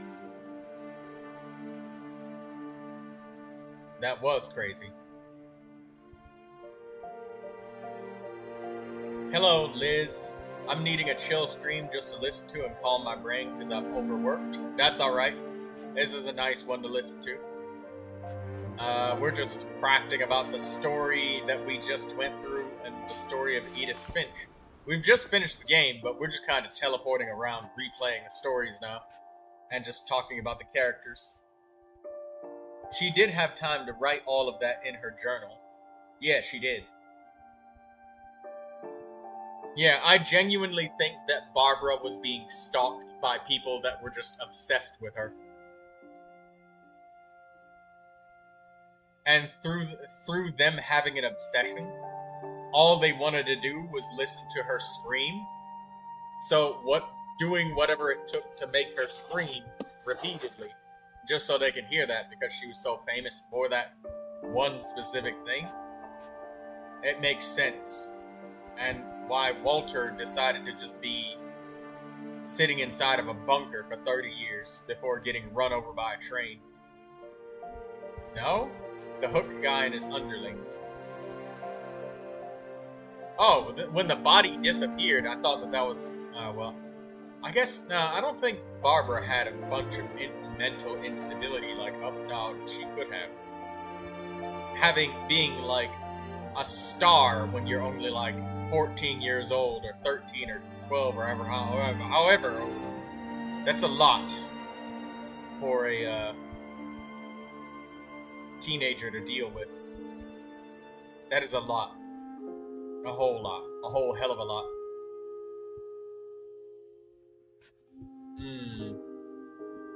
It was basically from Walter's point of view, right?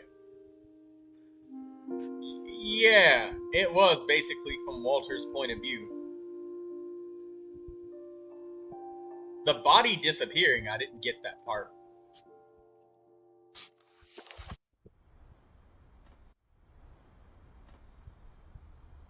He didn't see anything. Growing up, I always thought of Barbara as a child I get star. it. So, yeah, he basically just heard everything.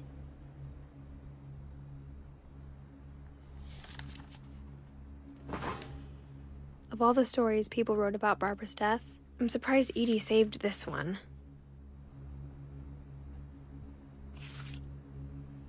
10 cents. Look at that. 10 cents for a magazine, man. You guys, 10 cents. Now, for a magazine, $80.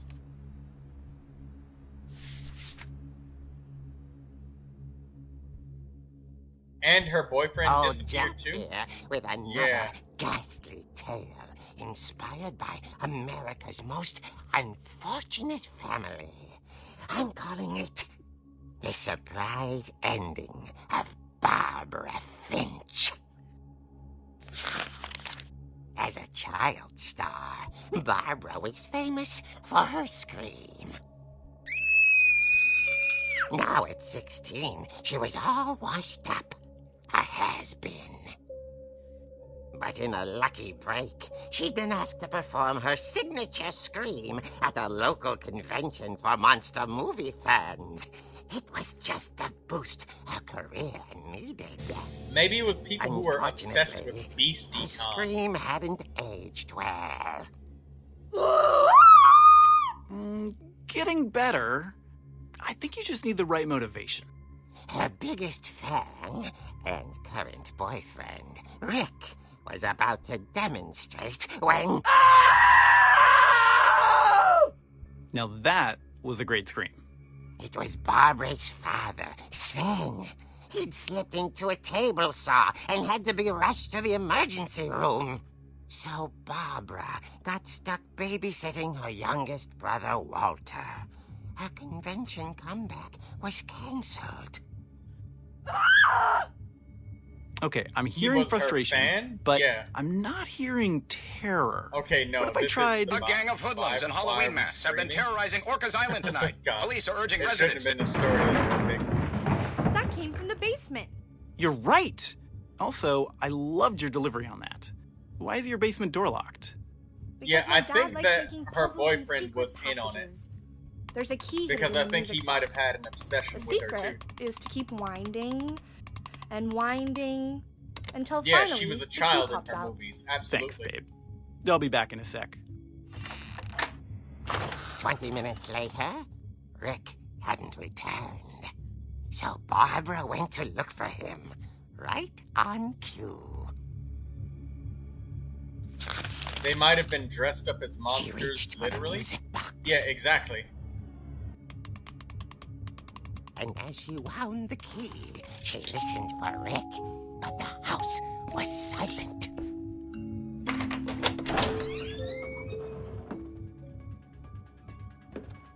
Rick, are you okay? This isn't funny. She found Rick's crutch and imagined the worst. So, Rick was able to walk without a crutch, and Artie, you see this can of beans, don't you? You see these beans, don't you?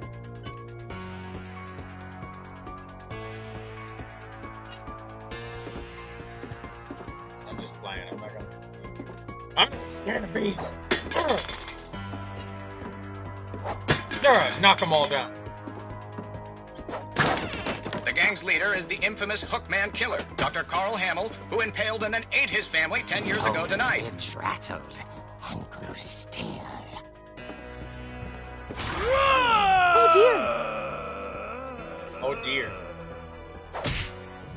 Oh, I didn't press anything, and she just Barb, smacked relax. him. I was just trying to scare you to help you find your scream. Well, I'm not scared, Rick. I'm furious. Then act furious. All I'm getting from you now is that you're hurt and confused. Liz says this is not the chill I She was threw looking him for. out, but she kept a little something to remember him by. Barb, have you seen my other crutch? And she would... Oh, shoot. Still holding it when she fell asleep watching the late picture show. Hours later... Barbara! Walter, what's going on up there? Ah! Okay, I'm coming up, but if this is a trick, you're dead, Walter.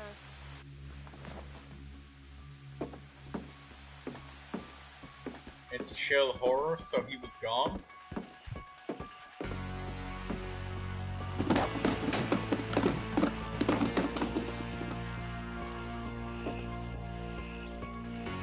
Is that a spider?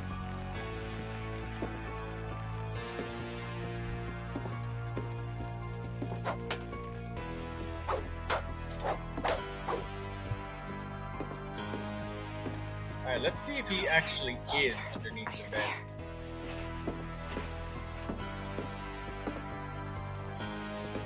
We can't see him underneath the bed, can we? Walter had vanished, but his bedside radio was still on. Orcas Island police describe the man as 6 feet tall, with a steel hook for a hand. Up with him. Residents are urged to lock all doors and windows and notify the police of any suspicious activity. Don't worry about it, I Liz. returned, All good. saw the Hookman, and was speechless. He was quite smashing.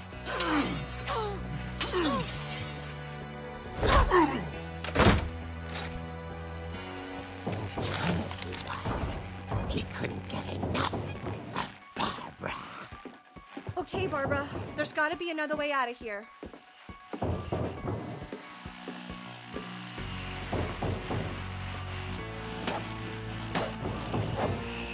Okay, so what is this?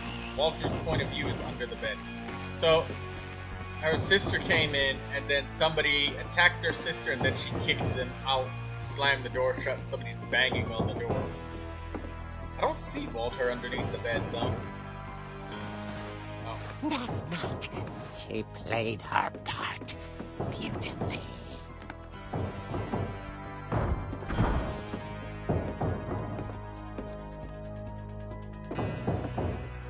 Molly's door hadn't been opened in years. The hinges groaned.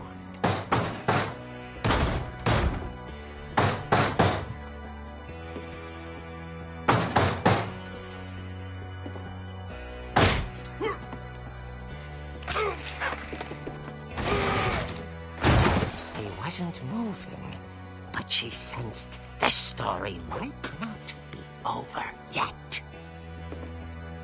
So I think it was a group of crazed fans, because I'm looking at this, and the more I think about it, is things that are old, niche, and antiquated usually have an extremely highly invested and dedicated group that worship that specific thing, or really enjoy it, or like it, or whatever.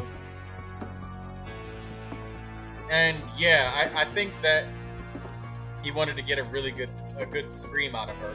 That's so messed up. He was obsessed with it because he says he's her biggest fan, right? They know where she lives. Exactly. Yeah, it would make sense that they know where she lives because he's her biggest fan. Do you know how much power you would have as like a famous celebrity's boyfriend? And imagine if there was a whole bunch of people that invited you to a convention just to hear you do your famous scream, right? And he's trying to get her to practice to do it, and these people wanted to hear nothing else but, like, specifically hear her scream, right? The hookman had vanished. She listened for his breathing, but all she heard I still think it's the hookman and his underlings. Who's to say that the hookman and his underlings couldn't also be people that were wanting to go to the Comic-Con? Someone at the door was dying to speak to young Barbara.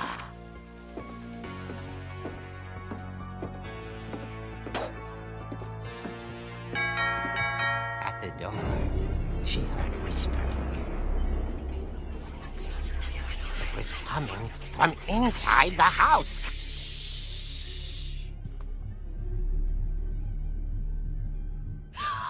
Oh dear. Surprise!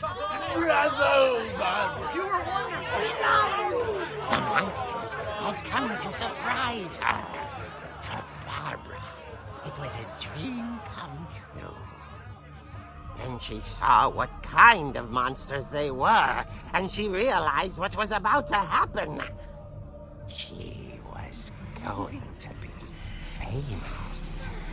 And with her final breath, Barbara Finch gave the performance of her life.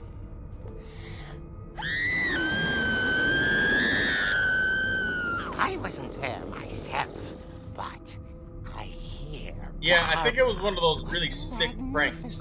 And not only that, but with her boyfriend being at the head of it. She had a taste for because stardom. that's how they would have known where she lived. Unfortunately, so did her fans.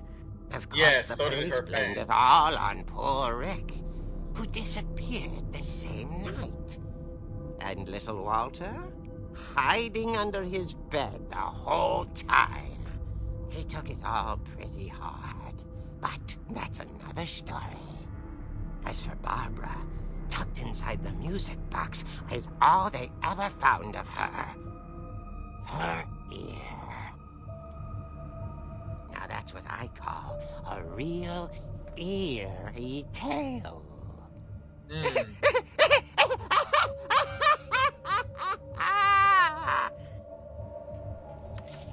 Yeah. And considering this is a comic book, obviously we have to take some of this stuff with a grain of salt. But I think Edie told me all Barbara wanted was to be remembered, as absurd as that comic was. Maybe what Edie saw was a happy ending. Yeah, I think that it was a sick Halloween prank mixed with an obsession with Barbara because she was a star. So she was a missing person presumed dead since all they found was her ear.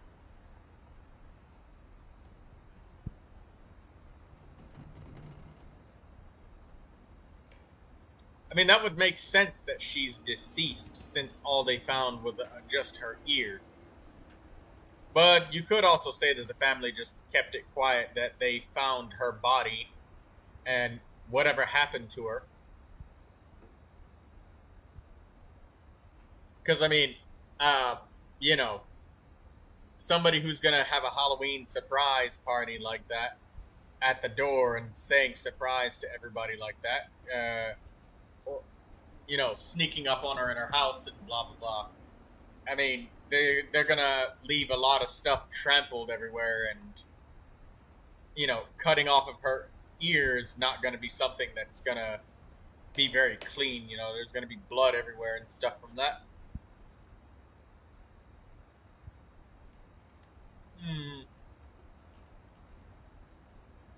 But one thing's for sure, a crazed group of individuals did this to Barbara.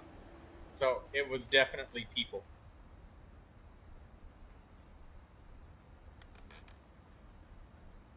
And it was her boyfriend who told those crazed individuals where she lives.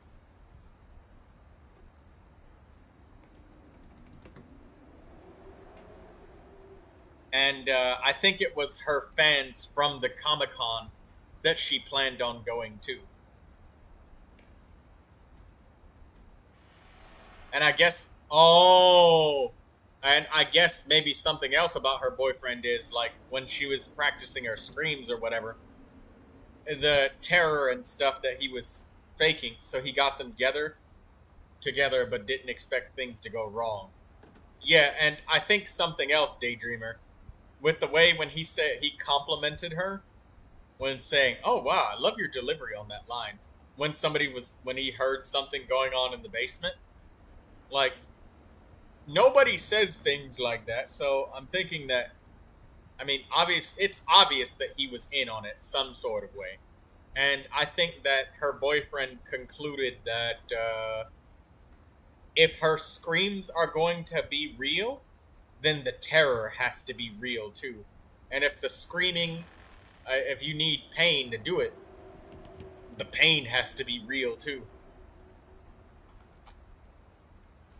I think that's what it is.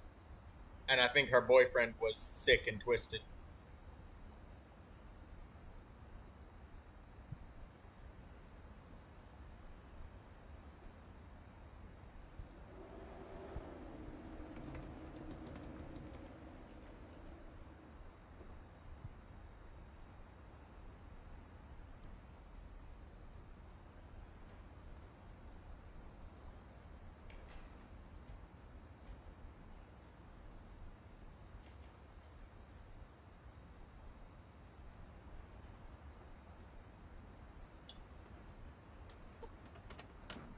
Well,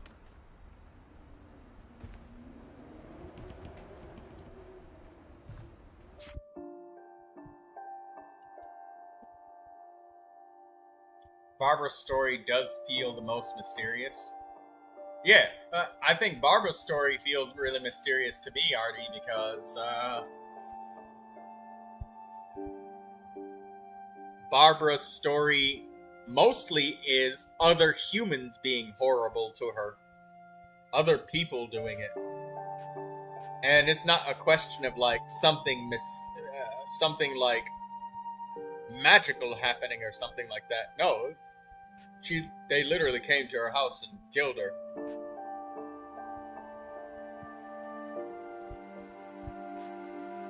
Milton's is extremely mysterious to me because there's very little details. You just have a kid being given a magic paintbrush, drawing a door, putting himself in the door and closing the door shut. And then that's it.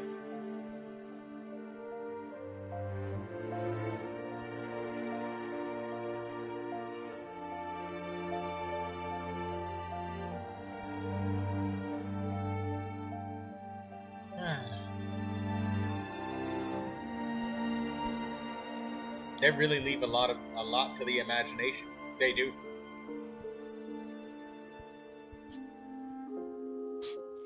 I'm gonna go look around Milton's house. Might have left and been lost.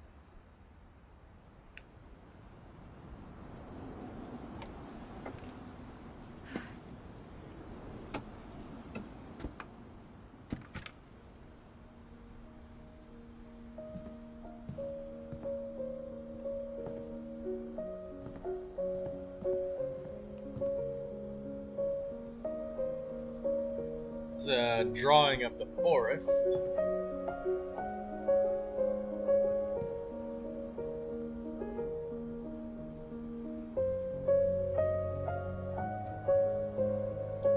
Went swimming, got lost, but they said that Milton was, well, they believed that Milton was alive. What can happen for him to disappear without a trace? I don't know. They just said, oh, well, I vouch that he's alive still. He must be.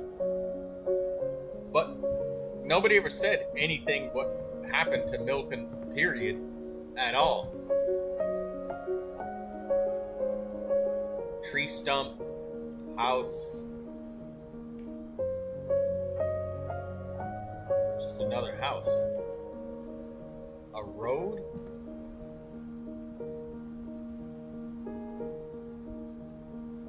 That same road again. He really likes that road. In front of a house.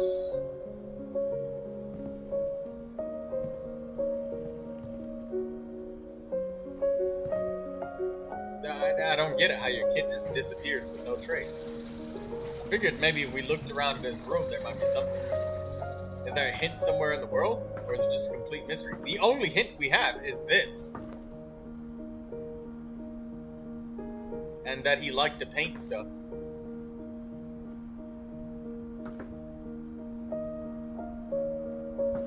Extra, extra. American newsletter available.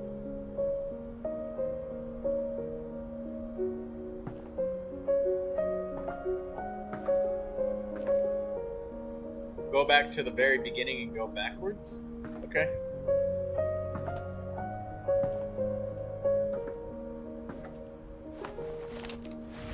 Milton Finch in The Magic Paintbrush.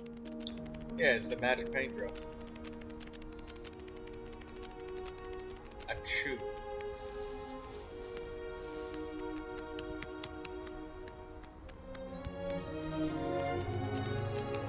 If you go too fast or too slow, it just goes back to the beginning.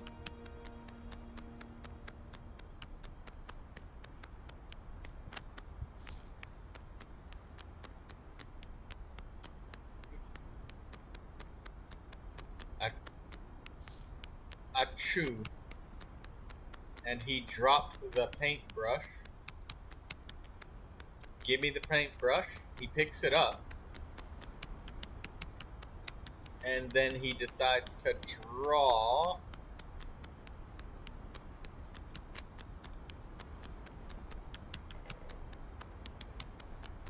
So he drew a doorway. Wait, there's a door down below.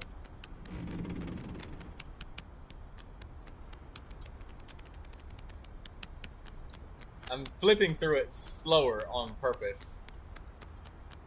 And then he draws a yellow doorknob and opens it up. And then closes himself in there. So maybe he's trapped? He got trapped somewhere? Nothing else in there. That's it.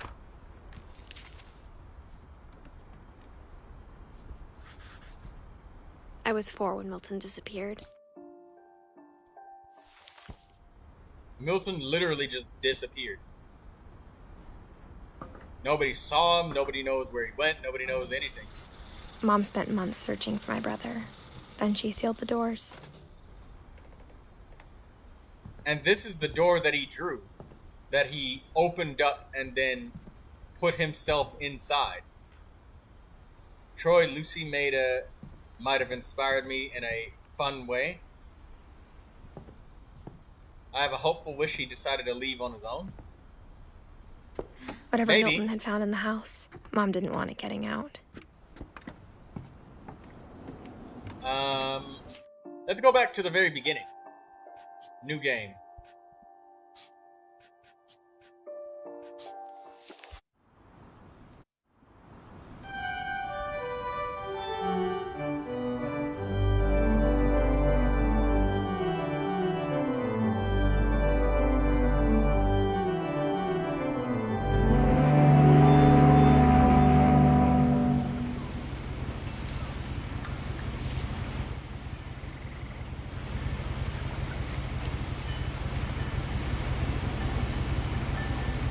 He was the one crawling in all of the secret passages. A lot of this isn't going to make sense to you. And I'm sorry about that. I'm just going to start at the beginning, with the house.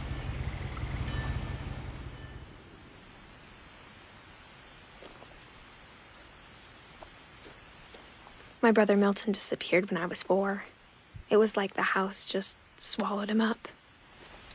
So he must have went into a secret passageway and gotten lost, and then he couldn't get back out. Someone had put up a chain link fence, but it looked like I wasn't the first person to hop it.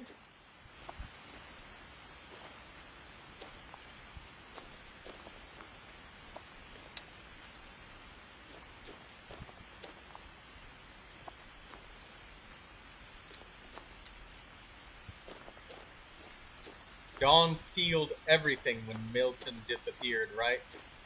So, yeah, maybe,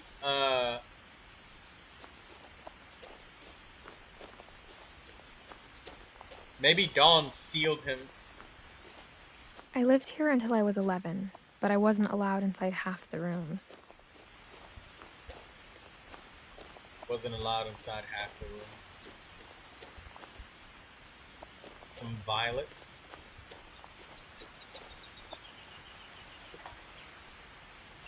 Inside the mailbox were bills from 7 years ago, marked urgent, open immediately.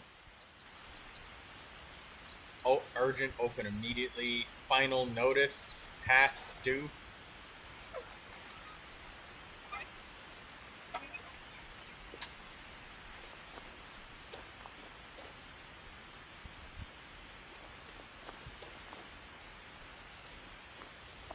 I hadn't been back since my brother Lewis's funeral. If he was trapped, wouldn't someone have heard him screaming?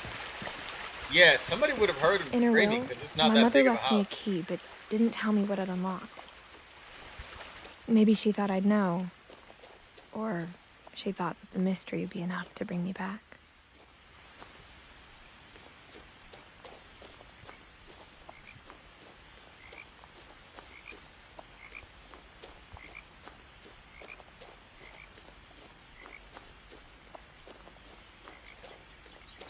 No one had driven this way in a long time, but I saw a few hoof prints.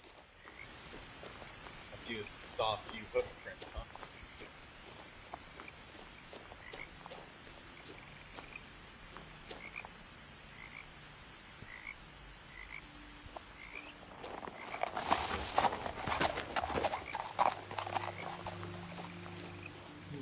A deer.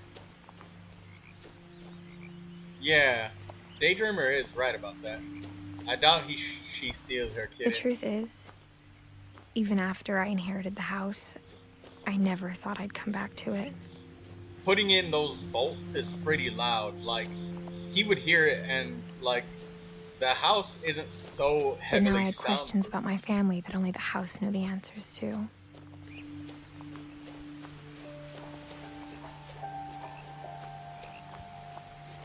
The house was exactly like I remembered it, the way I'd been dreaming about it.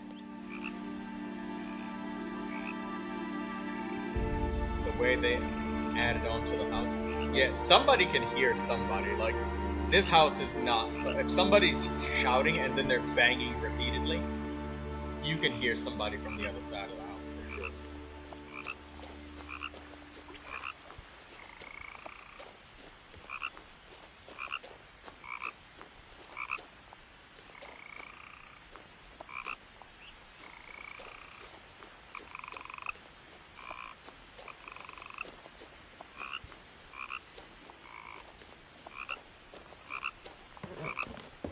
And I guess they don't want to show who Edith's boyfriend is, because if it's Dave the Diver, he's cooked.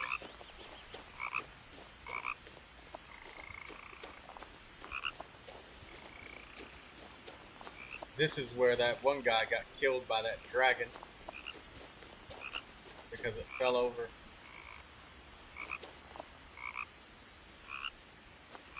I asked Edie once about the dragon in the pond. She said it had killed her husband. I was 6. It seemed like an odd joke to me, even then.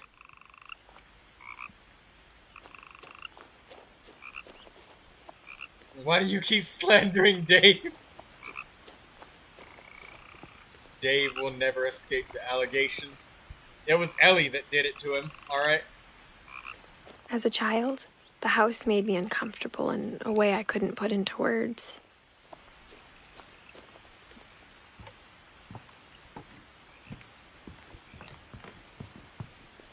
Now, as a 17-year-old, I knew exactly what those words were. I was afraid of the house.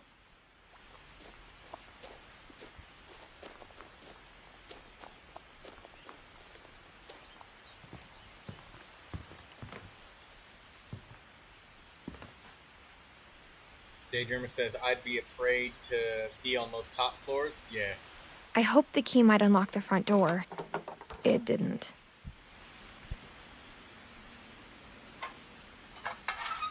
Looking in, I felt like the house itself had been waiting for me.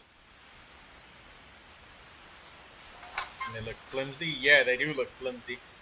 Like it's just hastily built.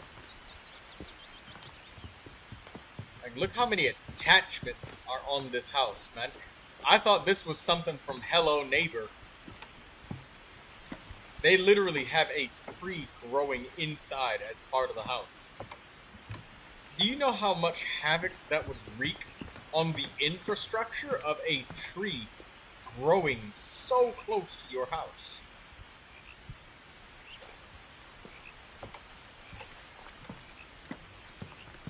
It looks like part of the tree is already inside the house.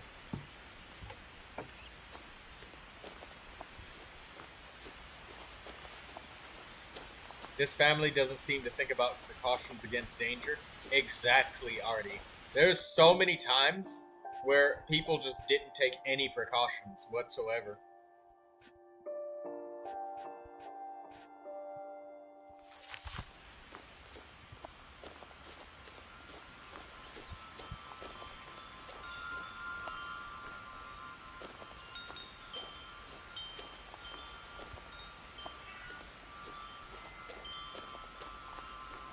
Edith managed to fit through the doggy door?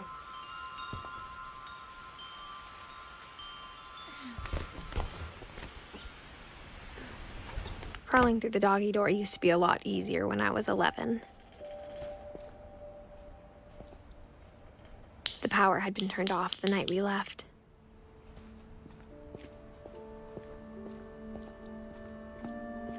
Alright, well, nice bicycles they got here. Car.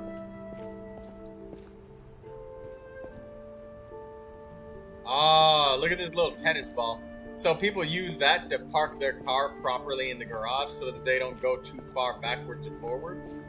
So they hang a tennis ball from the roof of the line, and you'll just drive until the tennis ball taps the windshield so you can judge distance better when you're parking your car in your garage so you don't run stuff over by accident. It's a really nice, ingenious design. I'm gonna make sure I do that if I ever get a car in a garage. I'm gonna tie a tennis ball to the roof with a big line and a string, let it come down, and that's a way to judge exactly where your car is positioned. Pretty easy to do, too. You just have to make sure the line is just the right distance. Measure twice, cut once, you know as they say.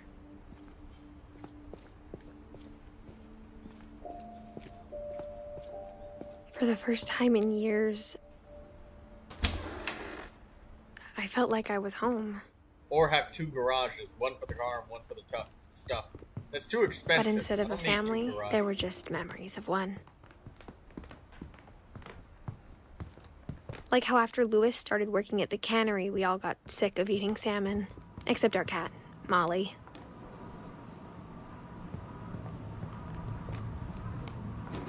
Nothing in the house looked abnormal. There was just too much of it. Like a smile with too many teeth. What happens if we just... Great-Grandpa Sven built a music box for Barbara, along with the rest of the house. Mom always told me to stay out of the basement, so I wasn't too surprised when the key didn't fit. Oh. I was wondering what would happen if we wound up the box and then kept winding it, but we can't do that yet until we get Barbara's story.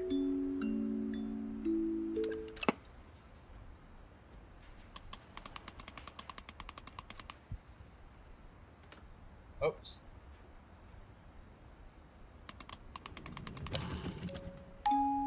Yeah, we can't keep, it doesn't let us keep winding it. Even the fireplace had a story. Edie told me the bricks came from the original house, after it sank.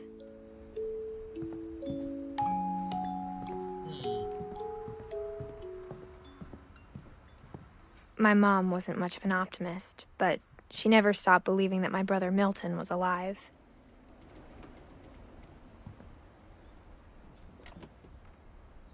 There surely are lots of memories in this house. You're damn straight there are. Oh, I missed this thing. Yeah, elderly use this to get up and down the stairs. They just sit in the chair, push the button, After and Milton disappeared, lift them up like it's an Mom elevator. sealed up all the bedrooms. Then Edie retaliated and drilled peepholes.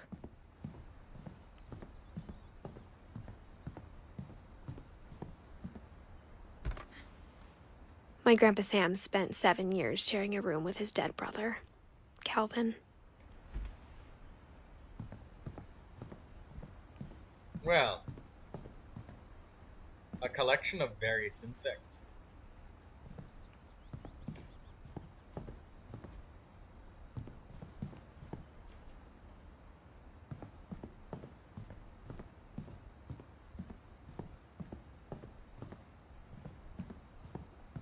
I spent a lot of time playing in Great Uncle Walter's room. I think my mom sometimes regretted not sealing it up. Why did she never seal Walter's room? I guess because if she sealed Walter's room, there would be no way to get in.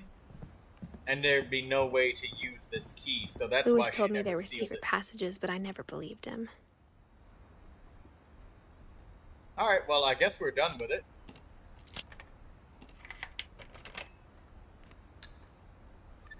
Turns out, my mom was really good at keeping secrets.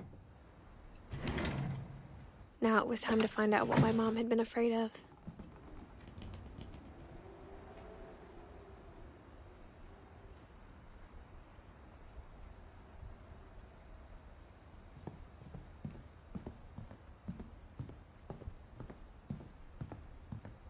You could say her mother was being superstitious, but I don't think she's being superstitious about all of it.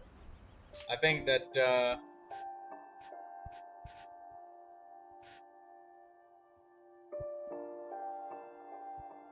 yeah, I think that,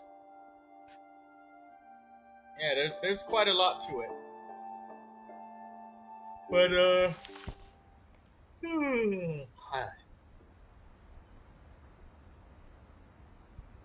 I'm getting pretty tuckered out. I think that I should probably end it soon. Yeah, I should probably end it. Considering I'm feeling a little bit tired, maybe I'll finish collecting a couple of artifacts in Genshin and then call it a day. But I think I'll call it a day for the stream. I had fun theory crafting a little bit.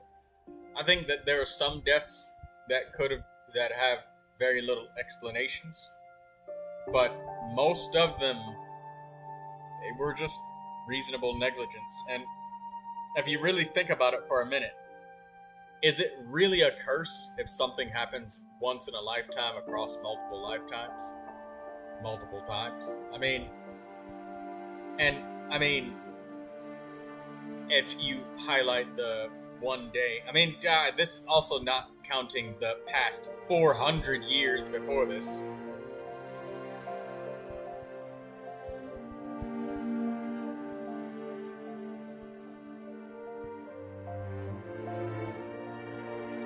And Walter never had any children because he spent 30 years in that basement.